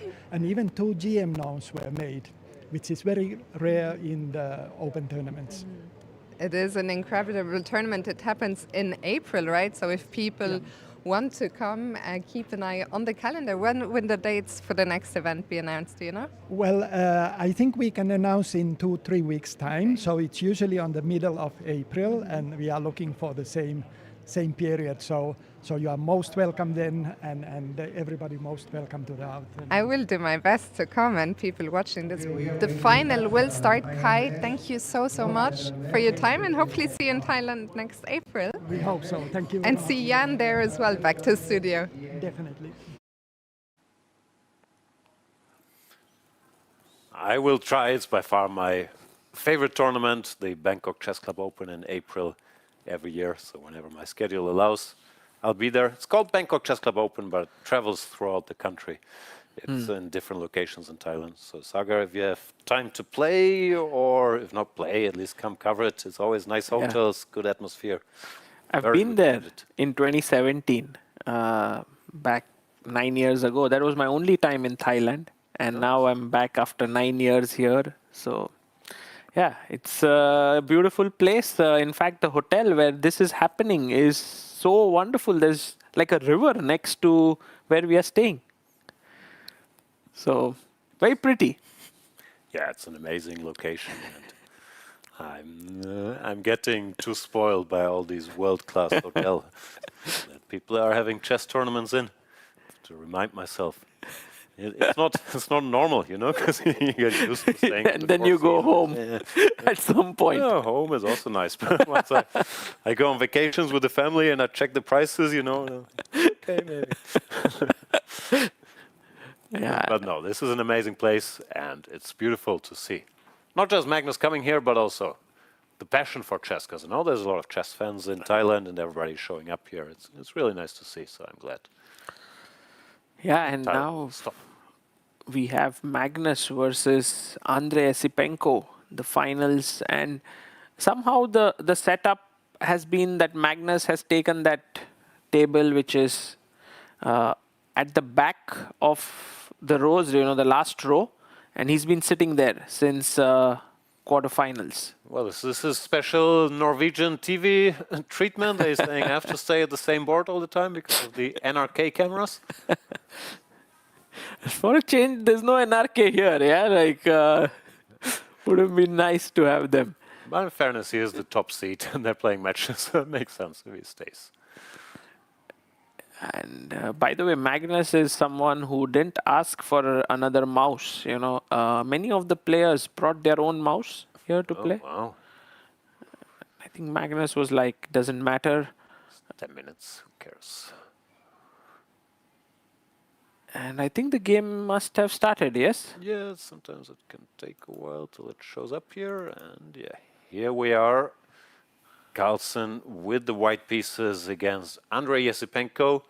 Another Queen's Gambit. Andrei is using his candidates tournament preparation where he was defending these positions. I think he held them more or less okay. Wasn't his candidates, but here I think he made a couple draws. Wasn't it the first round game with Javokir where he was better with black in this opening? Yeah, but he lost that one, Yeah. actually. He was much better in this exact line. But then went on to lose the game, maybe. Yeah, bringing the whole candidates on the course it went to with Javokir destroying everyone. Jespenko won that one. Who knows what chess history looks like now? By the way, what is up with 1d4 becoming more and more popular these days? I'm seeing like so much more d4 than e4, even in Norway chess, even in candidates. I mean, I think it's always somewhat cyclical, but as a d4 player, all my life, I feel like people are finally coming to their senses. I guess more specifically, used to be the Berlin, but nowadays also the Petrov looks so hard to do anything. And in the candidates for the first time, we didn't have a single Rui Lopez, I think, for the first candidates tournament ever. Like people are playing the Italian, but mainly they're playing one d4 or, yeah, a lot of Petrovs. So I don't know, I'm sure e4 will be back. Yeah, you see people, even the hardcore e4 guys, they play the Vienna or something now, like chess prep in more forcing lines, like e4, e5, knight f3, knight f6. Both sides have a hanging pawn. It's hard to do something, no? Right. Computers. That's an interesting take there. As here, Magnus has a question to answer. What to do about the b2 pawn? That's hanging. Maybe it's not, actually. Saying nothing. So let's see. Castle bishop g4. All of this looks like we've seen it before. Queen b6, and knight to g3. Oh, he doesn't save it. So queen b2, there's rook b1. It's just rook b1, and even if you lose a2, rook b7. There's enough targets in the black position. Knight coming to f5, c5 a bit loose. Right, with the two bishops there, bishop on d3, eyeing h7, and the bishop on f4, there could be potential for some attack that could happen. You know, knight f5, as you point out, knight h5 to trade the knight and get the queen in. Yeah, this also makes black's pieces so loose with his knight losing support from the b7 pawn. So I guess Magnus would be happy to see that. Let's see how Andre reacts, who's been playing these positions throughout the candidates. They look a bit sad to me, but Jespenko is a very good technical player and doesn't seem like he minds even holding slightly worse endgames because he can trust his technique there. So maybe it's a good stylistic fit. Still, I wouldn't want to play this with black against Magnus. Then again, not that I have a better suggestion. By the way, g6 on the board, stopping the knight jumps to f5 and h5, but does weaken the dark squares a bit. Not sure if Magnus can take advantage of it. Yeah, no, I think it's logical. Also crippling this bishop, and black still has a dark square bishop, so bishop g5 can go back. If he got here, and maybe bishop f8, bishop g7, at least he'd be very solid. Did Magnus play rook b1? Yeah, rook b1 looks a bit aggressive. Maybe he wants to prepare b4, but I don't think black cares if we go here and then back. So Andrei Jespenko having a decent position here after the opening. For all the viewers who are just joining in, this is the finals of the ASEAN Cup here that's happening, Esports Cup. And each game is 10 minutes plus no increment. I have a question. This is a serious question. I think this secret was revealed to me by Anish Giri, because he told me players from the Soviet school, or they have a bias towards rook a d8. And once you start paying attention to it, you can't unsee it, that it feels like in every black game they're playing rook a to d8. And to me, rook a d8 here looks like a strange move, like rook e8, bishop f8 looks so much more natural. So, have you noticed the rook a d8 Soviet school? I mean, for me, this move was very natural. Like rook a d8. I thought like, Indian school also approves. I don't know. Maybe I learned from a lot of Mark Doretsky books. So Perhaps it was part of the Soviet chess school. But what's wrong with the rook being there on d8? Like Nothing. They're good at chess. No. I just, since Anish told me, I can't help but noticing every time it's played. No, nothing wrong with it. But yeah, to my mind, rook e8, bishop f8, bishop g7 looked so much more natural. I guess his point is now if b4 he wants to go bishop to d6. But somehow, no, to me, it's, I don't know. I guess I learned you put rooks on open, half-open files, so I wouldn't want to go to e8 and c8. But this rook a8 I've seen so often from well-educated Soviet school players. okay, so rook a d8, and now Magnus goes. Did he play b4? Yeah, he did play Played, b4. b6, bishop here, b5, knight e5. All looks more or less logical. The knight is a little sad now. Yeah, knight looks a bit misplaced, and the black knight could jump to c4 next, which is a nice square for itself. I still want rook e8, but yes, I don't care too much. So Magnus here has 1.5 minutes less than his opponent, Andrei Esipenko. Can he give Magnus his first defeat in Thailand? We were actually oh, he pushes d4. And now takes. I had a question for you, Jan. Is this Magnus's first ever visit to Thailand? I am not sure. I've told him many times that he's missing out. And when we were working for Magnus during the World Championship matches, I was always strongly promoting the idea of sending the seconds to Thailand. Not only because it's nice and sunshine, but also it makes sense if you have some time difference to Europe. You can work during the day, while normally if you're on site or wherever as a second, you have to work at night, which is tougher. So he sent us to Thailand twice, but he never joined the party. And I'm not sure, I haven't heard if he's ever been here. Not that I'm aware of. This is his first time, perhaps. Oh, 2021, I think that was when Magnus beat Nepo, and the seconds were in Thailand, right? Yeah, there we were in Phuket. That was during the pandemic, so it was difficult to get anywhere, but Phuket sort of just reopened on some program, and 2018 we were in Hua Hin also. It was a fantastic place. Oh, and bishop c5. It feels like Andrei Esipenko has equalized the game somehow with all his pieces finding good squares. Bishop c5, rook d4, knight e5, knight f6, queen b6. But looks active. It's like everything's on dark squares. Yeah, and the two bishops are still there. Not doing that much now, but structure is more or less symmetrical. I always believe in the two bishops long term. They don't have to do anything, but as long as they're on the board, I can maybe ask some questions later. Still, Andrei looks like all his pieces are working. The knight on g3 is still not doing anything special. Maybe, I don't know, rook c1, you're hinting at bishop f6, rook c5. You can ask some questions still.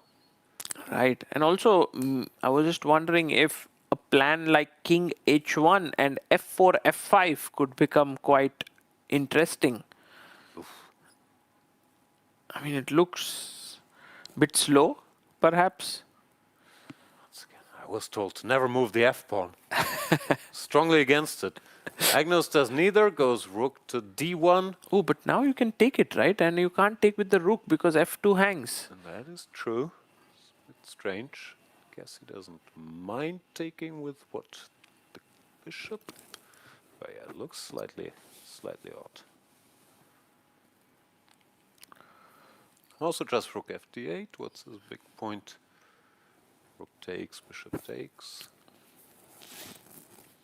Yeah, something has to be found for the bishop on e2 to be done. Like, you know, it's knight on e5 is somehow dominating it, not giving many squares to it. Takes on d1, queen takes back, and now maybe rook d8. Yeah. I would argue, though, even though I agree the bishop on e2 has not much to do, the bishop also is dominating the knight. Right. It controls all the squares. So the good thing is even a passive bishop, it does its job like at this distance. But yeah, queen takes. Looks like black should be fine, but hard to improve his position. No, everything's right already. I mean, rook d8, queen goes to c2, and then what?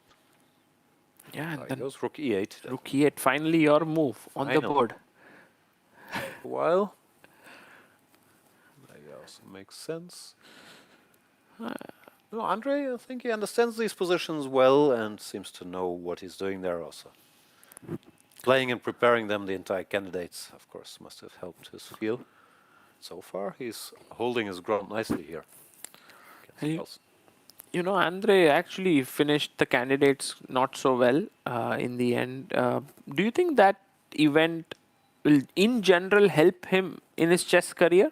Like now, maybe in the coming years, he would be much stronger than what he was?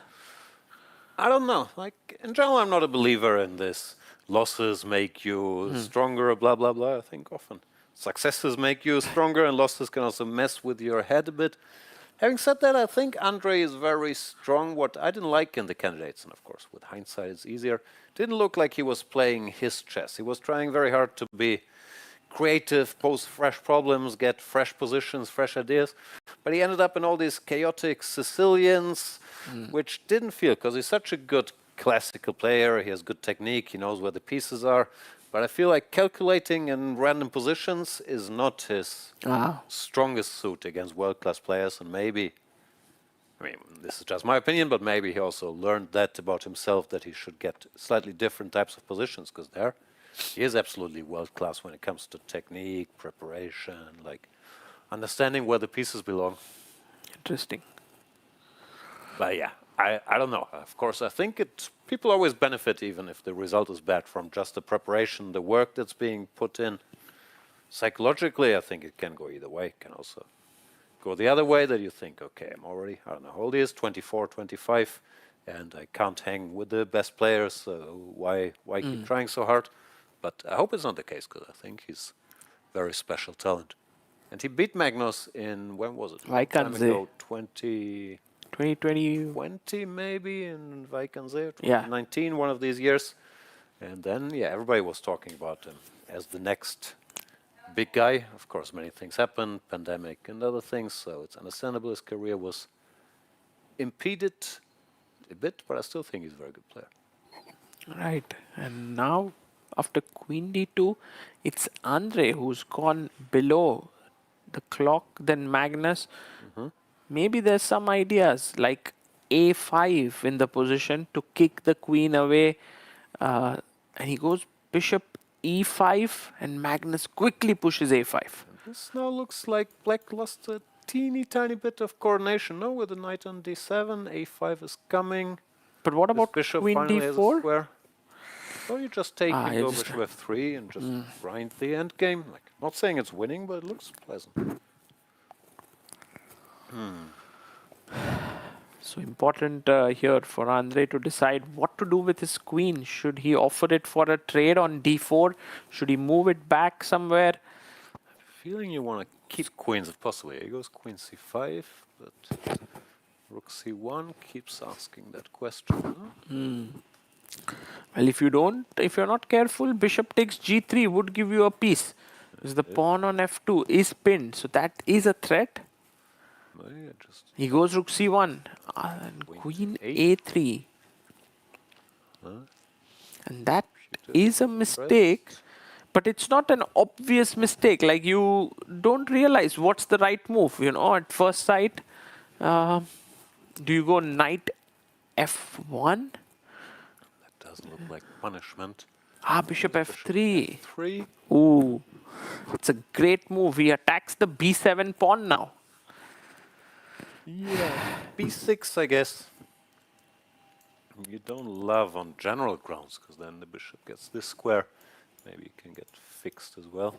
But no, Magnus, he's putting a bit of pressure. That's the thing about the two bishops. Of course, I'm being kept in hindsight as usual, but as long as it's not super clarified, then the game continues. These two bishops, they can be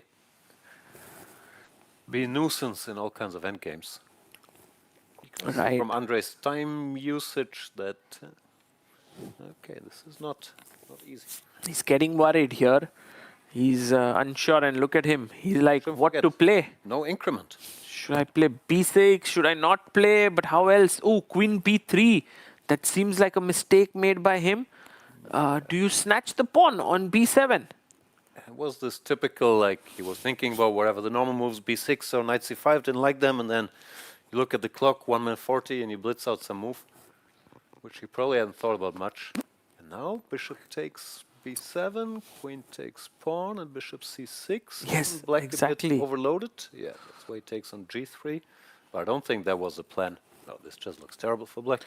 Because now the queen side pawn majority is going to queen with b6, as you pointed, b6, ab6, a6 even. A pawn sacrifice there, and the a pawn is so strong. Also, every endgame is completely winning now, so you can think about queen f4 or these types of moves. And now Andre is upset with himself. Yeah, this is one of those typical Magnus victories where nothing's happening, and then something happens, and it goes Magnus's way. Yeah. Bishop c6. Well, the knight on d7 is for now Opry.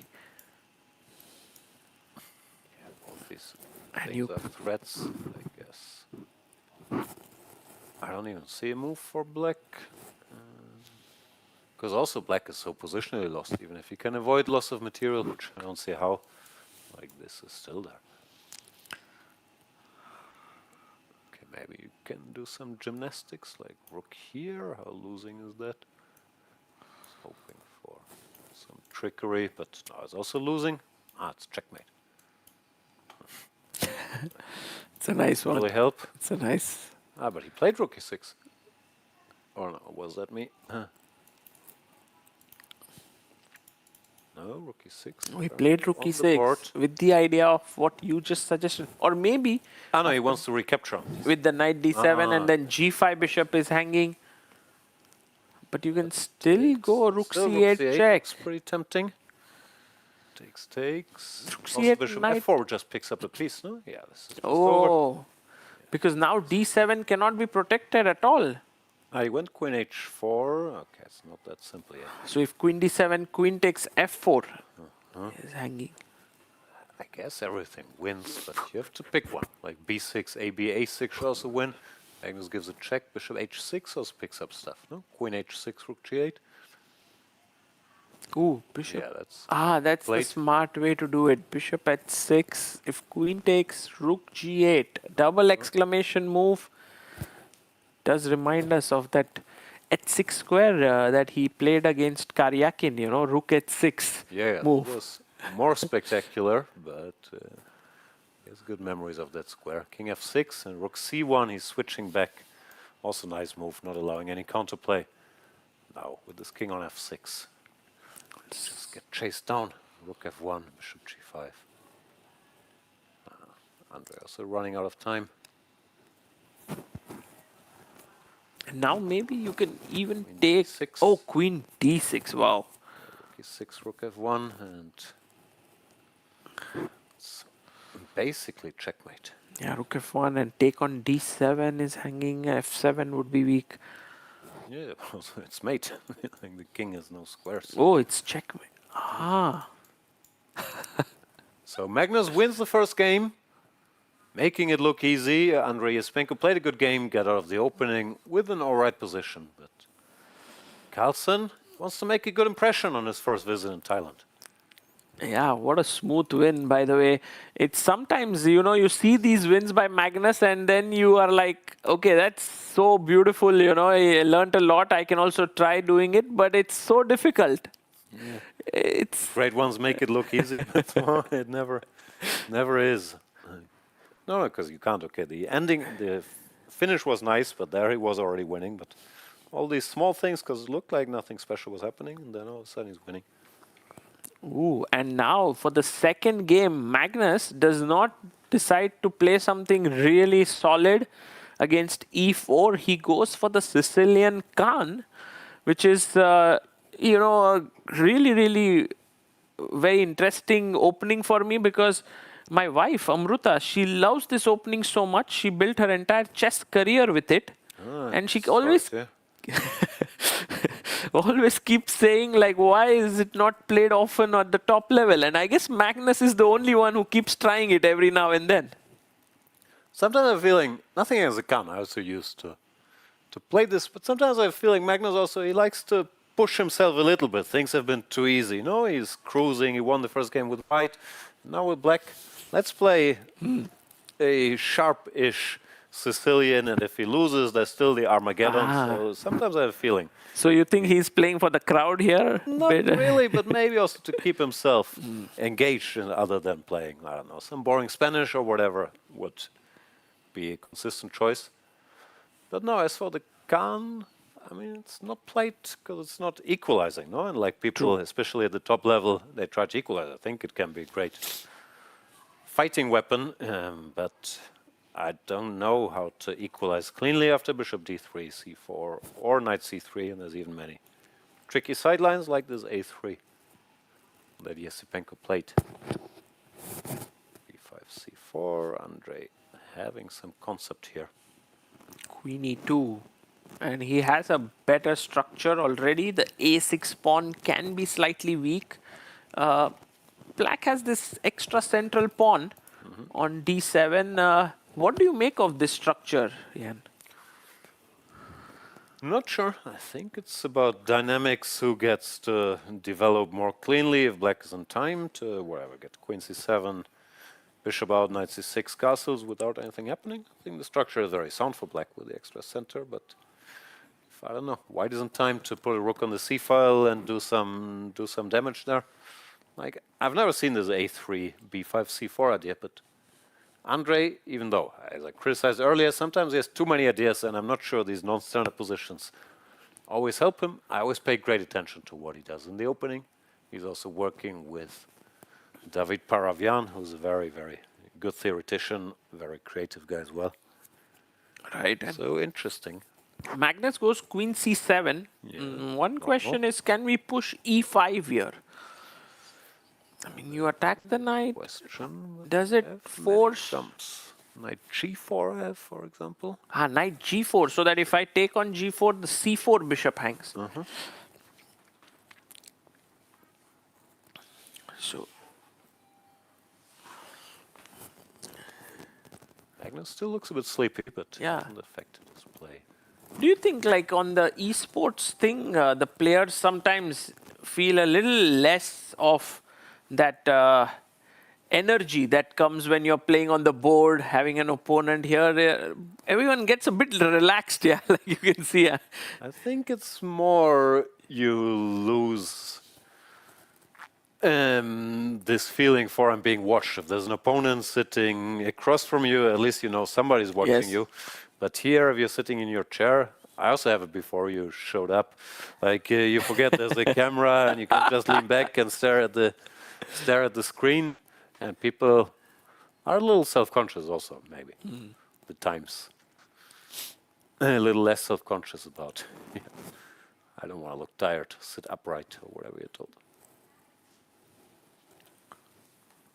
After queen c7, Andre hasn't made his move yet. e5, maybe not. There could be possibility to just drop the bishop back on a2 to keep it safe.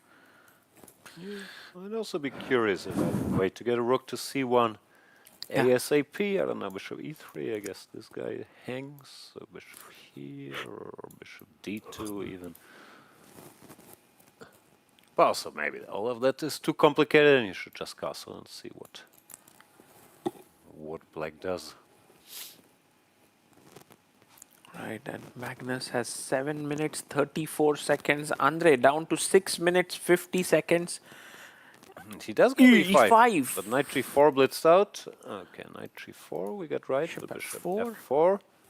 And it's still a mess. Is there a direct way to continue here? Wondering if some move like f6 is possible. Looks terrible considering the fact that there are few pieces eyeing the e6 square. Yeah, f6 maybe bishop takes e6 directly, no? To get rid of that loose piece on c4, and then we can take on g4. Knight c6 he played. So if g4 you take, the d4 knight hangs. Otherwise, white has to decide. Maybe knight takes c6, but then you take with the queen. Yeah, attacking c4 and the pawn still. But is this so great for black? Takes, takes. And f3 looks normal. The knight has to go here. Now maybe Magnus doesn't mind, maybe he's thinking. He's active enough. Knight coming back. Oof. So did this happen? Knight f3 was played. What? It's a Double question mark. That's a bit harsh. Yeah. But the computer is merciless. But apparently now g5 is very Aha. But g5, bishop g3, because if you take with any of the pieces on g5, the e5 pawn falls. So if g5, bishop g3, you have h5, right? Yeah, or bishop g7, just bringing another attacker towards e5. Here. Yeah, h5 is also good. But bishop g7. Then the pawn just falls. Okay, looks like your wife is onto something. I didn't know you get such great positions here. Just 12 moves. Let's hope that Magnus finds g5 here. Otherwise, I think white is doing quite well. h3 is coming up to kick the knight away. So it's the moment. Maybe there's... Do you think d6 makes sense here, or is this too weakening? I don't know. I'm still scared about something happening on e6, d6, ed, bishop d6, and bishop takes e6 might still be there. If not, it makes sense, but I'm always worried. Oh no, d6. Computer, of course, laughs and says d6, knight d5. Wow. Oh, wow. That's such a beautiful move. Ed, and you simply win the queen. So maybe not d6 here, Magnus. Knight e7. g5, yeah, Magnus likes his structures and piece play. g5, I mean, of course, that's the only good move. He has a good chance to find it, but it's not a very typical Magnus move. e7 is, but it's a bit slow. Did he play this? Yeah. Oh, knight e7. On the board, he's trying to get to g6 where it attacks the bishop and the pawn, but already white's position slightly preferable here. Yeah. No, knight e7 in computer opinion was a big swing. Said to g5 black is better, now it says white is better, but I think Magnus is envisioned his knight coming here. And now could we go like bishop d3 to Yeah, stop? I think we should stop knight f5. Wow. So bishop d3 stops knight f5, puts the bishop on a better diagonal now. And Andre has a great opening, like just the kind of opening he would need in a must-win game. Yeah, can't complain about the outcome after bishop d3. Although, yeah, Magnus looked like he was also looking for a fight. Bishop d3. He looks a bit sad when this happened. Yeah, he plays bishop d3. By the way, Jan, you being part of Team Magnus for all these years and being such a good player, if there's one quality of Magnus, like which is not so easy to tell for others, like not like many people know he's very good at end games or something, but something that you felt was very special. I mean, it's always the eternal question: what makes Carlsen special? Knight f5, not a special move, by the way. Now takes but e6. now takes. Isn't he just losing bishop f5 and e6? Did he miss e6 or? I don't know. I can't have missed it. I think he wants f4 and f4. game continues, but it still looks scary. He takes d7. The king gets dragged out. Anyway, I don't have a good answer. I think it's everything. Like he's more competitive. He's in better physical shape. His brain did a better job putting all his information together.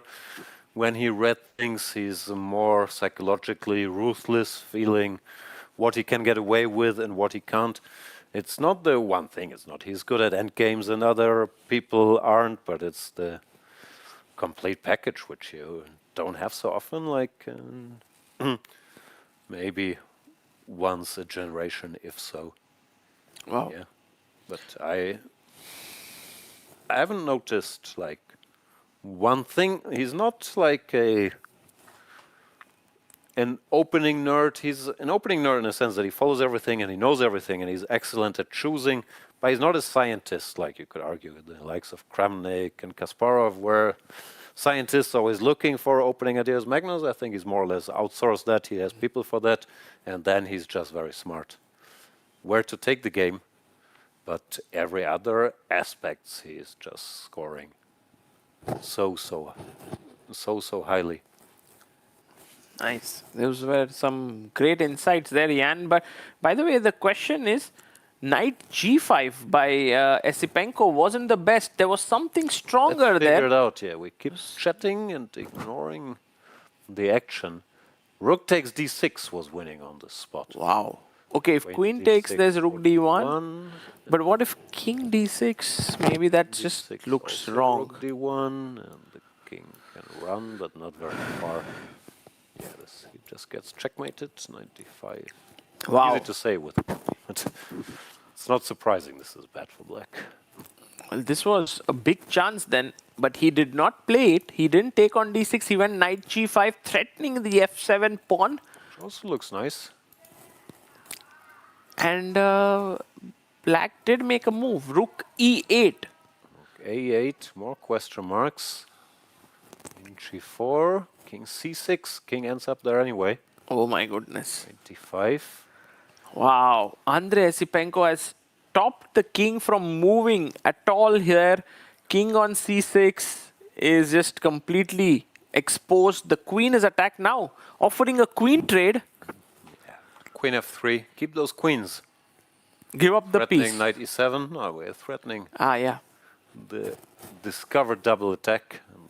And he finds it. Queen f3 King on the b7 board. is check, but after king b1, that doesn't help so much. Because white is still threatening too many things. No, it looks like, yeah, Magnus, I mean, we said in the opening, was pushing his luck a little bit, and sometimes it feels like he doesn't mind that so much, because I've seen it so often during these matches. He has a lead, then he plays some risky opening, often he loses, but then when it's elimination game, he's almost always back. I don't think it's on purpose, but maybe subconsciously he feels.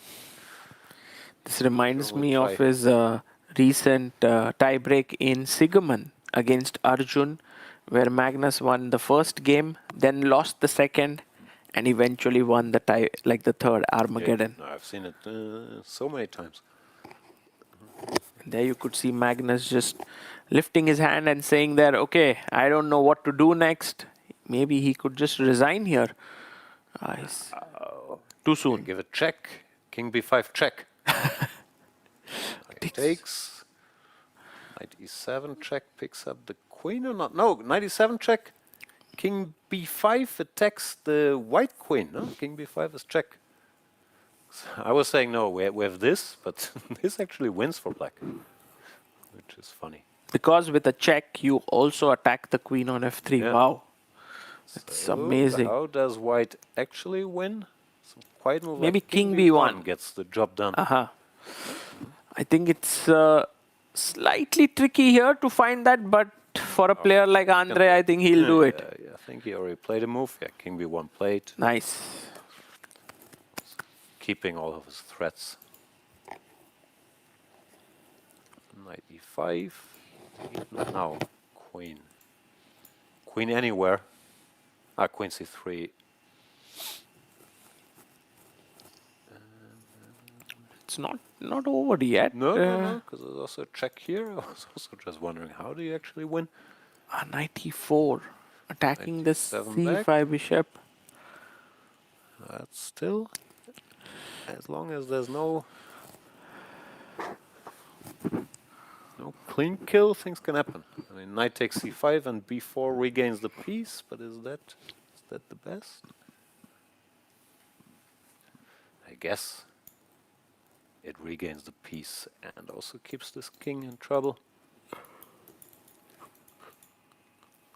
So what are your plans for here? You You have some interviews coming up, or you'll just enjoy yourself? You go to the dinner? Where you? No, I think after this there's going to be a press conference, right, with Magnus, Fabi. So to do that, and then in the dinner, maybe also to meet a few people.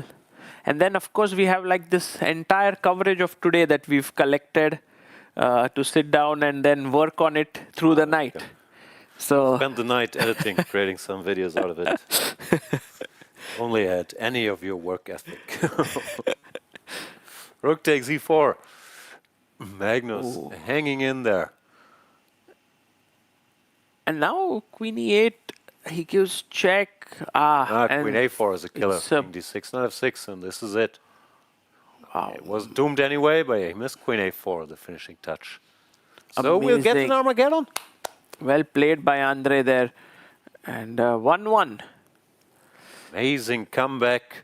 And, I mean, I was saying Magnus maybe was pushing his luck a bit, but you still have to beat him like that. It's Yeah. not like he's trying to lose, so this was Fantastic impressive chess. stuff. Which means, and Magnus there, by the way, one of the nice things of the esports format is that you can instantly click on the analyze button as a player and just see What happened? what you did right or wrong. And you can see those expressions telling us the story. Magnus didn't like that he allowed the move e6. No, I think that was the...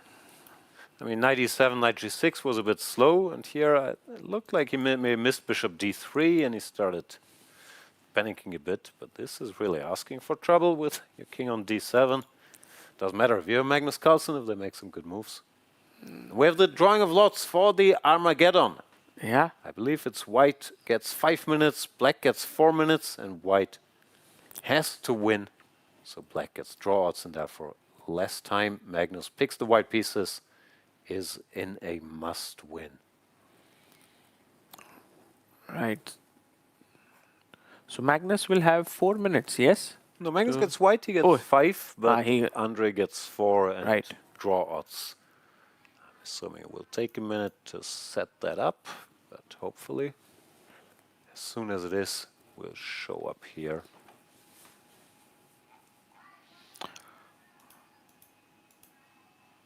There you see Magnus. Is he complaining? No. He's just going there to get himself some food, or is it some Or water? bathroom break or water, one of those, yeah.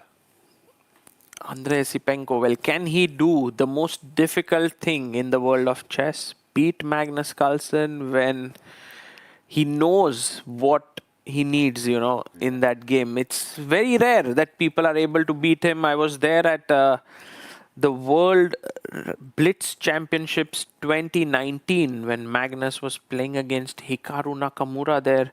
It was also a tie break and Magnus had won. I mean, these are the moments which stick with you, these tie breaks. And I think for the organizers, this has been a wonderful outcome to see them. It's as good as it gets. You want Magnus around, of course, because people want to see him, and it's good for the tournament. But you also want some fight, especially in the finals. This, I think, is perfect. And you mentioned it in these clutch situations. I think for many years he never lost a rapid tiebreak. Then when so many occurred, of course, he lost one or two. But I mean, in general, in an elimination game, he still has an incredible Yeah. I guess we saw it even recently at the World Rapid Championships 2025. And Andre, well, he's calming himself down. Yeah. This is also maybe some Magnus. I don't know if mind games, but Andre is ready to go. He feels good. He just won the game. Maybe that's okay. Let's get some water. Let's go to the bathroom. Let's let him sit there, think a bit, get into his head. Yeah. It's like the famous thing where in tennis, when a player is not having things go his way, doesn't serve the ball quickly, just keeps dribbling. Yeah. Andre waiting, and Magnus, I think, has gone to the washroom. He walked by, no, but it looked like he went somewhere else. Perks of being the number one. No, you can make your opponent wait a little bit.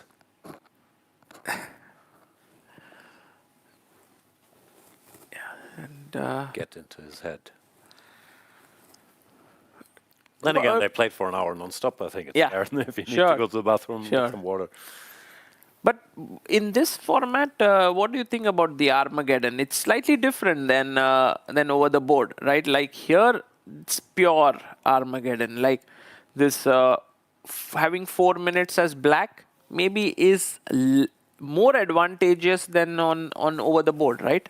So you can make pre-moves, you can make very good use of, you know, the draw odds in your favor. I'm not sure. I think over the board, normally they give some increment. After Yes. 60 moves, you get Yeah. a second or something, which I think makes a big difference. While here online, I think there is There's no no increment, which means getting flagged is a real danger.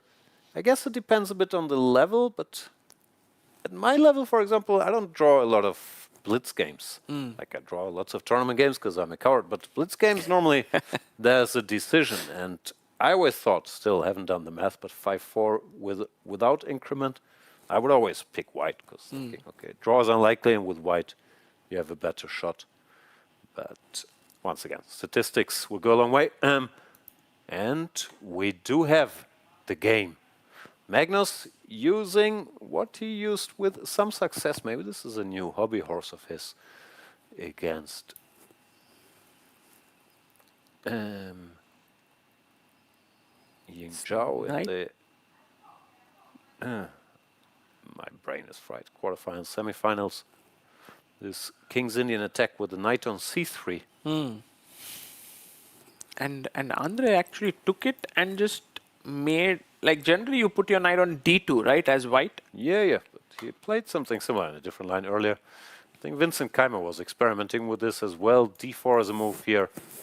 Keimer played this against Bluebaum in their very defining Grand Swiss. Grand Swiss clash, where Keimer was winning, but then Bluebaum survived and made the candidates. But Andre, I think he's prepared. He's saying, no nonsense, I just want to equalize. Andre is a very good theoretician, and since this was played in some high-profile games, he's probably just aware of this. And then Magnus has to win this game. Draw is not sufficient, so maybe the opening choice, I don't know how good it is here. Looks like this backfired, no? Andre knows this stuff, he didn't spend any time, and you get a very dry position against a good technician. I don't even know, objectively, Magnus played a3, which apparently is the best move, so he's still incredibly good, but style-wise, I'd be unhappy. Rook d1, rook d8.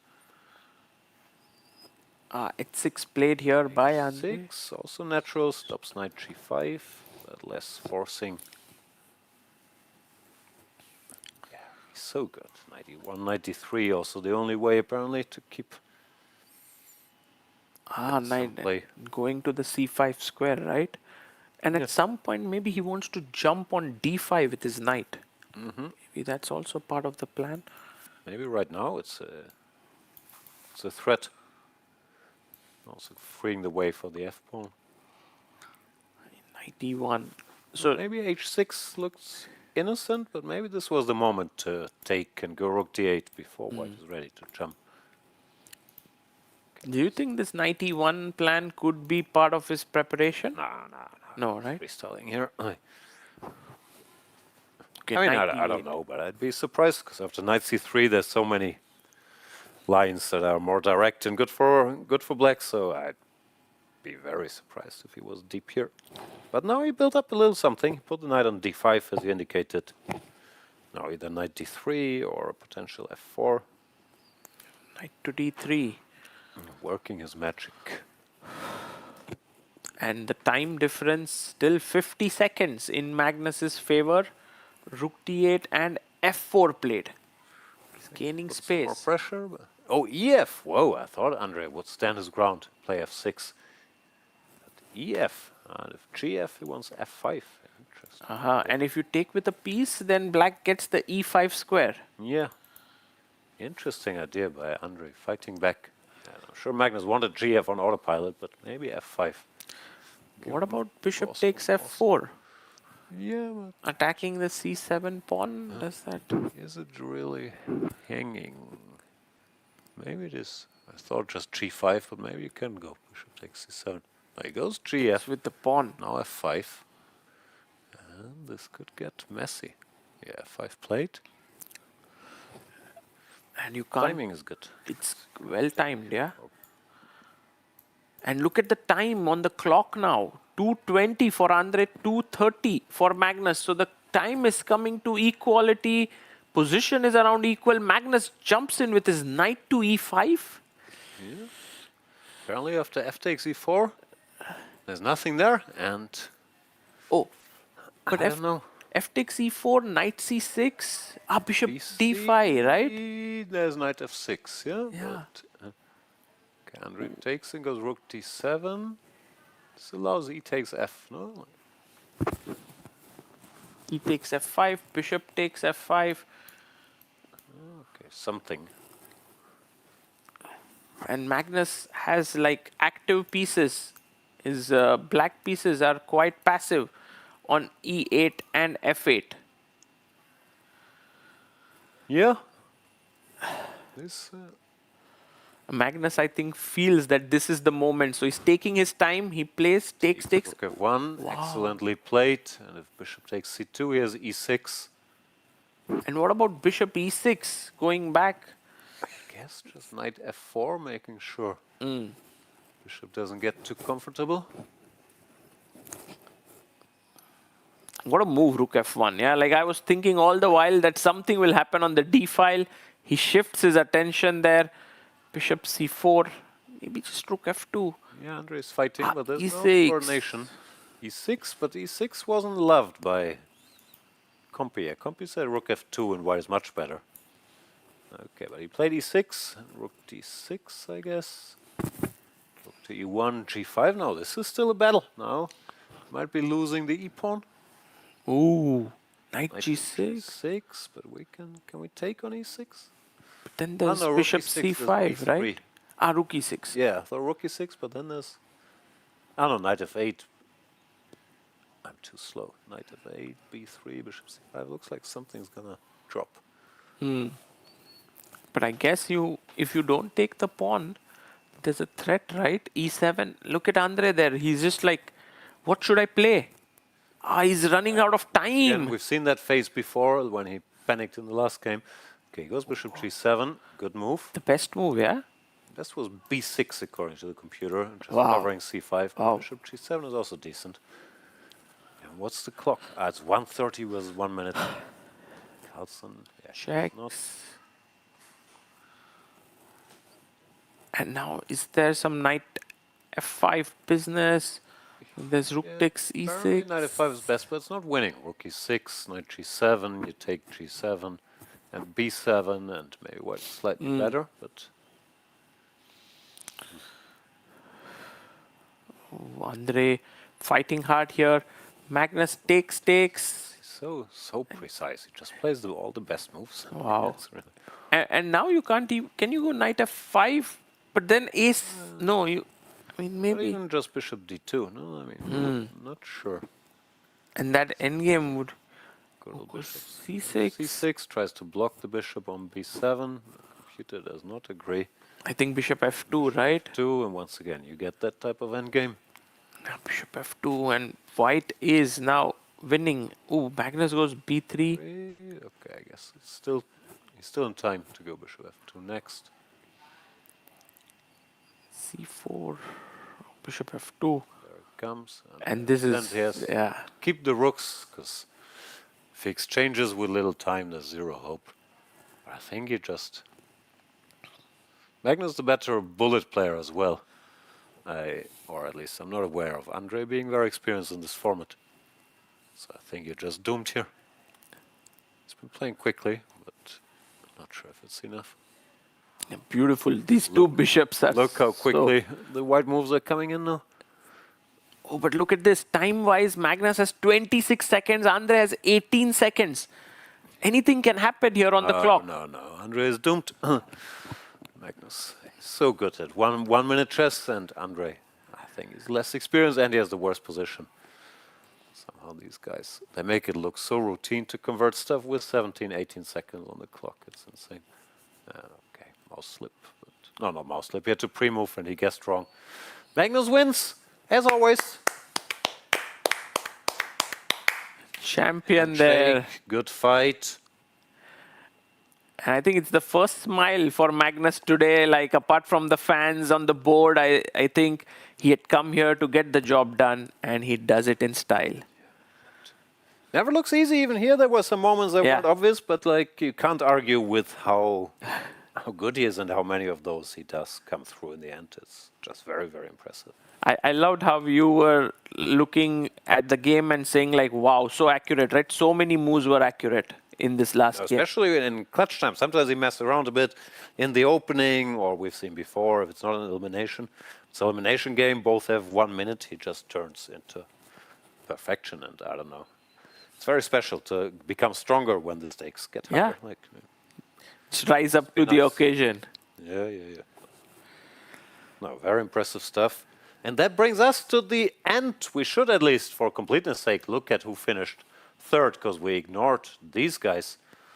It's to the end of the tournament, and it looks like Lei Kwang beats Jose Martinez. Finishes third there. Finishes third. Congratulations to him as well. And yeah, congratulations, of course, to Magnus Carlsen, our winner, Andrei Yesipenko. And we should, or I should say thank you to WR Chess and the Thailand Chess Federation. I've seen all the helpers down there. I think they put together an amazing event in maybe my favorite city in the world, here in Bangkok. Hopefully all the chess players enjoyed it as well. Thank you to the Four Seasons, one of the nicest hotels. I'm here with the winner of the 2026 ASEAN E-Sports Chess Cup, Magnus. Congratulations. That was quite the final against Andre. In our previous interview, you referenced what I believe the 2021 World Cup match against him, and Andre put up a great fight again. How does it feel first to win this event? No, it feels great to win. I felt that both the semi-final and the final were really fun matches. I mean, I won the first one. I don't think I was particularly better because in compensation for my bishop pair, he had really well-placed pieces, but then as soon as I kind of activate my pieces, they can go badly very quickly. The second game, I didn't really want to play for a draw too much. And I saw that he'd played this bishop g5 Italian stuff and in a previous game against one of the local players, even though that, to be fair, didn't go very well. I thought, and I'm not feeling that, so let's not play for a draw. But then, of course, the game ended pretty abruptly when I'd forgotten the rules of chess and that he could castle queenside, whereupon I pretty much have to resign immediately. So that was a bit unfortunate, but I feel like I managed to put up a pretty decent grind in the Armageddon game. I think he had one chance to kind of solve his problems very well there by, I think he needed to play f takes e4 before he played knight takes e5. After what he played, at least in practice, it was pretty difficult since both of his queenside pawns are hanging, and I'm really kind of just using my activity as a decoy to get the bishop pair and then to get one of the pawns over there. And yeah, fortunately I had enough time to convert. You won the Esports World Cup last summer in Riyadh. Now you're the winner here. How do you enjoy playing in these esports formats? No, it's always nice, but I do enjoy it a bit more when I can have something on my ear and sort of block everything out. We just heard the home crowd, I think, cheering when they found out you won the match. There were a lot of fans here. How did it feel, and was it your first time playing in Thailand? Yeah, it was my first time playing here, and it's a big country that I think is making progress in chess as well, and it's nice to be here. And the final question, your next event is in another format yet again, a team tournament in Hong Kong with the team WRHS. Do you look forward to that? Yeah, for sure. I didn't play last year, but the year before that we weren't even close to winning the rapid event. So I guess we, or at least I, wanna try and rectify that. Magnus, congratulations once again and best of luck in Hong Kong. Thank you.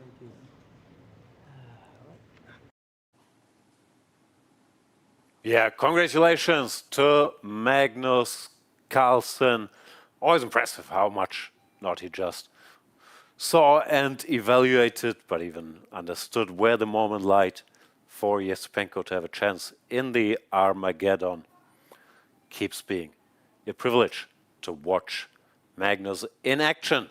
And that brings us to the end of the first Asian Esports Chess Cup here from Bangkok, Thailand. Thank you so much to Vadim Rosenstein, WR Chess, the Thailand Chess Federation, Four Seasons Hotel, the team here making this show possible, being flexible. And I think overall this has been a very successful format. Get Magnus some earplugs next time, and hopefully we'll have more of these things. Thanks to you, dear viewers, if anybody out there is watching this. Apologies for my posture and my ramblings. See you guys next time, maybe in Hong Kong. Bye-bye.